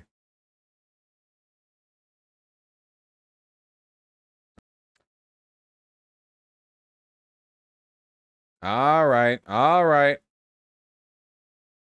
Get back. That was a full 6-second OBS break right there. Jesus. All right, all right. Okay, what are we doing here? Oh, no. This might be a hot take, but Antifa good. Actually, I prefer the optics of being violent than letting fascist gangs run amok. Do they really think that Antifa prevents this from happening? It's been proven time and time again that Antifa doesn't attack randomly. That's the fascist game plan. When did I ever said Antifa attacks randomly? Antifa rarely shows up where it's not needed, and I support our troops. LARP, okay, yeah. Let fascist gang... Is that really like the binary to you? It's Antifa stays exactly the way it is right now, or you let fascists rule the streets. Is that really the binary, the false dichotomy that we're going with?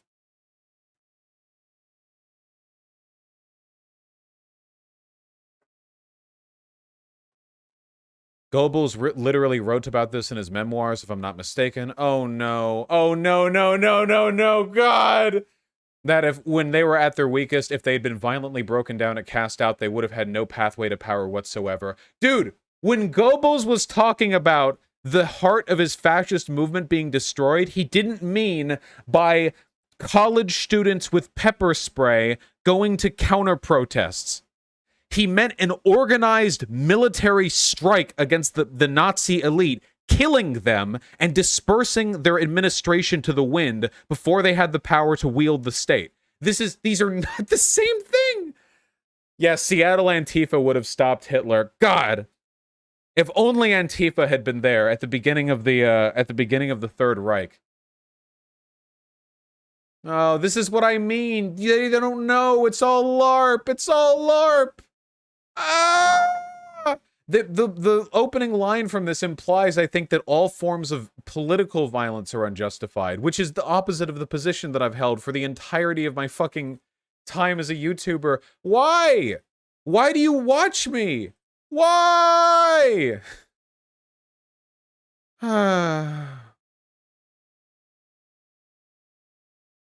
Like, sure, the dipshits fuck with Dylan stream were cringe, but how is 3 people acting dumb gonna set off the stupid-ass take from Vosh, one that I've had for years, by the way, I swear to God. Then he reads over the actual example of Cable Street and goes, nah, nothing to do with America. I didn't say that! I said Cable Street was inapplicable because the massive numbers they assembled was reflective of the political climate in the 1930s. I didn't say it was England. The difference wasn't in the country. The difference was in the time. And I was proven right because back then the anti-fascists all wore regular suits. The Nazis were the ones in the black. I'm banning all. Where? I can't do this. Where? It's easier to ban my phone. I'm gonna kill. Oh God. I'm not gonna do anything harmful to anyone. I can't do this. Why do you people even watch me? Why?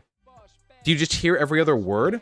Are you living in some sort of Ukrainian mud hut, getting the signal from my stream through a fucking wire antenna that you constructed by unfolding a coat hanger? Do you only hear like 6 seconds out of every minute of my stream? Why? Why do I constantly get misrepresented all the time in my own fucking community? I will live speak to my audience and have people repeat to me sentences that have nothing to do with what I've said. I know they're hearing me. They don't listen to me. Why do I even bother talking?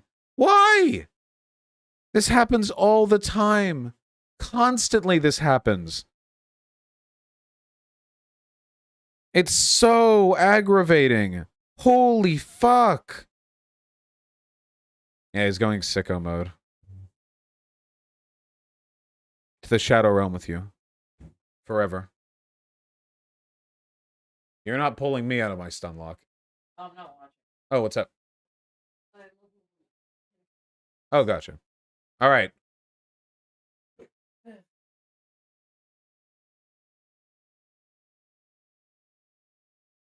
Lama, I feel the exact way. It's excruciating when he gets like this because he's just so obviously wrong to anyone who's been involved with organizing counter-protests, but he really should have someone on to talk about it.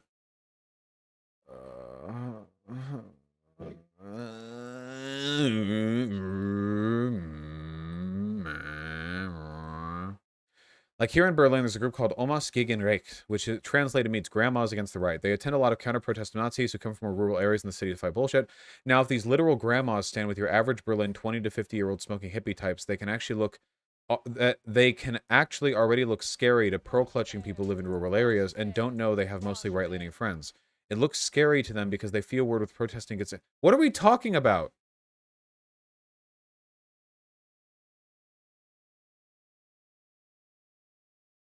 Okay, it's okay. I love you guys. It's fine. Somebody pointing out that Goebbels quote has fucking nothing to do with what they said it has to do. Weren't you specifically talking about America? Yes, but it doesn't matter because that would require them to listen to the words that I say. Really weird take from a guy that constantly yells on stream about how fascism is an imminent and serious threat to our democracy, and have talked about how close we are to literal brown shirts harassing people in the streets to also attack Antifa for showing it to us. Damn! Maybe we should adopt tactics that get, like, average-ass fucking normies involved in anti-fascist action instead of adopting some weird, LARPy, pseudo-effective fucking black box block strat that we copied off Europeans that doesn't work for us any better than giving, like, Nazis more news attention whenever, like, 50 of our people end up, like, clashing against 50 of their people and all the average fucking media consumer can see is, like, two evil people fighting evilly. Okay? Vosh having a bad take in pursuit of good optics. Truly no one would see this guy. I'm banning all these people. We're going. It's happening right now. We're answering the subreddit question. It's happening. Get out. Please leave. Let me out. Let me out of this nightmare. My Reddit is completely untenable. I don't know how people have Reddits. How do they do it? How does Hassan do it? I know how Destiny did it. He just banned everyone. Maybe he was right. I shouldn't have made fun of him for that. Fuck! I feel like most American takes on Antifa/Black Bloc are far too American. Thanks. Damn. Crazy. If only I had said I'm referring to America.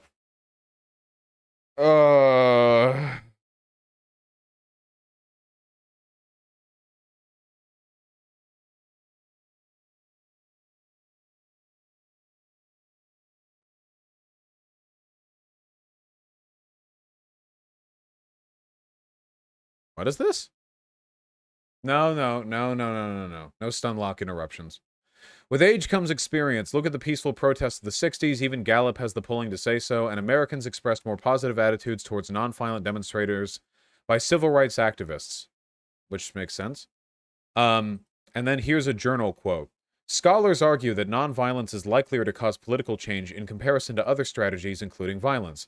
This study identifies issues throughout this literature ranging from coding procedures, observational sampling, to interpretations of phenomena.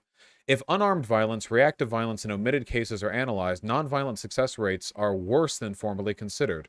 Inclusion of 19th century cases and previously unanalyzed cases from the 20th century reveal that nonviolent campaigns experience a 48% rate of success, whereas campaigns that adopted unarmed violence were 61% successful, campaigns utilizing reactive unarmed violence were 60% successful, and 30% of fully violent campaigns were successful. Doesn't this just mean fully violent campaigns are vastly less successful? What does this have to do with what we're talking about? Also, yeah, that could be 1,800? Oh, I can't do this. Never mind. It's all fine. We're okay. True. There we go. At -4.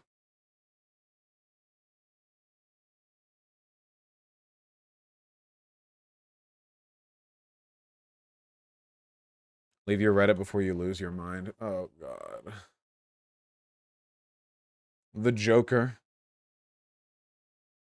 The Joker was right. Specifically, the Joker in Suicide Squad, 2016. I don't know if it was in 2016. All right, we're back.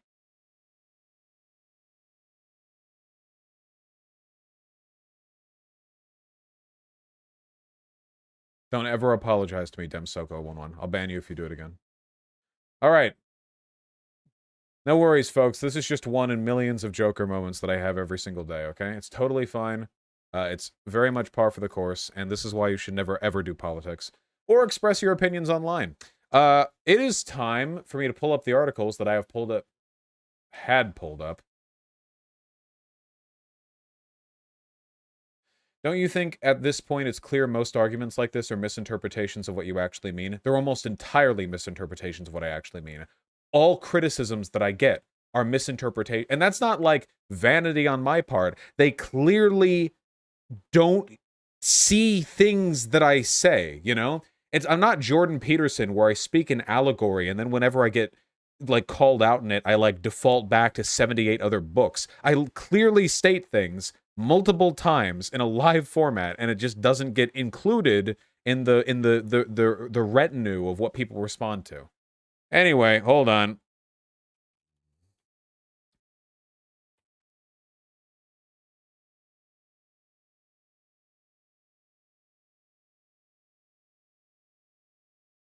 Most criticisms? Did I not say most criticisms? It feels like all of them. Lord knows I get a lot of bad faith criticism. Hold on. I wanted to find this.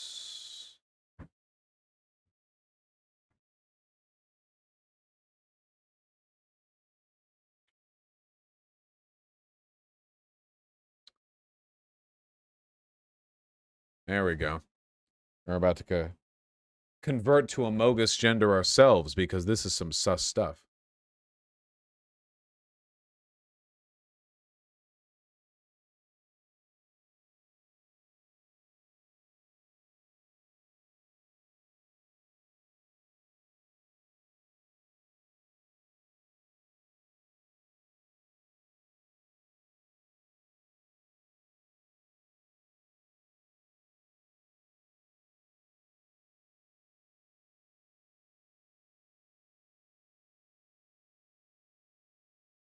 Shut up.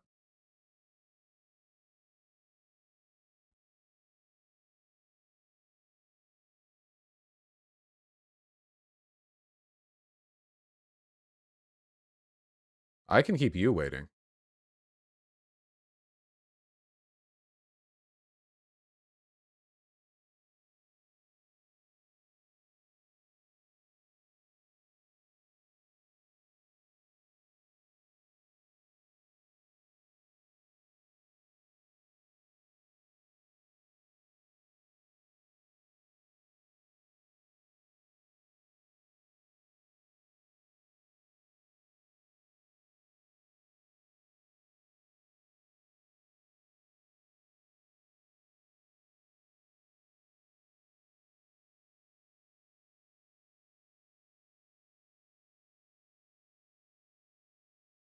Yes.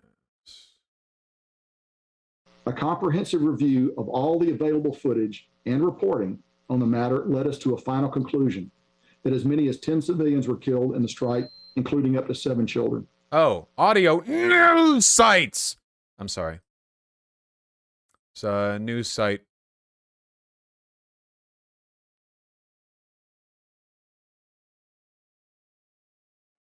Every time with the goddamn autoplay.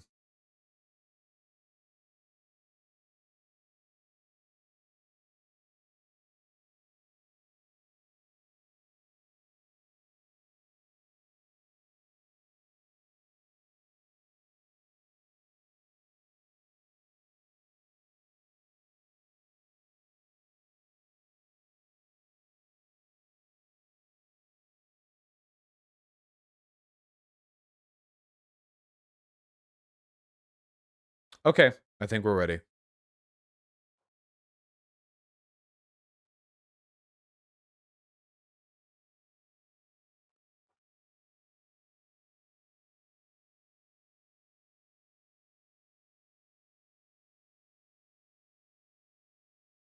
Now the cats are meowing. All right.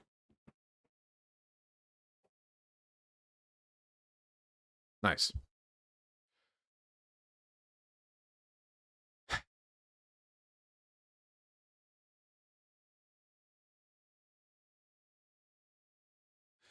So I've pulled back a little bit from the day-to-day political coverage because it is, for the most part, exhausting and oftentimes quite boring.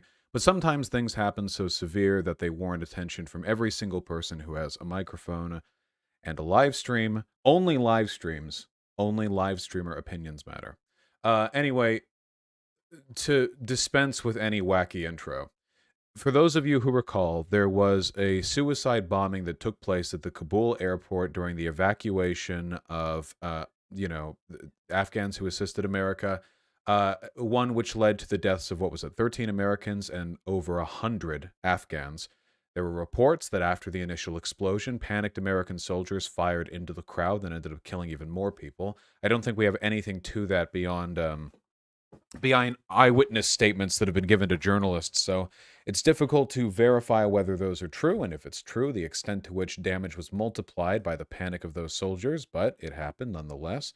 The attack was attributed to ISIS-K, the breakfast cereal off-brand variant of everyone's favorite hate terrorist death group, ISIS, and this was a huge deal.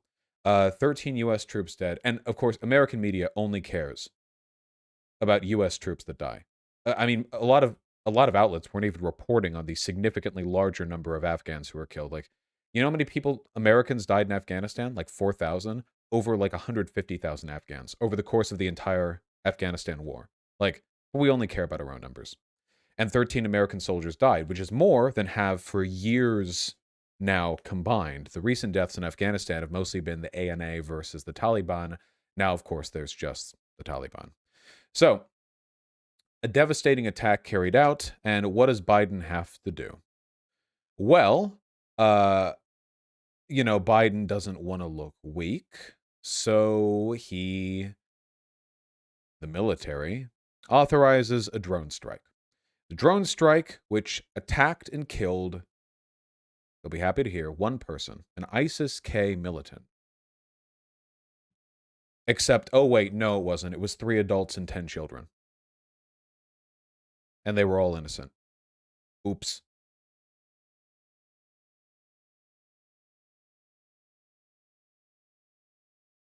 And we want to unhighlight? Jesus, click off. 7 kids, not 10? Did I say 10 kids? No, it was 10 people, 3 adults, 7 kids. A U.S. drone strike in Kabul that killed 10 civilians, including 7 children, see, there's the math right there, was conducted after numerous miscalculations by commanders who wrongly believed an aid worker was hauling explosives in his car, defense officials said Friday, reversing the Pentagon's earlier insistence that the operation prevented an imminent suicide attack on U.S. forces. Now, we're going to peel this apart like layers of an onion because there is a lot to dig into here. First of all, not only was this not a terrorist, this was an aid worker. This was an exemplary human being by any measurable standard. This was a person trying to mend the damage that we and that the Taliban had done in Afghanistan. And he and 2 adults and 7 children, again, obliterated in the blink of an eye by a U.S. drone strike. Now, why exactly did the Pentagon insist earlier that the operation had prevented an imminent suicide attack on U.S. forces? I think it reveals a lot about the Pentagon's reasoning and how we're lied to during wartime. See, let's say they're working with bad information. Let's say that the Pentagon, through its many, many, many spies, let's say they hear that there's a guy and he lives at this address and he's secretly ISIS-K and he's going to bring the bomb and etc. There's a suicide bombing to take place, right? And then the missile strikes and it turns out not to be the case. Well, maybe the Pentagon's earlier insistence that the operation prevented a suicide attack was legitimate, Maybe they really did feel that way. Maybe they had just gotten the information wrong.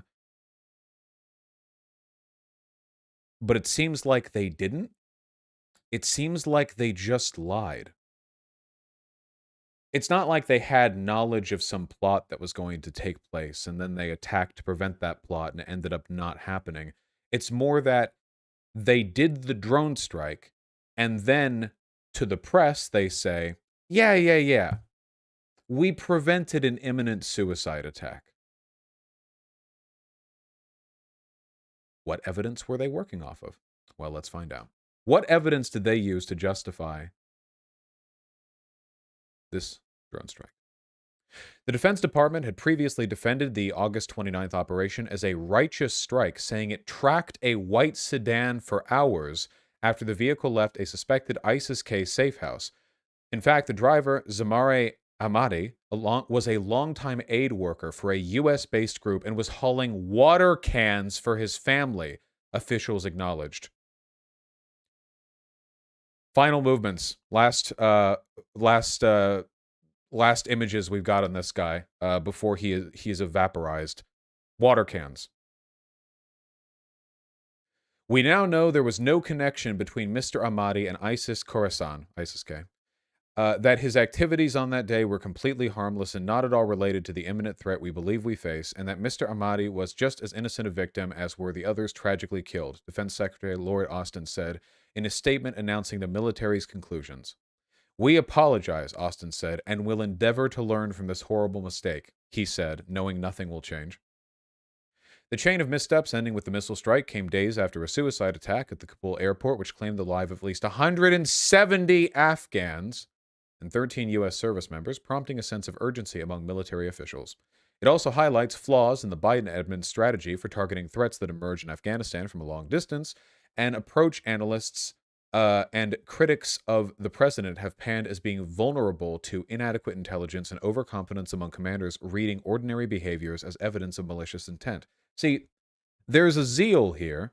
Do you think that Biden and the administration and the U.S. government is just going to let Afghan people get away with the suicide bombing at Kabul? They had to kill somebody, the Biden administration, because it would make them look weak otherwise. And in their fervor to enact retributive justice, they did a little fucky-wucky. I I mean, listen to the language they're using here. Righteous strike. This isn't a careful, coordinated military maneuver. This was a hasty bombing conducted as a way of moralistically enacting righteous retribution. It sounds like the language of a holy war, something that a crusader would say to infidels who had blasphemed them in some previous battle. It's a response to an insult, fundamentally, not a military action. The strike followed days of chaos in Kabul as thousands of Afghans tried to flee through the airport. It capped the U.S.-led war with what has come to symbolize Western intervention in Afghanistan, the Middle East, and Africa, airstrikes that sometimes kill civilians, followed by initial Pentagon denials that it may have made mistakes far from public view, said Brian Kastner, a senior crisis advisor at Amnesty International. The 10 victims belonged to a single extended family, a neighbor who witnessed the attack said in the immediate aftermath. He described a gruesome scene of bodies covered in blood and shrapnel with some of the dead children still in the car. I mean, imagine that just happening in the blink of an eye. It's the terror of drone warfare. At least there's, with traditional warfare, there is some preemptive understanding of enemies amassing outside of your city. But with drone warfare, what's the quote from that one person? I don't even know which country they were from. They said that they used to think clear skies were a beautiful thing, but after America got involved there, they started to hate them, because predator drones can only make their strikes in clear weather. The cloudy skies may be ugly, but it protected them. Pakistan, thank you. Imagine living like that. An entire culture of people who fear the sun because it clears the way for U.S. intervention. The U.S. military was only forced to admit to its failure in this strike because of the current global scrutiny on Afghanistan, said Kastner, a former Air Force bomb technician. This is not the end of their obligations. They have to do their own internal investigation to figure out if any crimes were committed. They haven't even done that yet. External media pressure was the only thing that led to this revelation being confessed by the Pentagon. General Kenneth Frank McKenzie, who heads U.S. Central Command and had oversight of the Afghan mission as it came to an end last month, said Friday that officials were assessing whether anyone would be held responsible for the errant strike. Just that, kill 10 innocent civilians and they have to have this convo. It's like U.S. police times 1,000, you know what I mean? When they do the internal investigation to find out whether or not murdering some unarmed civilian is warranted. Well, here's 10 unarmed civilians. Did anyone make a mistake? The U.S. government is discussing ex gratia payments to compensate the victims' families, I'm sure. The commander who oversaw the operation, an American officer who has not been identified publicly, coward, met the standard of reasonable certainty that a threat was imminent, according to one U.S. official who spoke on the condition of anonymity to discuss the military's findings ahead of Friday's announcement. Now, here's the question I ask you guys. Do you believe them? Do you think they met the standard of reasonable certainty that a threat was imminent, according to one U.S. official? Because, I mean, we get lied to by them all the time, and they have every political motivation to downplay the severity of their incompetence here. I suppose it's possible. There could have been some extraordinary set of coincidences that led to them getting information on this fucking U.S. aid worker carrying water jugs to a car, surrounded by children. I guess it's possible. I'm not that inclined to be charitable.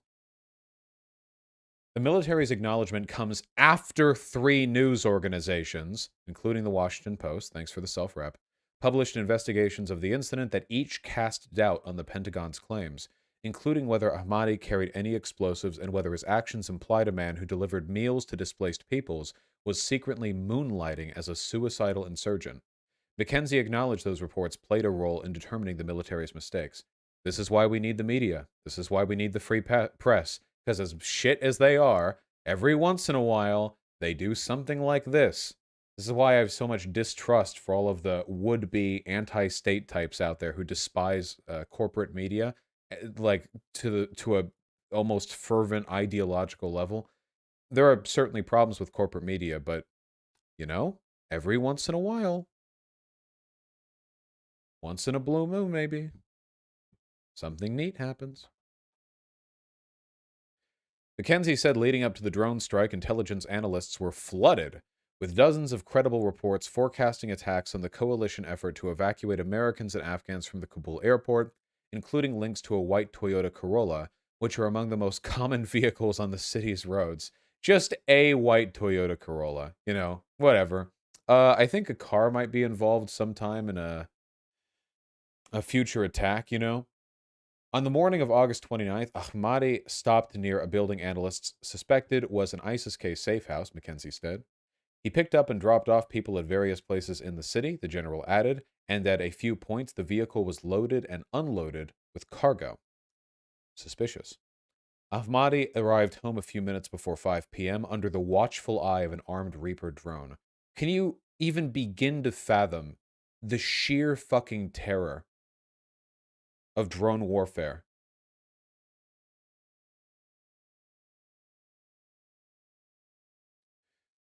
The father of four had a tradition with his kids, the family later said. Ahmadi would hop out of the car and let his children finish parking.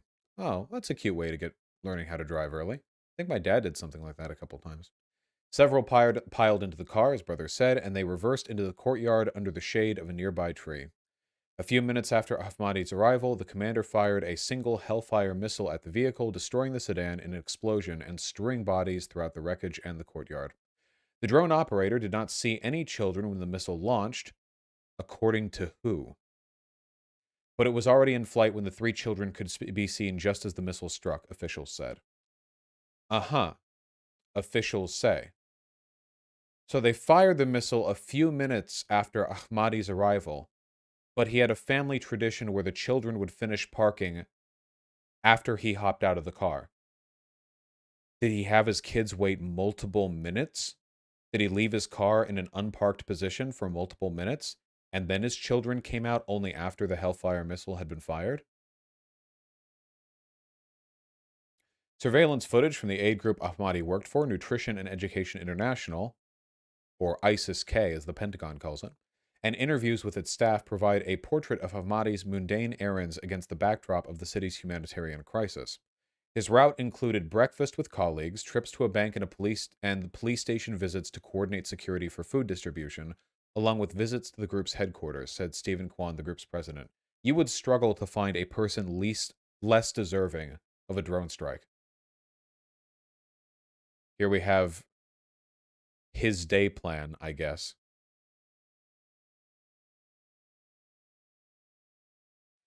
Videos captured Ahmadi carrying containers into the compound. He filled them with water to bring home to his family because utilities in Kabul were disrupted following the Taliban's takeover, said the group's country director, who spoke in the condition of anonymity out of fear for his safety.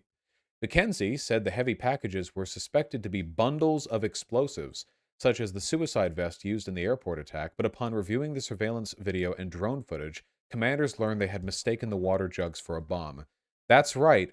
They had video taken from the drone, accessible to them, before they fired the missile that would have indicated his innocence. They had the video footage on Pentagon hard drives, sitting there, accessible, able to be looked at. And then afterwards, they go and review the footage. They saw what they wanted to see. Here's the security footage, by the way. Surveillance footage from right here. This isn't his house. This is one of the compounds that he stopped at. This was hours before he was killed. But this footage revealed it was just water? They couldn't have, reviewed it?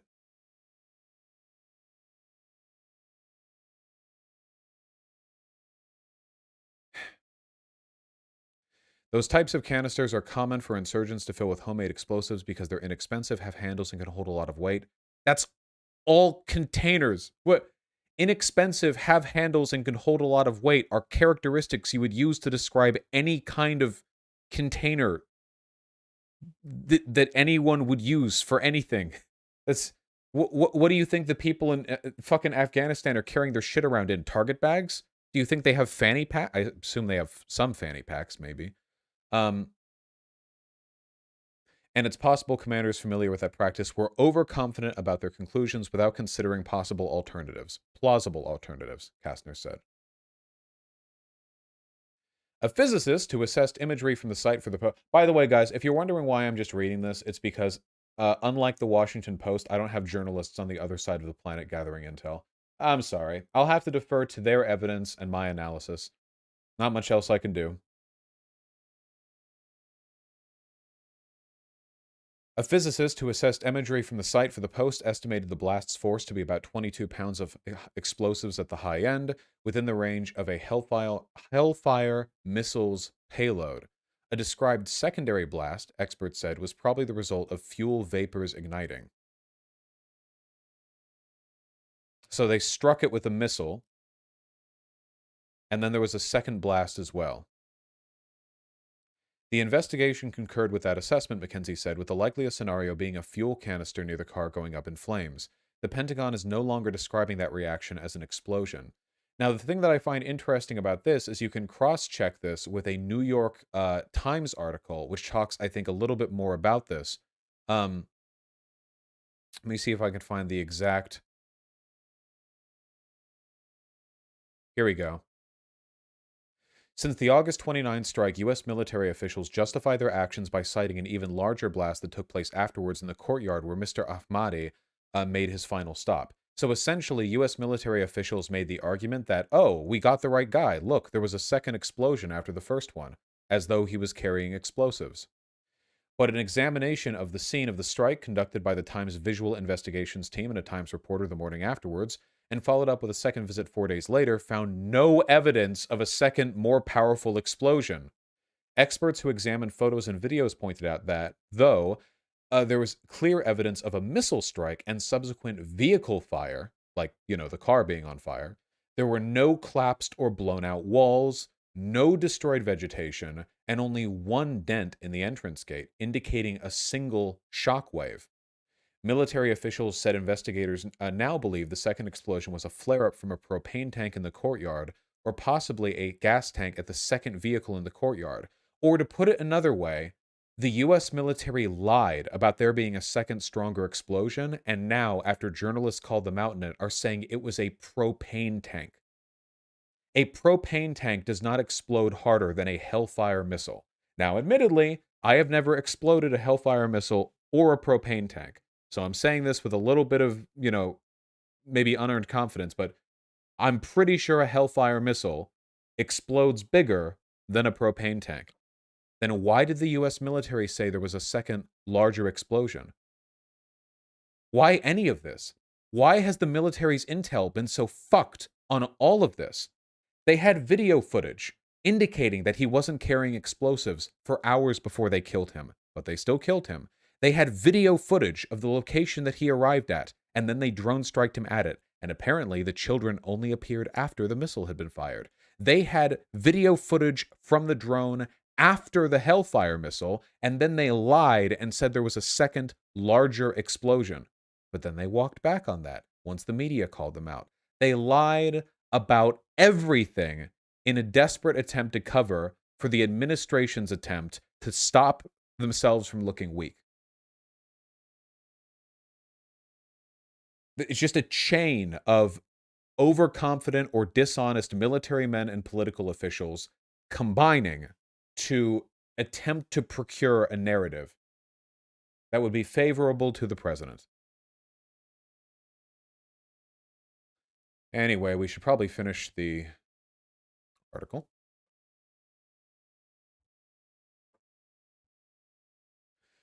Whether anyone is disciplined, human rights advocates say the lesson should serve as a wake-up call to the military. Oh yeah, sure.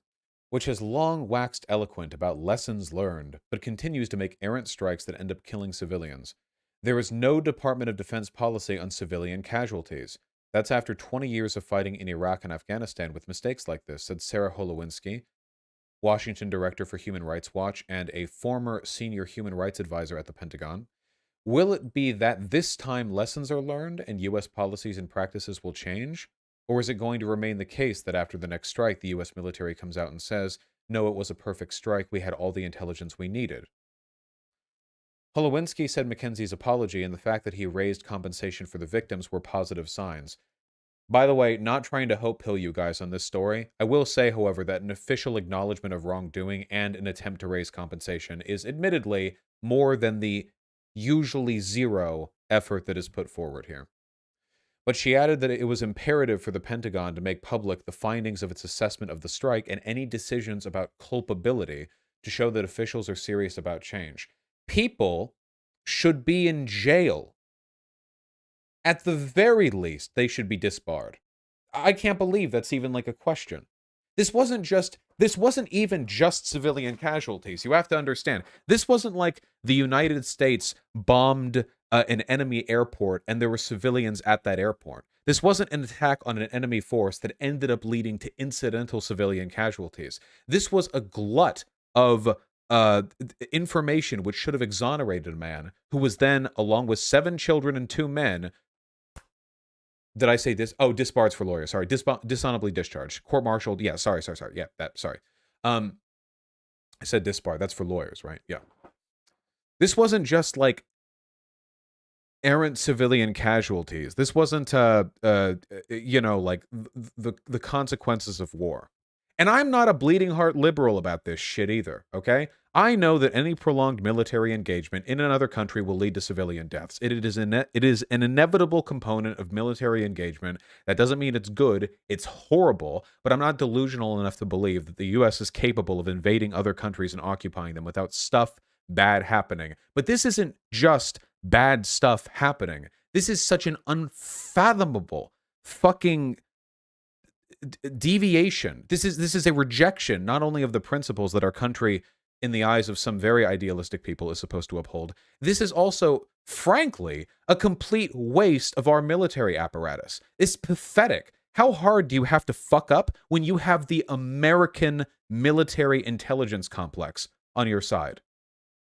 It's unfathomable incompetency, okay? We aren't Hamas. We don't fire bottle rockets or send balloons filled with pop rocks to our enemies. We have the most advanced, extremely expensive technology available at our disposal in the world. Nothing, no force, no civilization has ever come close to what the United States is capable of doing in the realm of destruction. Nobody kills better than us. We're better at it than anyone who has ever lived. And we still do this with all the technology in the world. You're telling me there's nothing the Pentagon could have done to maybe review the footage or consider the possibility that having large containers of something in an occupied country having utility shortages might be something other than bombs? Or attack them in the house they were in the moment they went in? You're not going to take any time to get drone footage of people who might be in that house? You're not going to take any time to figure out if there might be a dynamic you want to analyze further? The guy was parked at a building. It's not like the building has a secret tunnel underneath it that leads to the Kabul airport that he was going to go do a fucking suicide bombing at. You had the guy at a house. You could have waited a second to review the footage, but they don't care. That's it. They don't care. Overconfident and boisterous. Powerful men telling powerful men to get what they want done because Biden couldn't end up looking weak, and they have to do whatever it takes to make sure somebody feels the retributive wrath of America after we experienced 1/100,000th of what we've done to Afghanistan at the Kabul airport. Anyway. On Capitol Hill, some promise to lean on the Pentagon for answers and conduct vigorous oversight to ensure there is full transparency and accountability. We need to know what went wrong in the hours and minutes leading up to the strike to prevent similar tragedies in the future. I want the people who were responsible for signing off on the strike in front of Congress. I want their name there on a badge on their chest as they sit there and are grilled by a congressional committee. I want their names to be household. We make household names of common murderers, don't we? Regular murderers? Somebody kills a white woman in a park and everyone knows the guy's name by noon?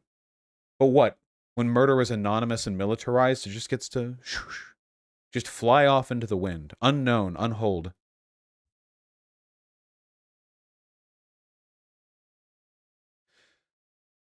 Leading Republicans, meanwhile, refused to accept McKinsey's statement that he is fully responsible for the attack, warning that the Biden administration's posture on Afghanistan meant only more risk that such mistakes would occur in the future.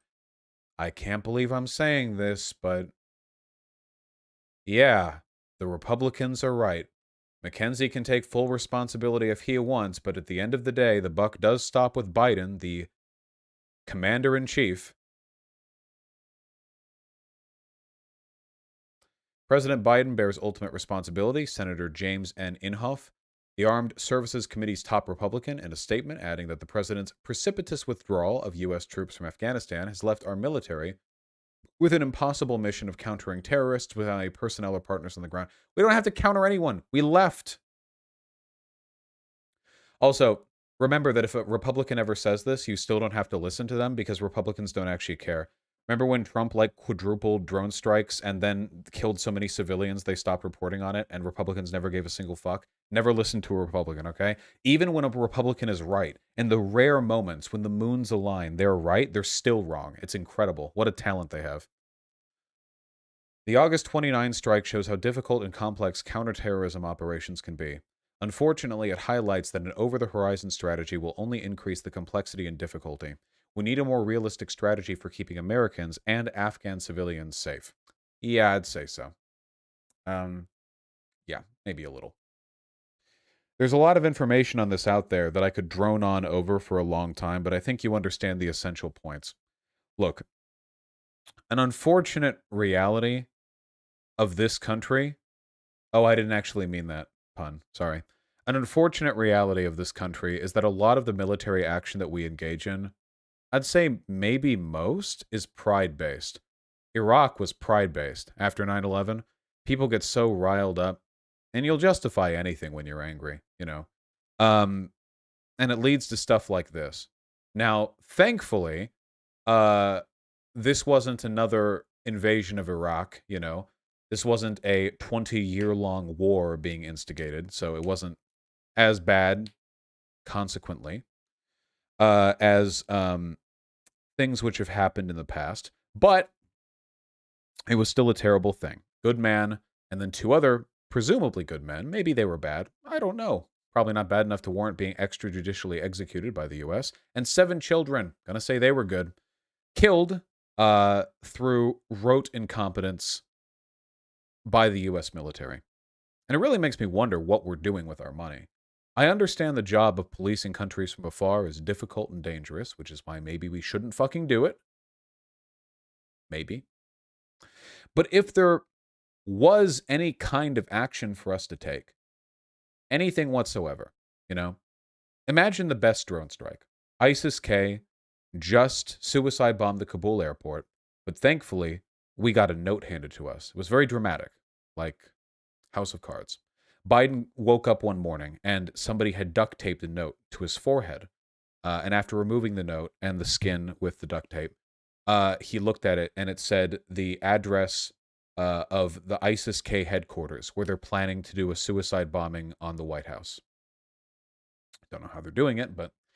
and then Biden orders a drone strike, and the drone strike kills a dozen ISIS-K members, and then more bombs go off because they had so many bombs in their headquarters. Yes, they got ISIS's address. Now, would I be mad about that drone strike? Honest to God, no, not really.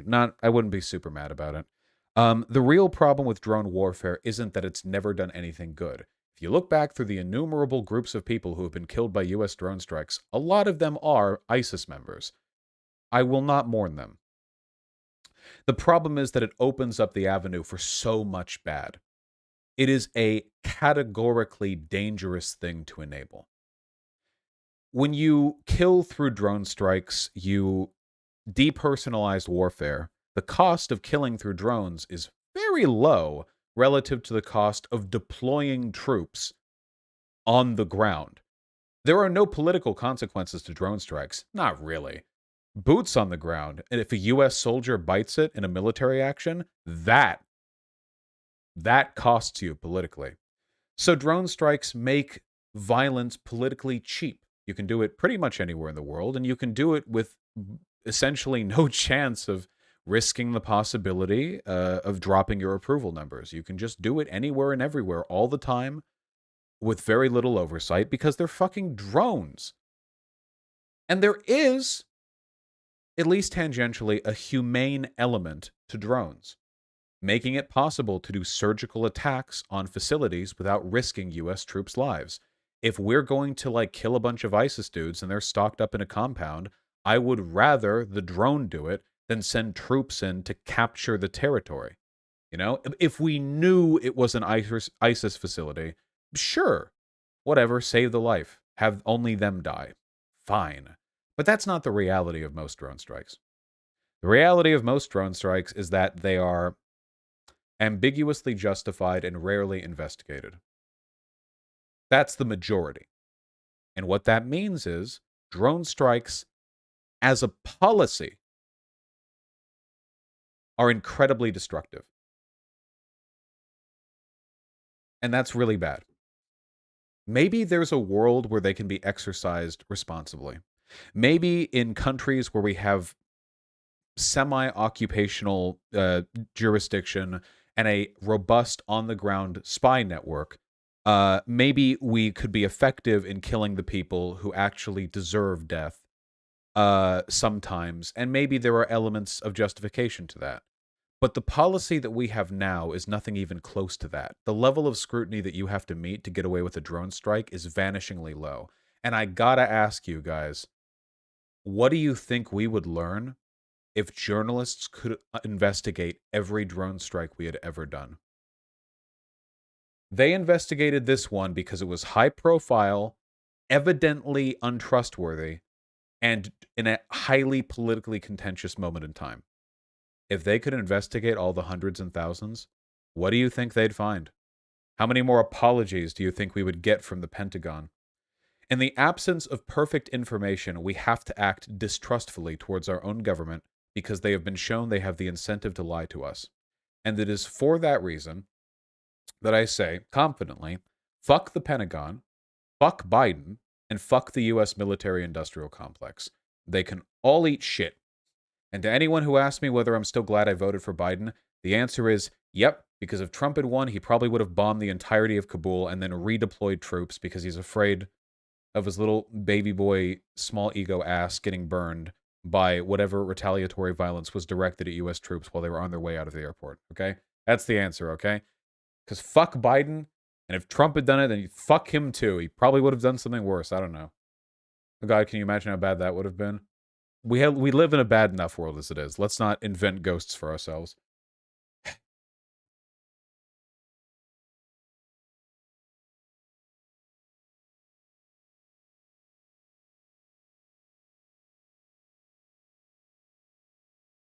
There we go. There we go. There's our foreign policy segment.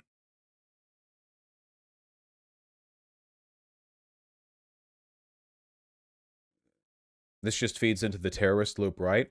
Well, you can ask yourself, do you think more or fewer people will join the Taliban and ISIS after seeing the United States murder 10 innocent civilians who are actually part of a US-backed aid group delivering food and water to suffering Afghan citizens? Hey, you think you're black-pilled on Biden? Think of the black pill Afghan teenagers are getting right now, okay? Your pill, theirs is Vanta black, okay? Your black pill is more of a maroon, okay? It's a deep blue that you've mistaken for black. Their black pill is inky and infinite, all right?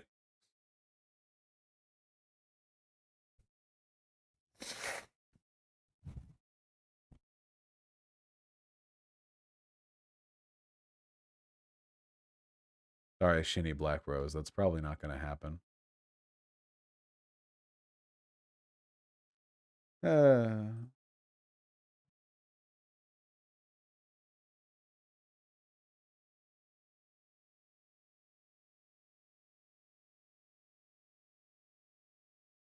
Isn't Vanta Black the darkest black ever? Yeah, it's like a particular kind of paint. Oh, gotcha. Thank you for the old memes. Oh, damn, dude. The reason why this guy deleted his comments on the Reddit was because they didn't want me to ban him. He edited them. He shit-talked me and then edited them so that when I looked at it later... you know what? I respect that. That's so shameless. I respect that, okay?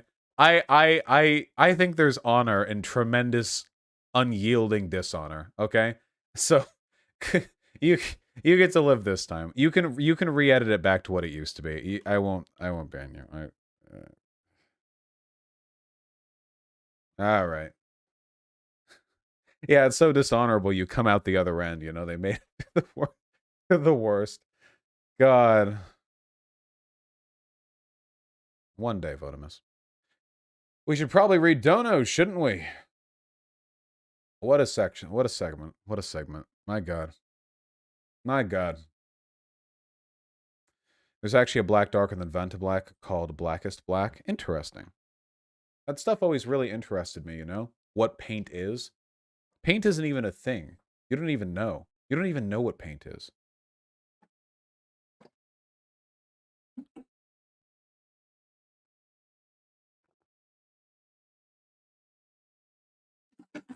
You don't even fucking know.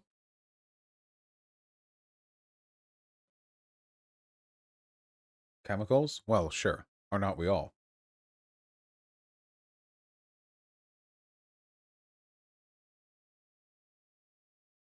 No, nice try, shoe on head.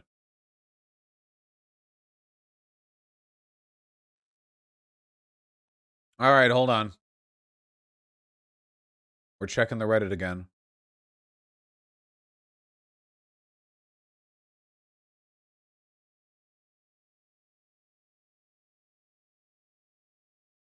Then we're doing donos. It's funny, a lot of shit said in this sub is essentially against Vosh's under-the-surface ideologies or rationale. Just saying, I think the most egregious ones that imply gatekeeping or oversensitivity, the main two ideas Vosh is very public to be strongly against. It is true. I do make an effort to be opposed to oversensitivity, but I feel like I barely talk about this these days. Because if I do, people will just accuse me of being a conservative. I feel like Vosh needs to do more segments where he leads the audience through the logic of his perspective, like today's Antifa and Xenogender takes. Yeah, maybe. It comes off kind of masturbatory, but... Alright, this one's fine. Am I the only one who finds the gender abolition discussion to be a complete waste of time? I think this is just a person saying, like, people don't really care about it right now, which... I guess at the moment, like, it, you know, it's just like a broader thing. Trans panel was great. The last section disappointed me. Xenogenders don't equal Zeo pronouns. They're not the same fucking thing. They're 100% different. Didn't I say... My only thing with neo-pronouns was that it just felt like it was a nickname to me, rather than like a proper, like a pronoun, you know what I mean? Like, if you've personalized neo-pronouns, it's like a nickname, but it's in the pronoun slot, you know? But I didn't say xenogenders and neo-pronouns were the same thing, did I? I feel like, yeah, they're related. They're definitely related. I'm not a chair gender or a lamp gender. I'm a bi-gender, non-binary, and a trans man simultaneously. I loathe they, them pronouns for... Well, I think some people would consider bi-gender to be xenogender, but... I loathe they, them pronouns for myself, so I use he, thon. I'm not 14, I'm 25. Oh, no. Hold on. I may be terminally online, but people IRL call me thon, thons pronouns. I'm a gender abolitionist because of Vosh. I didn't invent thons pronouns. They were invented in the 1800s. I don't think this person is arguing against me necessarily, you know? I don't think this person is... Is there a position that I hold that's being argued against? You know? I don't know. I don't think you should loathe they... no, that was fine.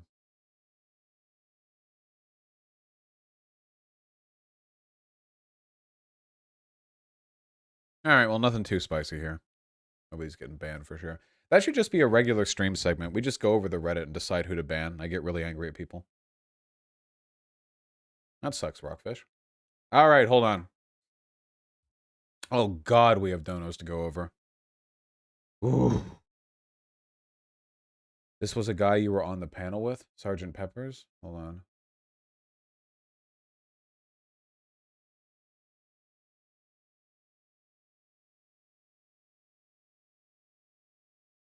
Wait, which one? Wait, who was this person? Brother Malcolm, Sergeant Pepper. Who in the convo was that person?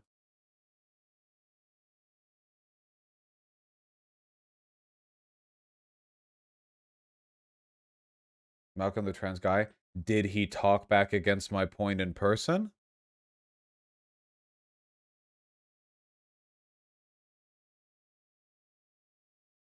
Yes, sort of. A little. Why are people like this? I am saving you from possible future ridicule. Still a gender abolitionist, though, I promise. What? Maybe I'm taking this too seriously. It could just be a big meme.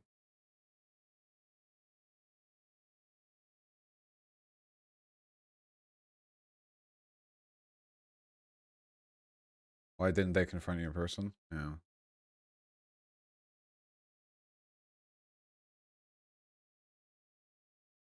Eh. You've taken the whole topic way too seriously. It's so niche. I think I just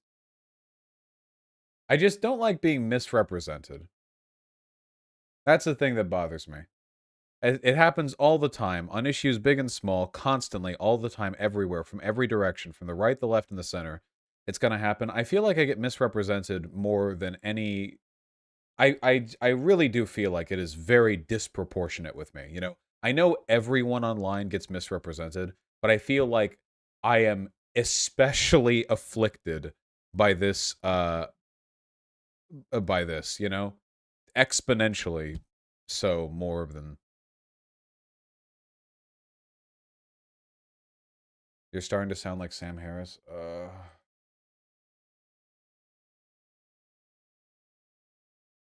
Up. Damn. As Pride Month comes to an end, please don't forget that we solved the kink at Pride discourse and people like Vosh and RGR are enemies of LGBT liberation. Damn.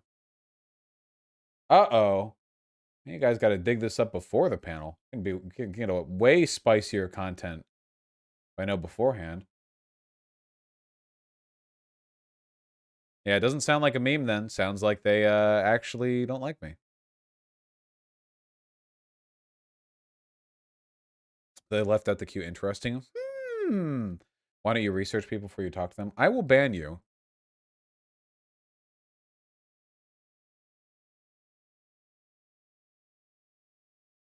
That was in June, and that's 3 months old. Yeah, and are you lumped in with cringe ass RGR? Well, I think she had anti-kinked pride arguments, but they weren't my anti-kinked pride arguments. So you know, not the same one. Could have changed his mind since then. Berman, out of curiosity, do you know? Do you live with me? Do you know what my life and reception is like?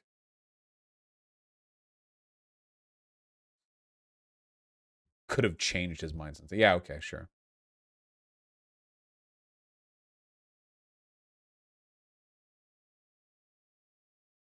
Oh, damn. No, it's full on VDS. Never mind. Hold on. Full on VDS. This day, I'll never understand why this wasn't the end of Vosh's online presence. And this person blocked me, so. Since Vosh is trying to remember the time he admitted sexual harassment and deleted when people found out. I fucking love these people, dude. Nah, it's full on VDS.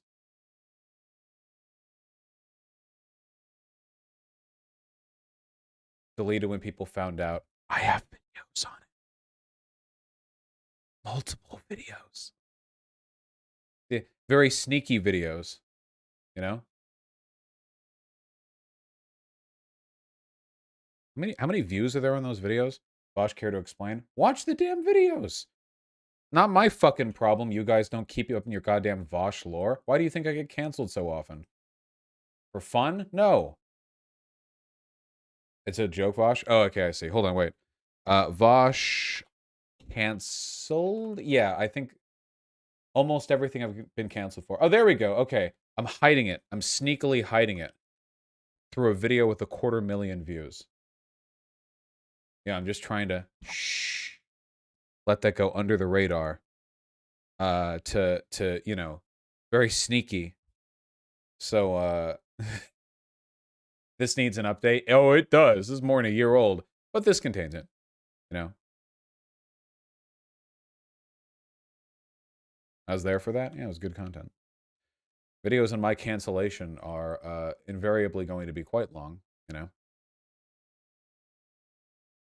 Only 27 minutes long. Yeah, I tried to keep it super brief.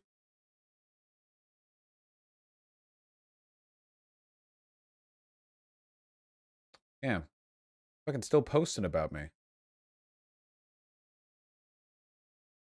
Guys, didn't I literally just say that neopronouns just felt like they were nicknames? This was from 30 minutes ago.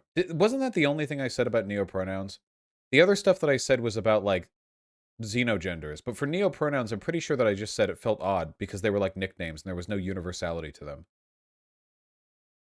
Like, that's it? Like, why?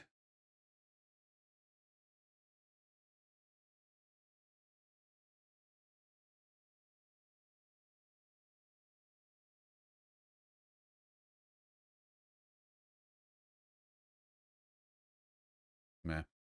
But you didn't say nicknames during the panel? Yeah, I did. I'm pretty sure I said nicknames on that panel. I'm 100% sure they did, actually. I absolutely did. At the beginning of the neopronouns discussion, I said that they felt like nicknames to me. I absolutely did. Yeah. All right. Time to stop wallowing in self-pity. Let's read these donos quickly. Any Pavidak band, your mom or whatever, Johnny 2Tab, Burkle Clone, thank you all for the tier 1 subs. Really appreciate that. Likewise, MKL262. Daniel Lannister and Laughin' Panther, thank you for the $5 both. Really, really appreciate that. Yes, all Antifa just need to show up in clown outfits or like hot dog costumes or something. Rain Warrior and Sake Tanuki, thank you for the $10 both. Really, really appreciate that. Your Antifa argument is good, but saying I'm slowly becoming anti-Antifa is what set you up for arguing with chat for 30 minutes.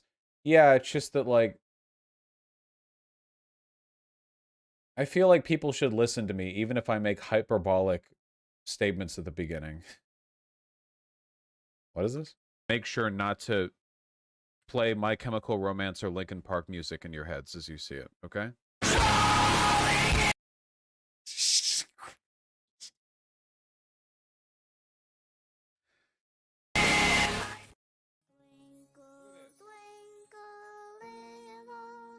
Shut the fuck up. Jesus Christ. That was posted today. All right. 8D5T2D Derek and Bespoke Meat Suit, thank you for the $5 both. Really appreciate that.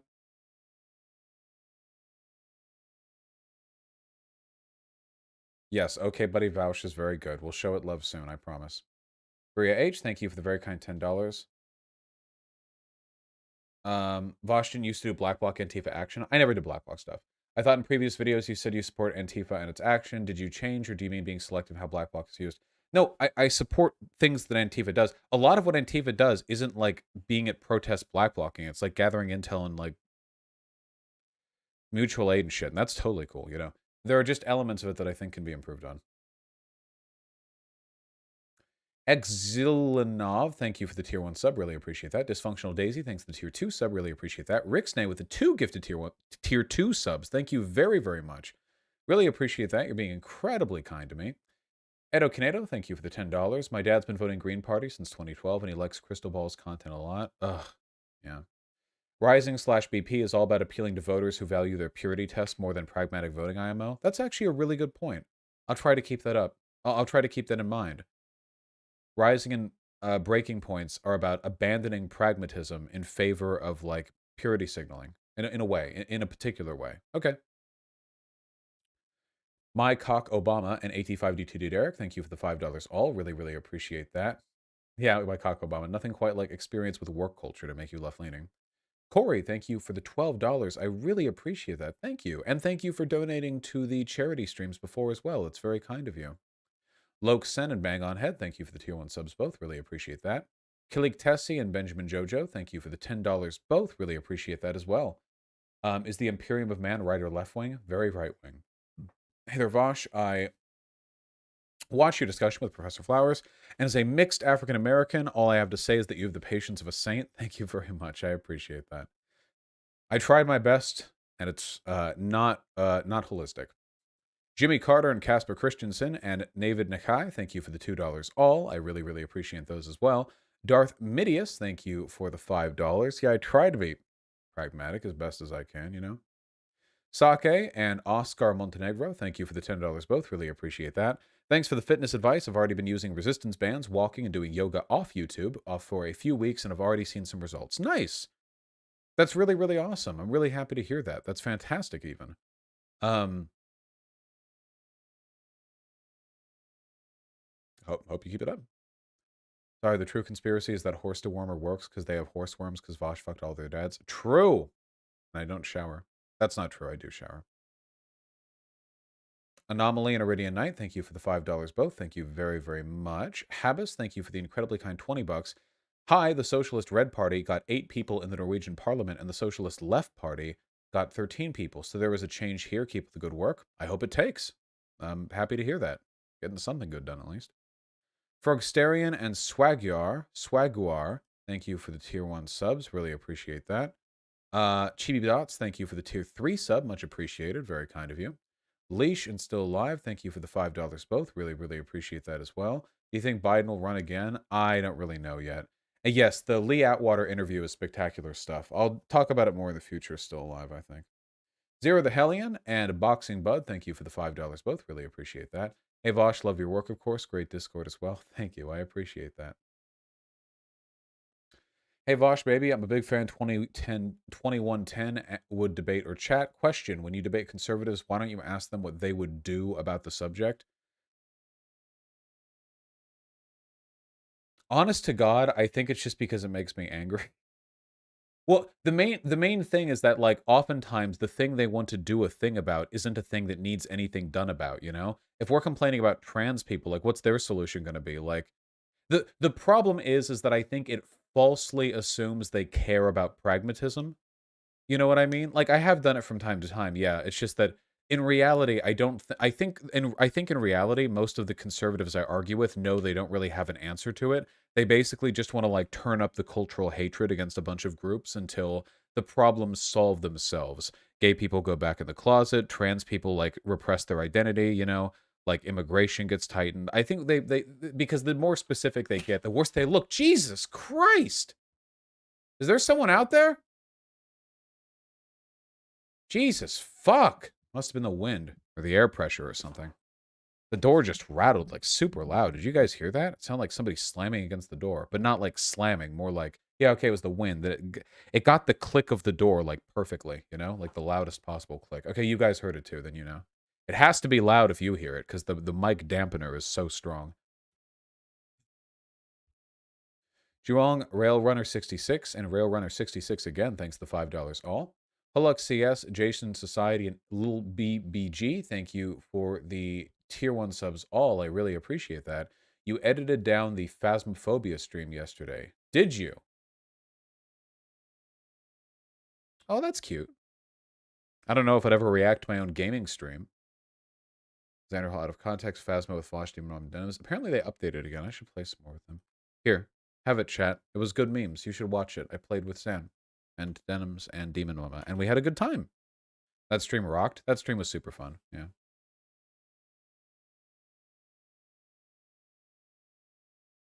Yeah, I'm trying to work on that, Pluvius. Let's play tomorrow if I don't run D&D. You're probably not going to run D&D. You know that, right, Vermin? I know you.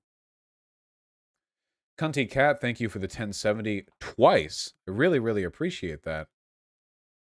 I dreamt that Dylan Burns was on Crystal Kyle and Friends, but as with most good... Oh, hold on. I recently revisited an old sci-fi movie favorite, Enemy Mine. Never realized how blatantly pro-gay, pro-trans, and anti-racist it was. It holds up. Check it. I dreamt Dylan Burns was on Crystal Kyle and Friends.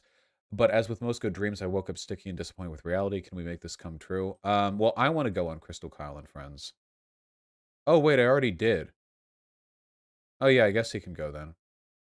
The one, thank you for the $2. I really appreciate that. How can we fix the current system when the American public constantly elects leaders who do nothing in the way of solving the real issues plaguing the nation?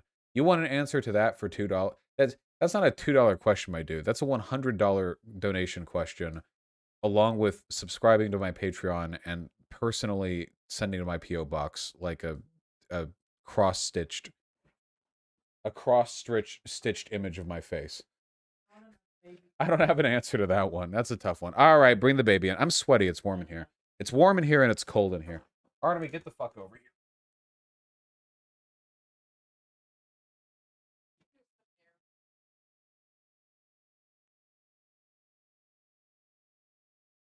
What do you think, Artemis? What do you think about fixing America's problems while our population consistently elects leaders who do nothing in the way of something or another? Don't you bite me. Oh, yeah, yeah, yeah, yeah, yeah. Yeah, yeah, yeah, yeah. Nice try, bucko. Yeah, yeah, yeah. You think you're slick, huh? I know he's only ever violent on stream, but he's actually so fucking loving, dude. Earlier today, I was having my daily chicken nuggies. I went downstairs and waited on the couch while the oven was preheating, and he was, like, laying on the couch on one of his blankets. I sat next to him, and he just started purring and, like, kneading his paws against me while laying on his side. He was purring so loud that it sounded like he was whistling through his nose. He did that for 25 minutes. Did that for 25 minutes. I remember.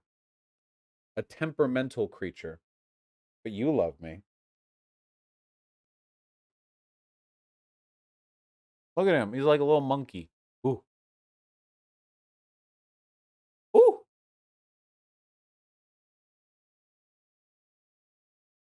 Don't you do it. Don't you do it. Don't you do it. That's right.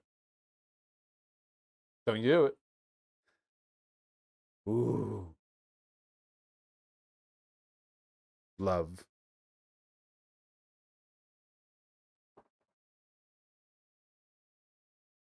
Could it be he doesn't like being held in certain ways? He doesn't pay rent, so...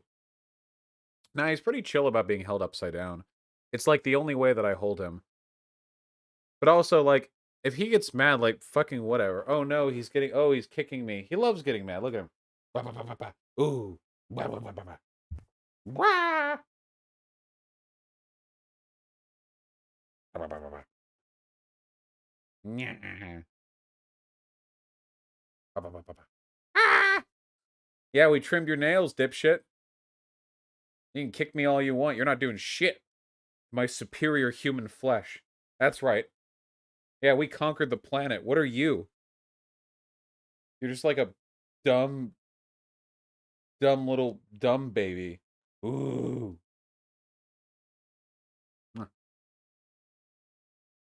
We built nukes. All right. There we go. Oh, he shed. Ugh. And Conyers not here. Conyers allergic. How often does he meow? Every day. There we go. You gotta wrestle with your cats, okay? They love it. Well, some cats love it. He loves wrestling, you know? He loves wrestling and he loves screaming. I love having an aggressive cat. There we go. Nice. Oh yeah, both? Opposite spectrum. You're gonna have to walk around. Be careful of where, like, because I don't know.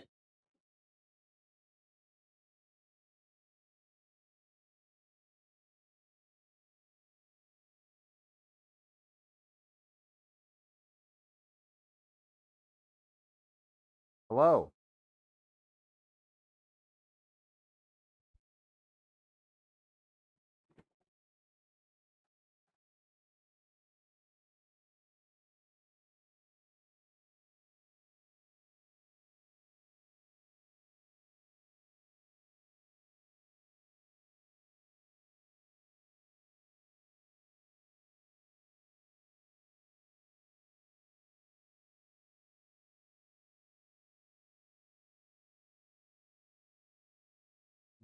Mwah.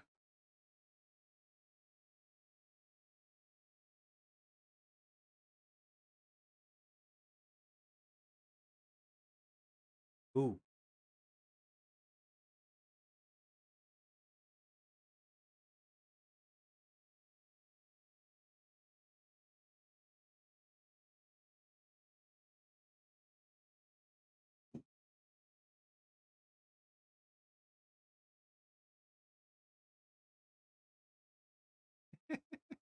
Ooh. Mwah.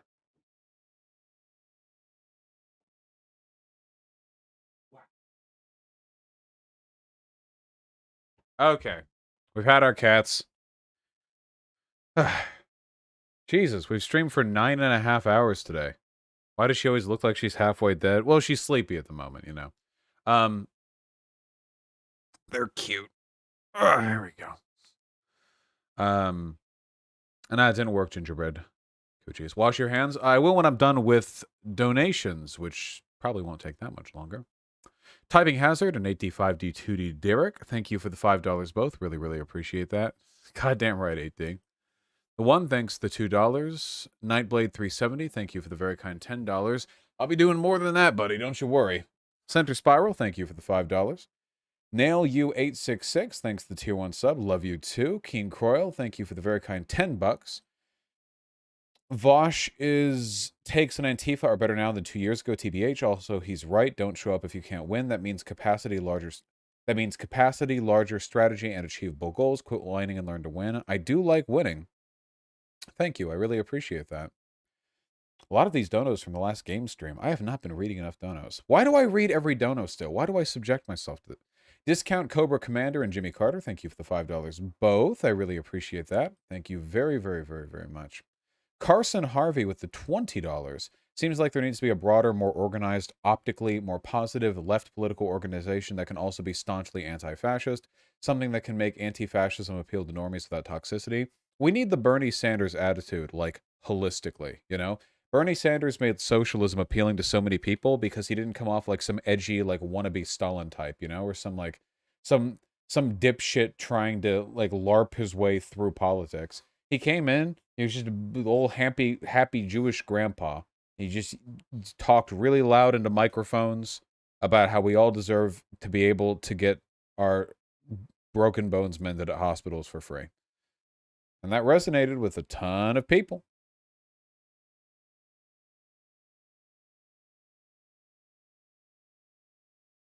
Yes. Jim Neopina at number 2, thanks to the tier 1 sub. I recently introduced your channel to my brother, and he loves it. Kind of surprised how much your content appeals to normies. I try to be funny. I think that's, like, the big thing, right? Thank you very, very much. Thank you. I really appreciate that. J-Man G with the stupidly generous $100 donation. Okay.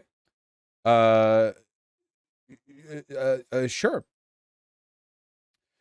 Voshman, I've got 2 for you. 1, what are your thoughts on NVIDIA GeForce, NVIDIA's GPU-powered cloud gaming service? And 2, do you miss Mulberry's Street Pizza in Beverly Hills? Well, I'm going to blackpill you here and say I've never been a big pizza fan, so I never let my family take me to pizza places. I never went to Mulberry Street Pizza. I think I heard other people talking about it. I think I know other people cared about it. I've never been much of a pizza guy, so whenever my family went out to eat or order or whatever, we wouldn't, like, get pizza, you know?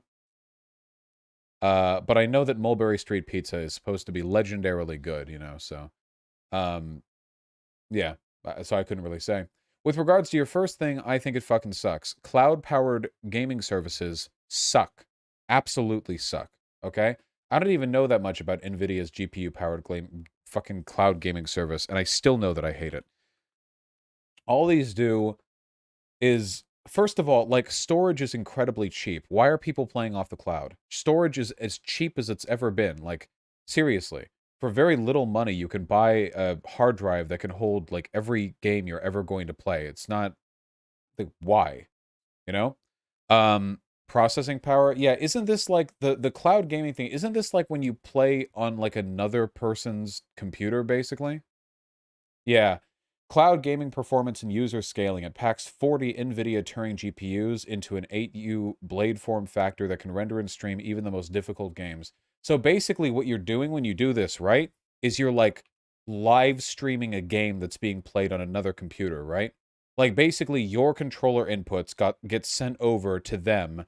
They handle everything, and you just get the visual and audio input. It's good if you don't have Windows. I guess this would allow a Mac to play pretty much anything, yeah.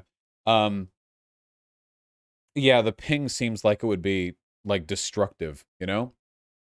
I don't know. For me, I mean, there are plenty of games where latency is not an issue, you know? Strategy games, puzzle games often don't require it. I don't know. This feels like an ungodly pain in the ass to me. And we're doing it at a time where most modern computers can run, like, the vast majority of games at a high end. I don't know. To me, it seems like a way of creating hype out of something we technically can do, but probably don't really need to do. Yeah, you know. Sake Tanuki. That's Sake Tanuki again. Then Rob Alex 18. Thank you for the $10 all. I really, really, really appreciate that. True, Sake. Rob Alex, congratulations on your final year of culinary school starting. I wish you luck. Theoian and Thermac, thank you for the tier 1 subs both. MDM Photography, thank you for the $2. By the Burnside, Sheldon Label, Drecht, and Elmer Han, thank you for the $5 all. I really appreciate those. I have not played Baldur's Gate. I keep wanting to. I'll get around to it. Nico Pico, thank you for the tier 1 sub. What books have influenced you the most? 1984, to inspire what I do to my subreddit. Semi-Loken, thanks to the 2 gifted tier 1 subs. Virio with the tier 2 sub. Likewise, New to Die. Thank you likewise. Really, really appreciate that. Thank you. Jack Little, the 5 Canadian. Thank you very, very much. I do not know. Diplo Kiss, the $5. I'll try my best in the future. Luis Rosales, what soy you are. Kaken Z, oh, you're the Antifa lad. Voosh, have you thought about unifying the gamers and the politics people into a single degenerate group by playing Democracy 4, a game about U.S. politics? No, but at some point I should probably have the developers of that game on stream, because they emailed me a while ago. Okay, hold on. We mostly have linkers left now. Sake and Krong with the $10 both. I really appreciate that. I have not talked about the nuclear sub deals yet. My patient zero of COVID? Possibly. I am free of horseworms. I have to take ivermectin the same way like gay men in San Francisco take PrEP. All right. What's up? I'll be done soon. Okay. Center Spiral, thank you for the $5. I drew this from your ghost hunting stream. Oh, this is super cute. What the fuck? Wait, this is super cute. Dude, it's us. It's pretty jarring seeing the photorealistic head art on top of the cartoony Scooby Gang bodies, but this is super, super cute. Make sure this gets sent to everyone else, okay? That's so uncanny. Yeah, you have an incredible talent for likenesses. I know I have a generally easy face to draw because I have distinctive, like, beards and glasses. Or maybe it's distinctive to me because I've drawn my face a million times. But you, like, nailed everyone. That's super, super good. This physically hurts me. I love it. Oh, yeah, you can't save images off Instagram, can you? Snipping tool. New. You're not getting me today, feds. This is my internet. I'm saving it. Give a link? Well, I'm downloading it, so. Oh, you mean a link to the Insta. Oh, there you can. Put that in my fan art folder that I collect egotistically. Didgeridoo Man, thanks to $5. Here's some Nori Antifa action example from Germany. Colorful chalk. Oh, this is cute. I like this, yeah. Nothing is less threatening than a bunch of, like, chalk drawings, right? This is a good way to get your community a little bippin' boppin', you know?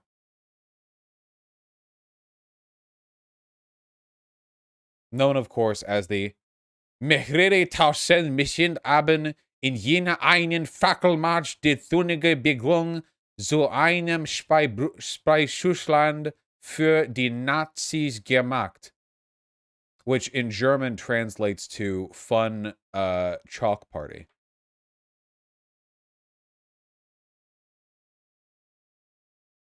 Almost right? Thank you. I appreciate that. Corvander's Grill, thanks for the $3. Can you comment on this site? These doctors recommend ivermectin, but they're pro-science / mask / vaccine. Didn't we go over this before? The FLCCC? Wasn't this like a... Yeah, the Frontline COVID-19 Critical Care Alliance. Yeah, this is like a political group, wasn't it? We've seen this before. The Frontline COVID-19 Critical Care... This was a purple link for me. They're like a whole thing. Yeah, they're quacks. This is not like... This is not authentic, okay? I wouldn't be,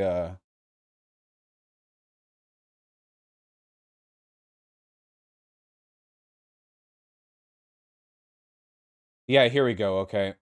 Frontiers removes controversial ivermectin paper pre-publication. which was written by members of an org called the Frontline COVID-19 Critical Care Alliance. These are the people who penned that org that got removed for being sussy. Yeah, these are the people who falsified the data. They are not held in high regard at the moment.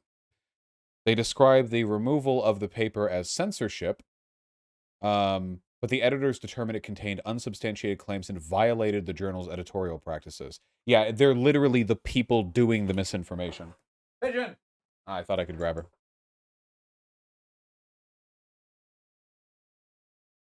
Okay. Adept Red, thanks to 777. Yes, Healthy Gamer GG is PogChamp. Boobs with the $3. Nice name. Have you seen this shit? What is this? A viral Nicki Minaj themed anti-vax protest outside the CDC was led by a fringe political group called Black Hammer. Oh, dude, no way! Nice! Black Hammer stands with Nicki. With a fellow sister or whatever. Yeah, absolutely. Amazing. Holofetch, the very kind $8. I really appreciate that. Thank you very much. What are you linking me? I don't know what you're linking me. What is this? Seatbelt laws? There's a meme here, I'm sure. Dystopian Angel 007, thanks to $5. Hi, please read this. Mineko no Nori, Confessions of a Golden... You're giving me a whole fucking manga to read? Maybe. Complete Child, thank you for the very kind $5. Please share Bo's leftist criticism far and wide. Y'all are mega based and uncringe. Let's talk about what Spears can teach us about creating change. I'm not watching a whole fucking video. You guys can watch it. Tell me if it's good later, okay? I believe in you guys. Thank you. Schlep in Life, thanks to the very kind $10. I've been messing with pixel art, so I made a Voosh version of the Pepe D emote for you to ignore. Oh, cute! I love him. Beep, beep, beep, beep, beep, beep, beep, beep.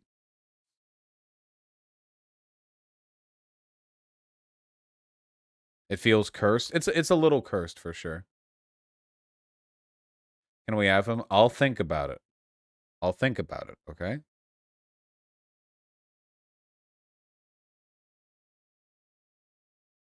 Creating emotes is a difficult thing.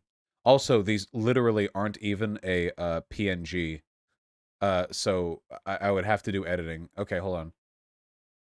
Talek, thanks for the very kind tier 2 sub. Voshlate, Voshlate, Voshlate. Also, shameless promotion of the GoFundMe for my ex-grandmother's funeral. That's a little bit tangential, don't you think? I cannot... I'm sorry, I can't normalize promoting GoFundMes. I mean, for things that aren't even, like, political. Here, I'll link it in chat, okay? But it's a very dangerous thing to normalize. Otherwise, there, I'll link it. I'm linking. You rely upon the generosity of strangers, but not myself. There we go. I'm sorry about your grandma. Ex-grandmother's funeral. Ex's grandmother's. Your ex's grandmother's, not your grandma. Your ex's grandmother's. Sake Tanuki with a very kind $20. Really appreciate that. Sake, don't think just because you're held in high favor that you can be a dirty linker as well.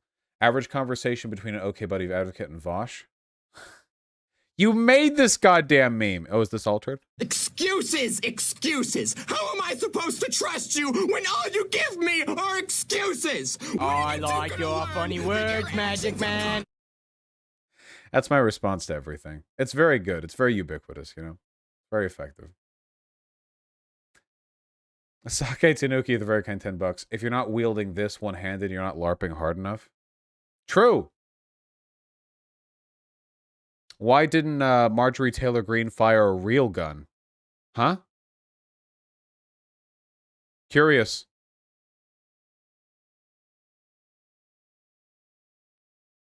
It's the size of a fucking car, and here's a round.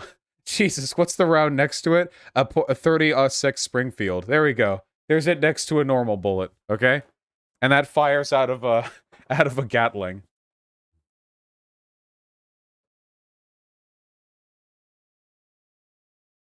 Yeah, this is like a fucking Gundam gun. Yeah, Jesus Christ, it's a fucking Evangelion weapon. There's a picture that compares it to a car down below. And?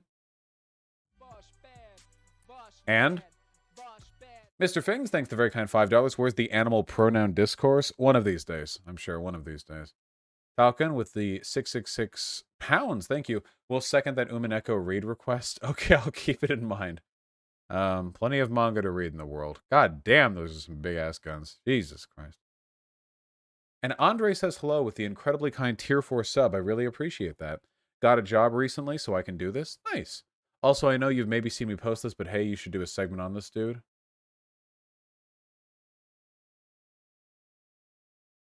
Okay, I'm so sorry. I thought this was Bo of the fifth column for a second. I was gonna ask what, but no, it's Adam Calhoun. Wait, have we done this? I feel like I know this. Oh no, he's done a music video. Oh no, he really is a YouTuber. Lil Nas X is trending. What I'm about to show you, I have never seen in my entire life. Oh, no. And before I start this video, Oh, no. I need to make this clear. I do not care if you're gay. All right. Guaranteed content. What I'm about to Easy guaranteed content. The easiest content I've ever seen in my life. We are, however, nearing the 10th hour of streaming today, so we're gonna have to save that for the next one.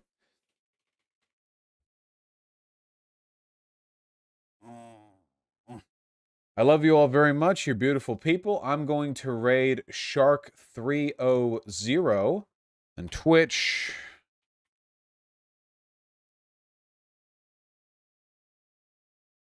Nice.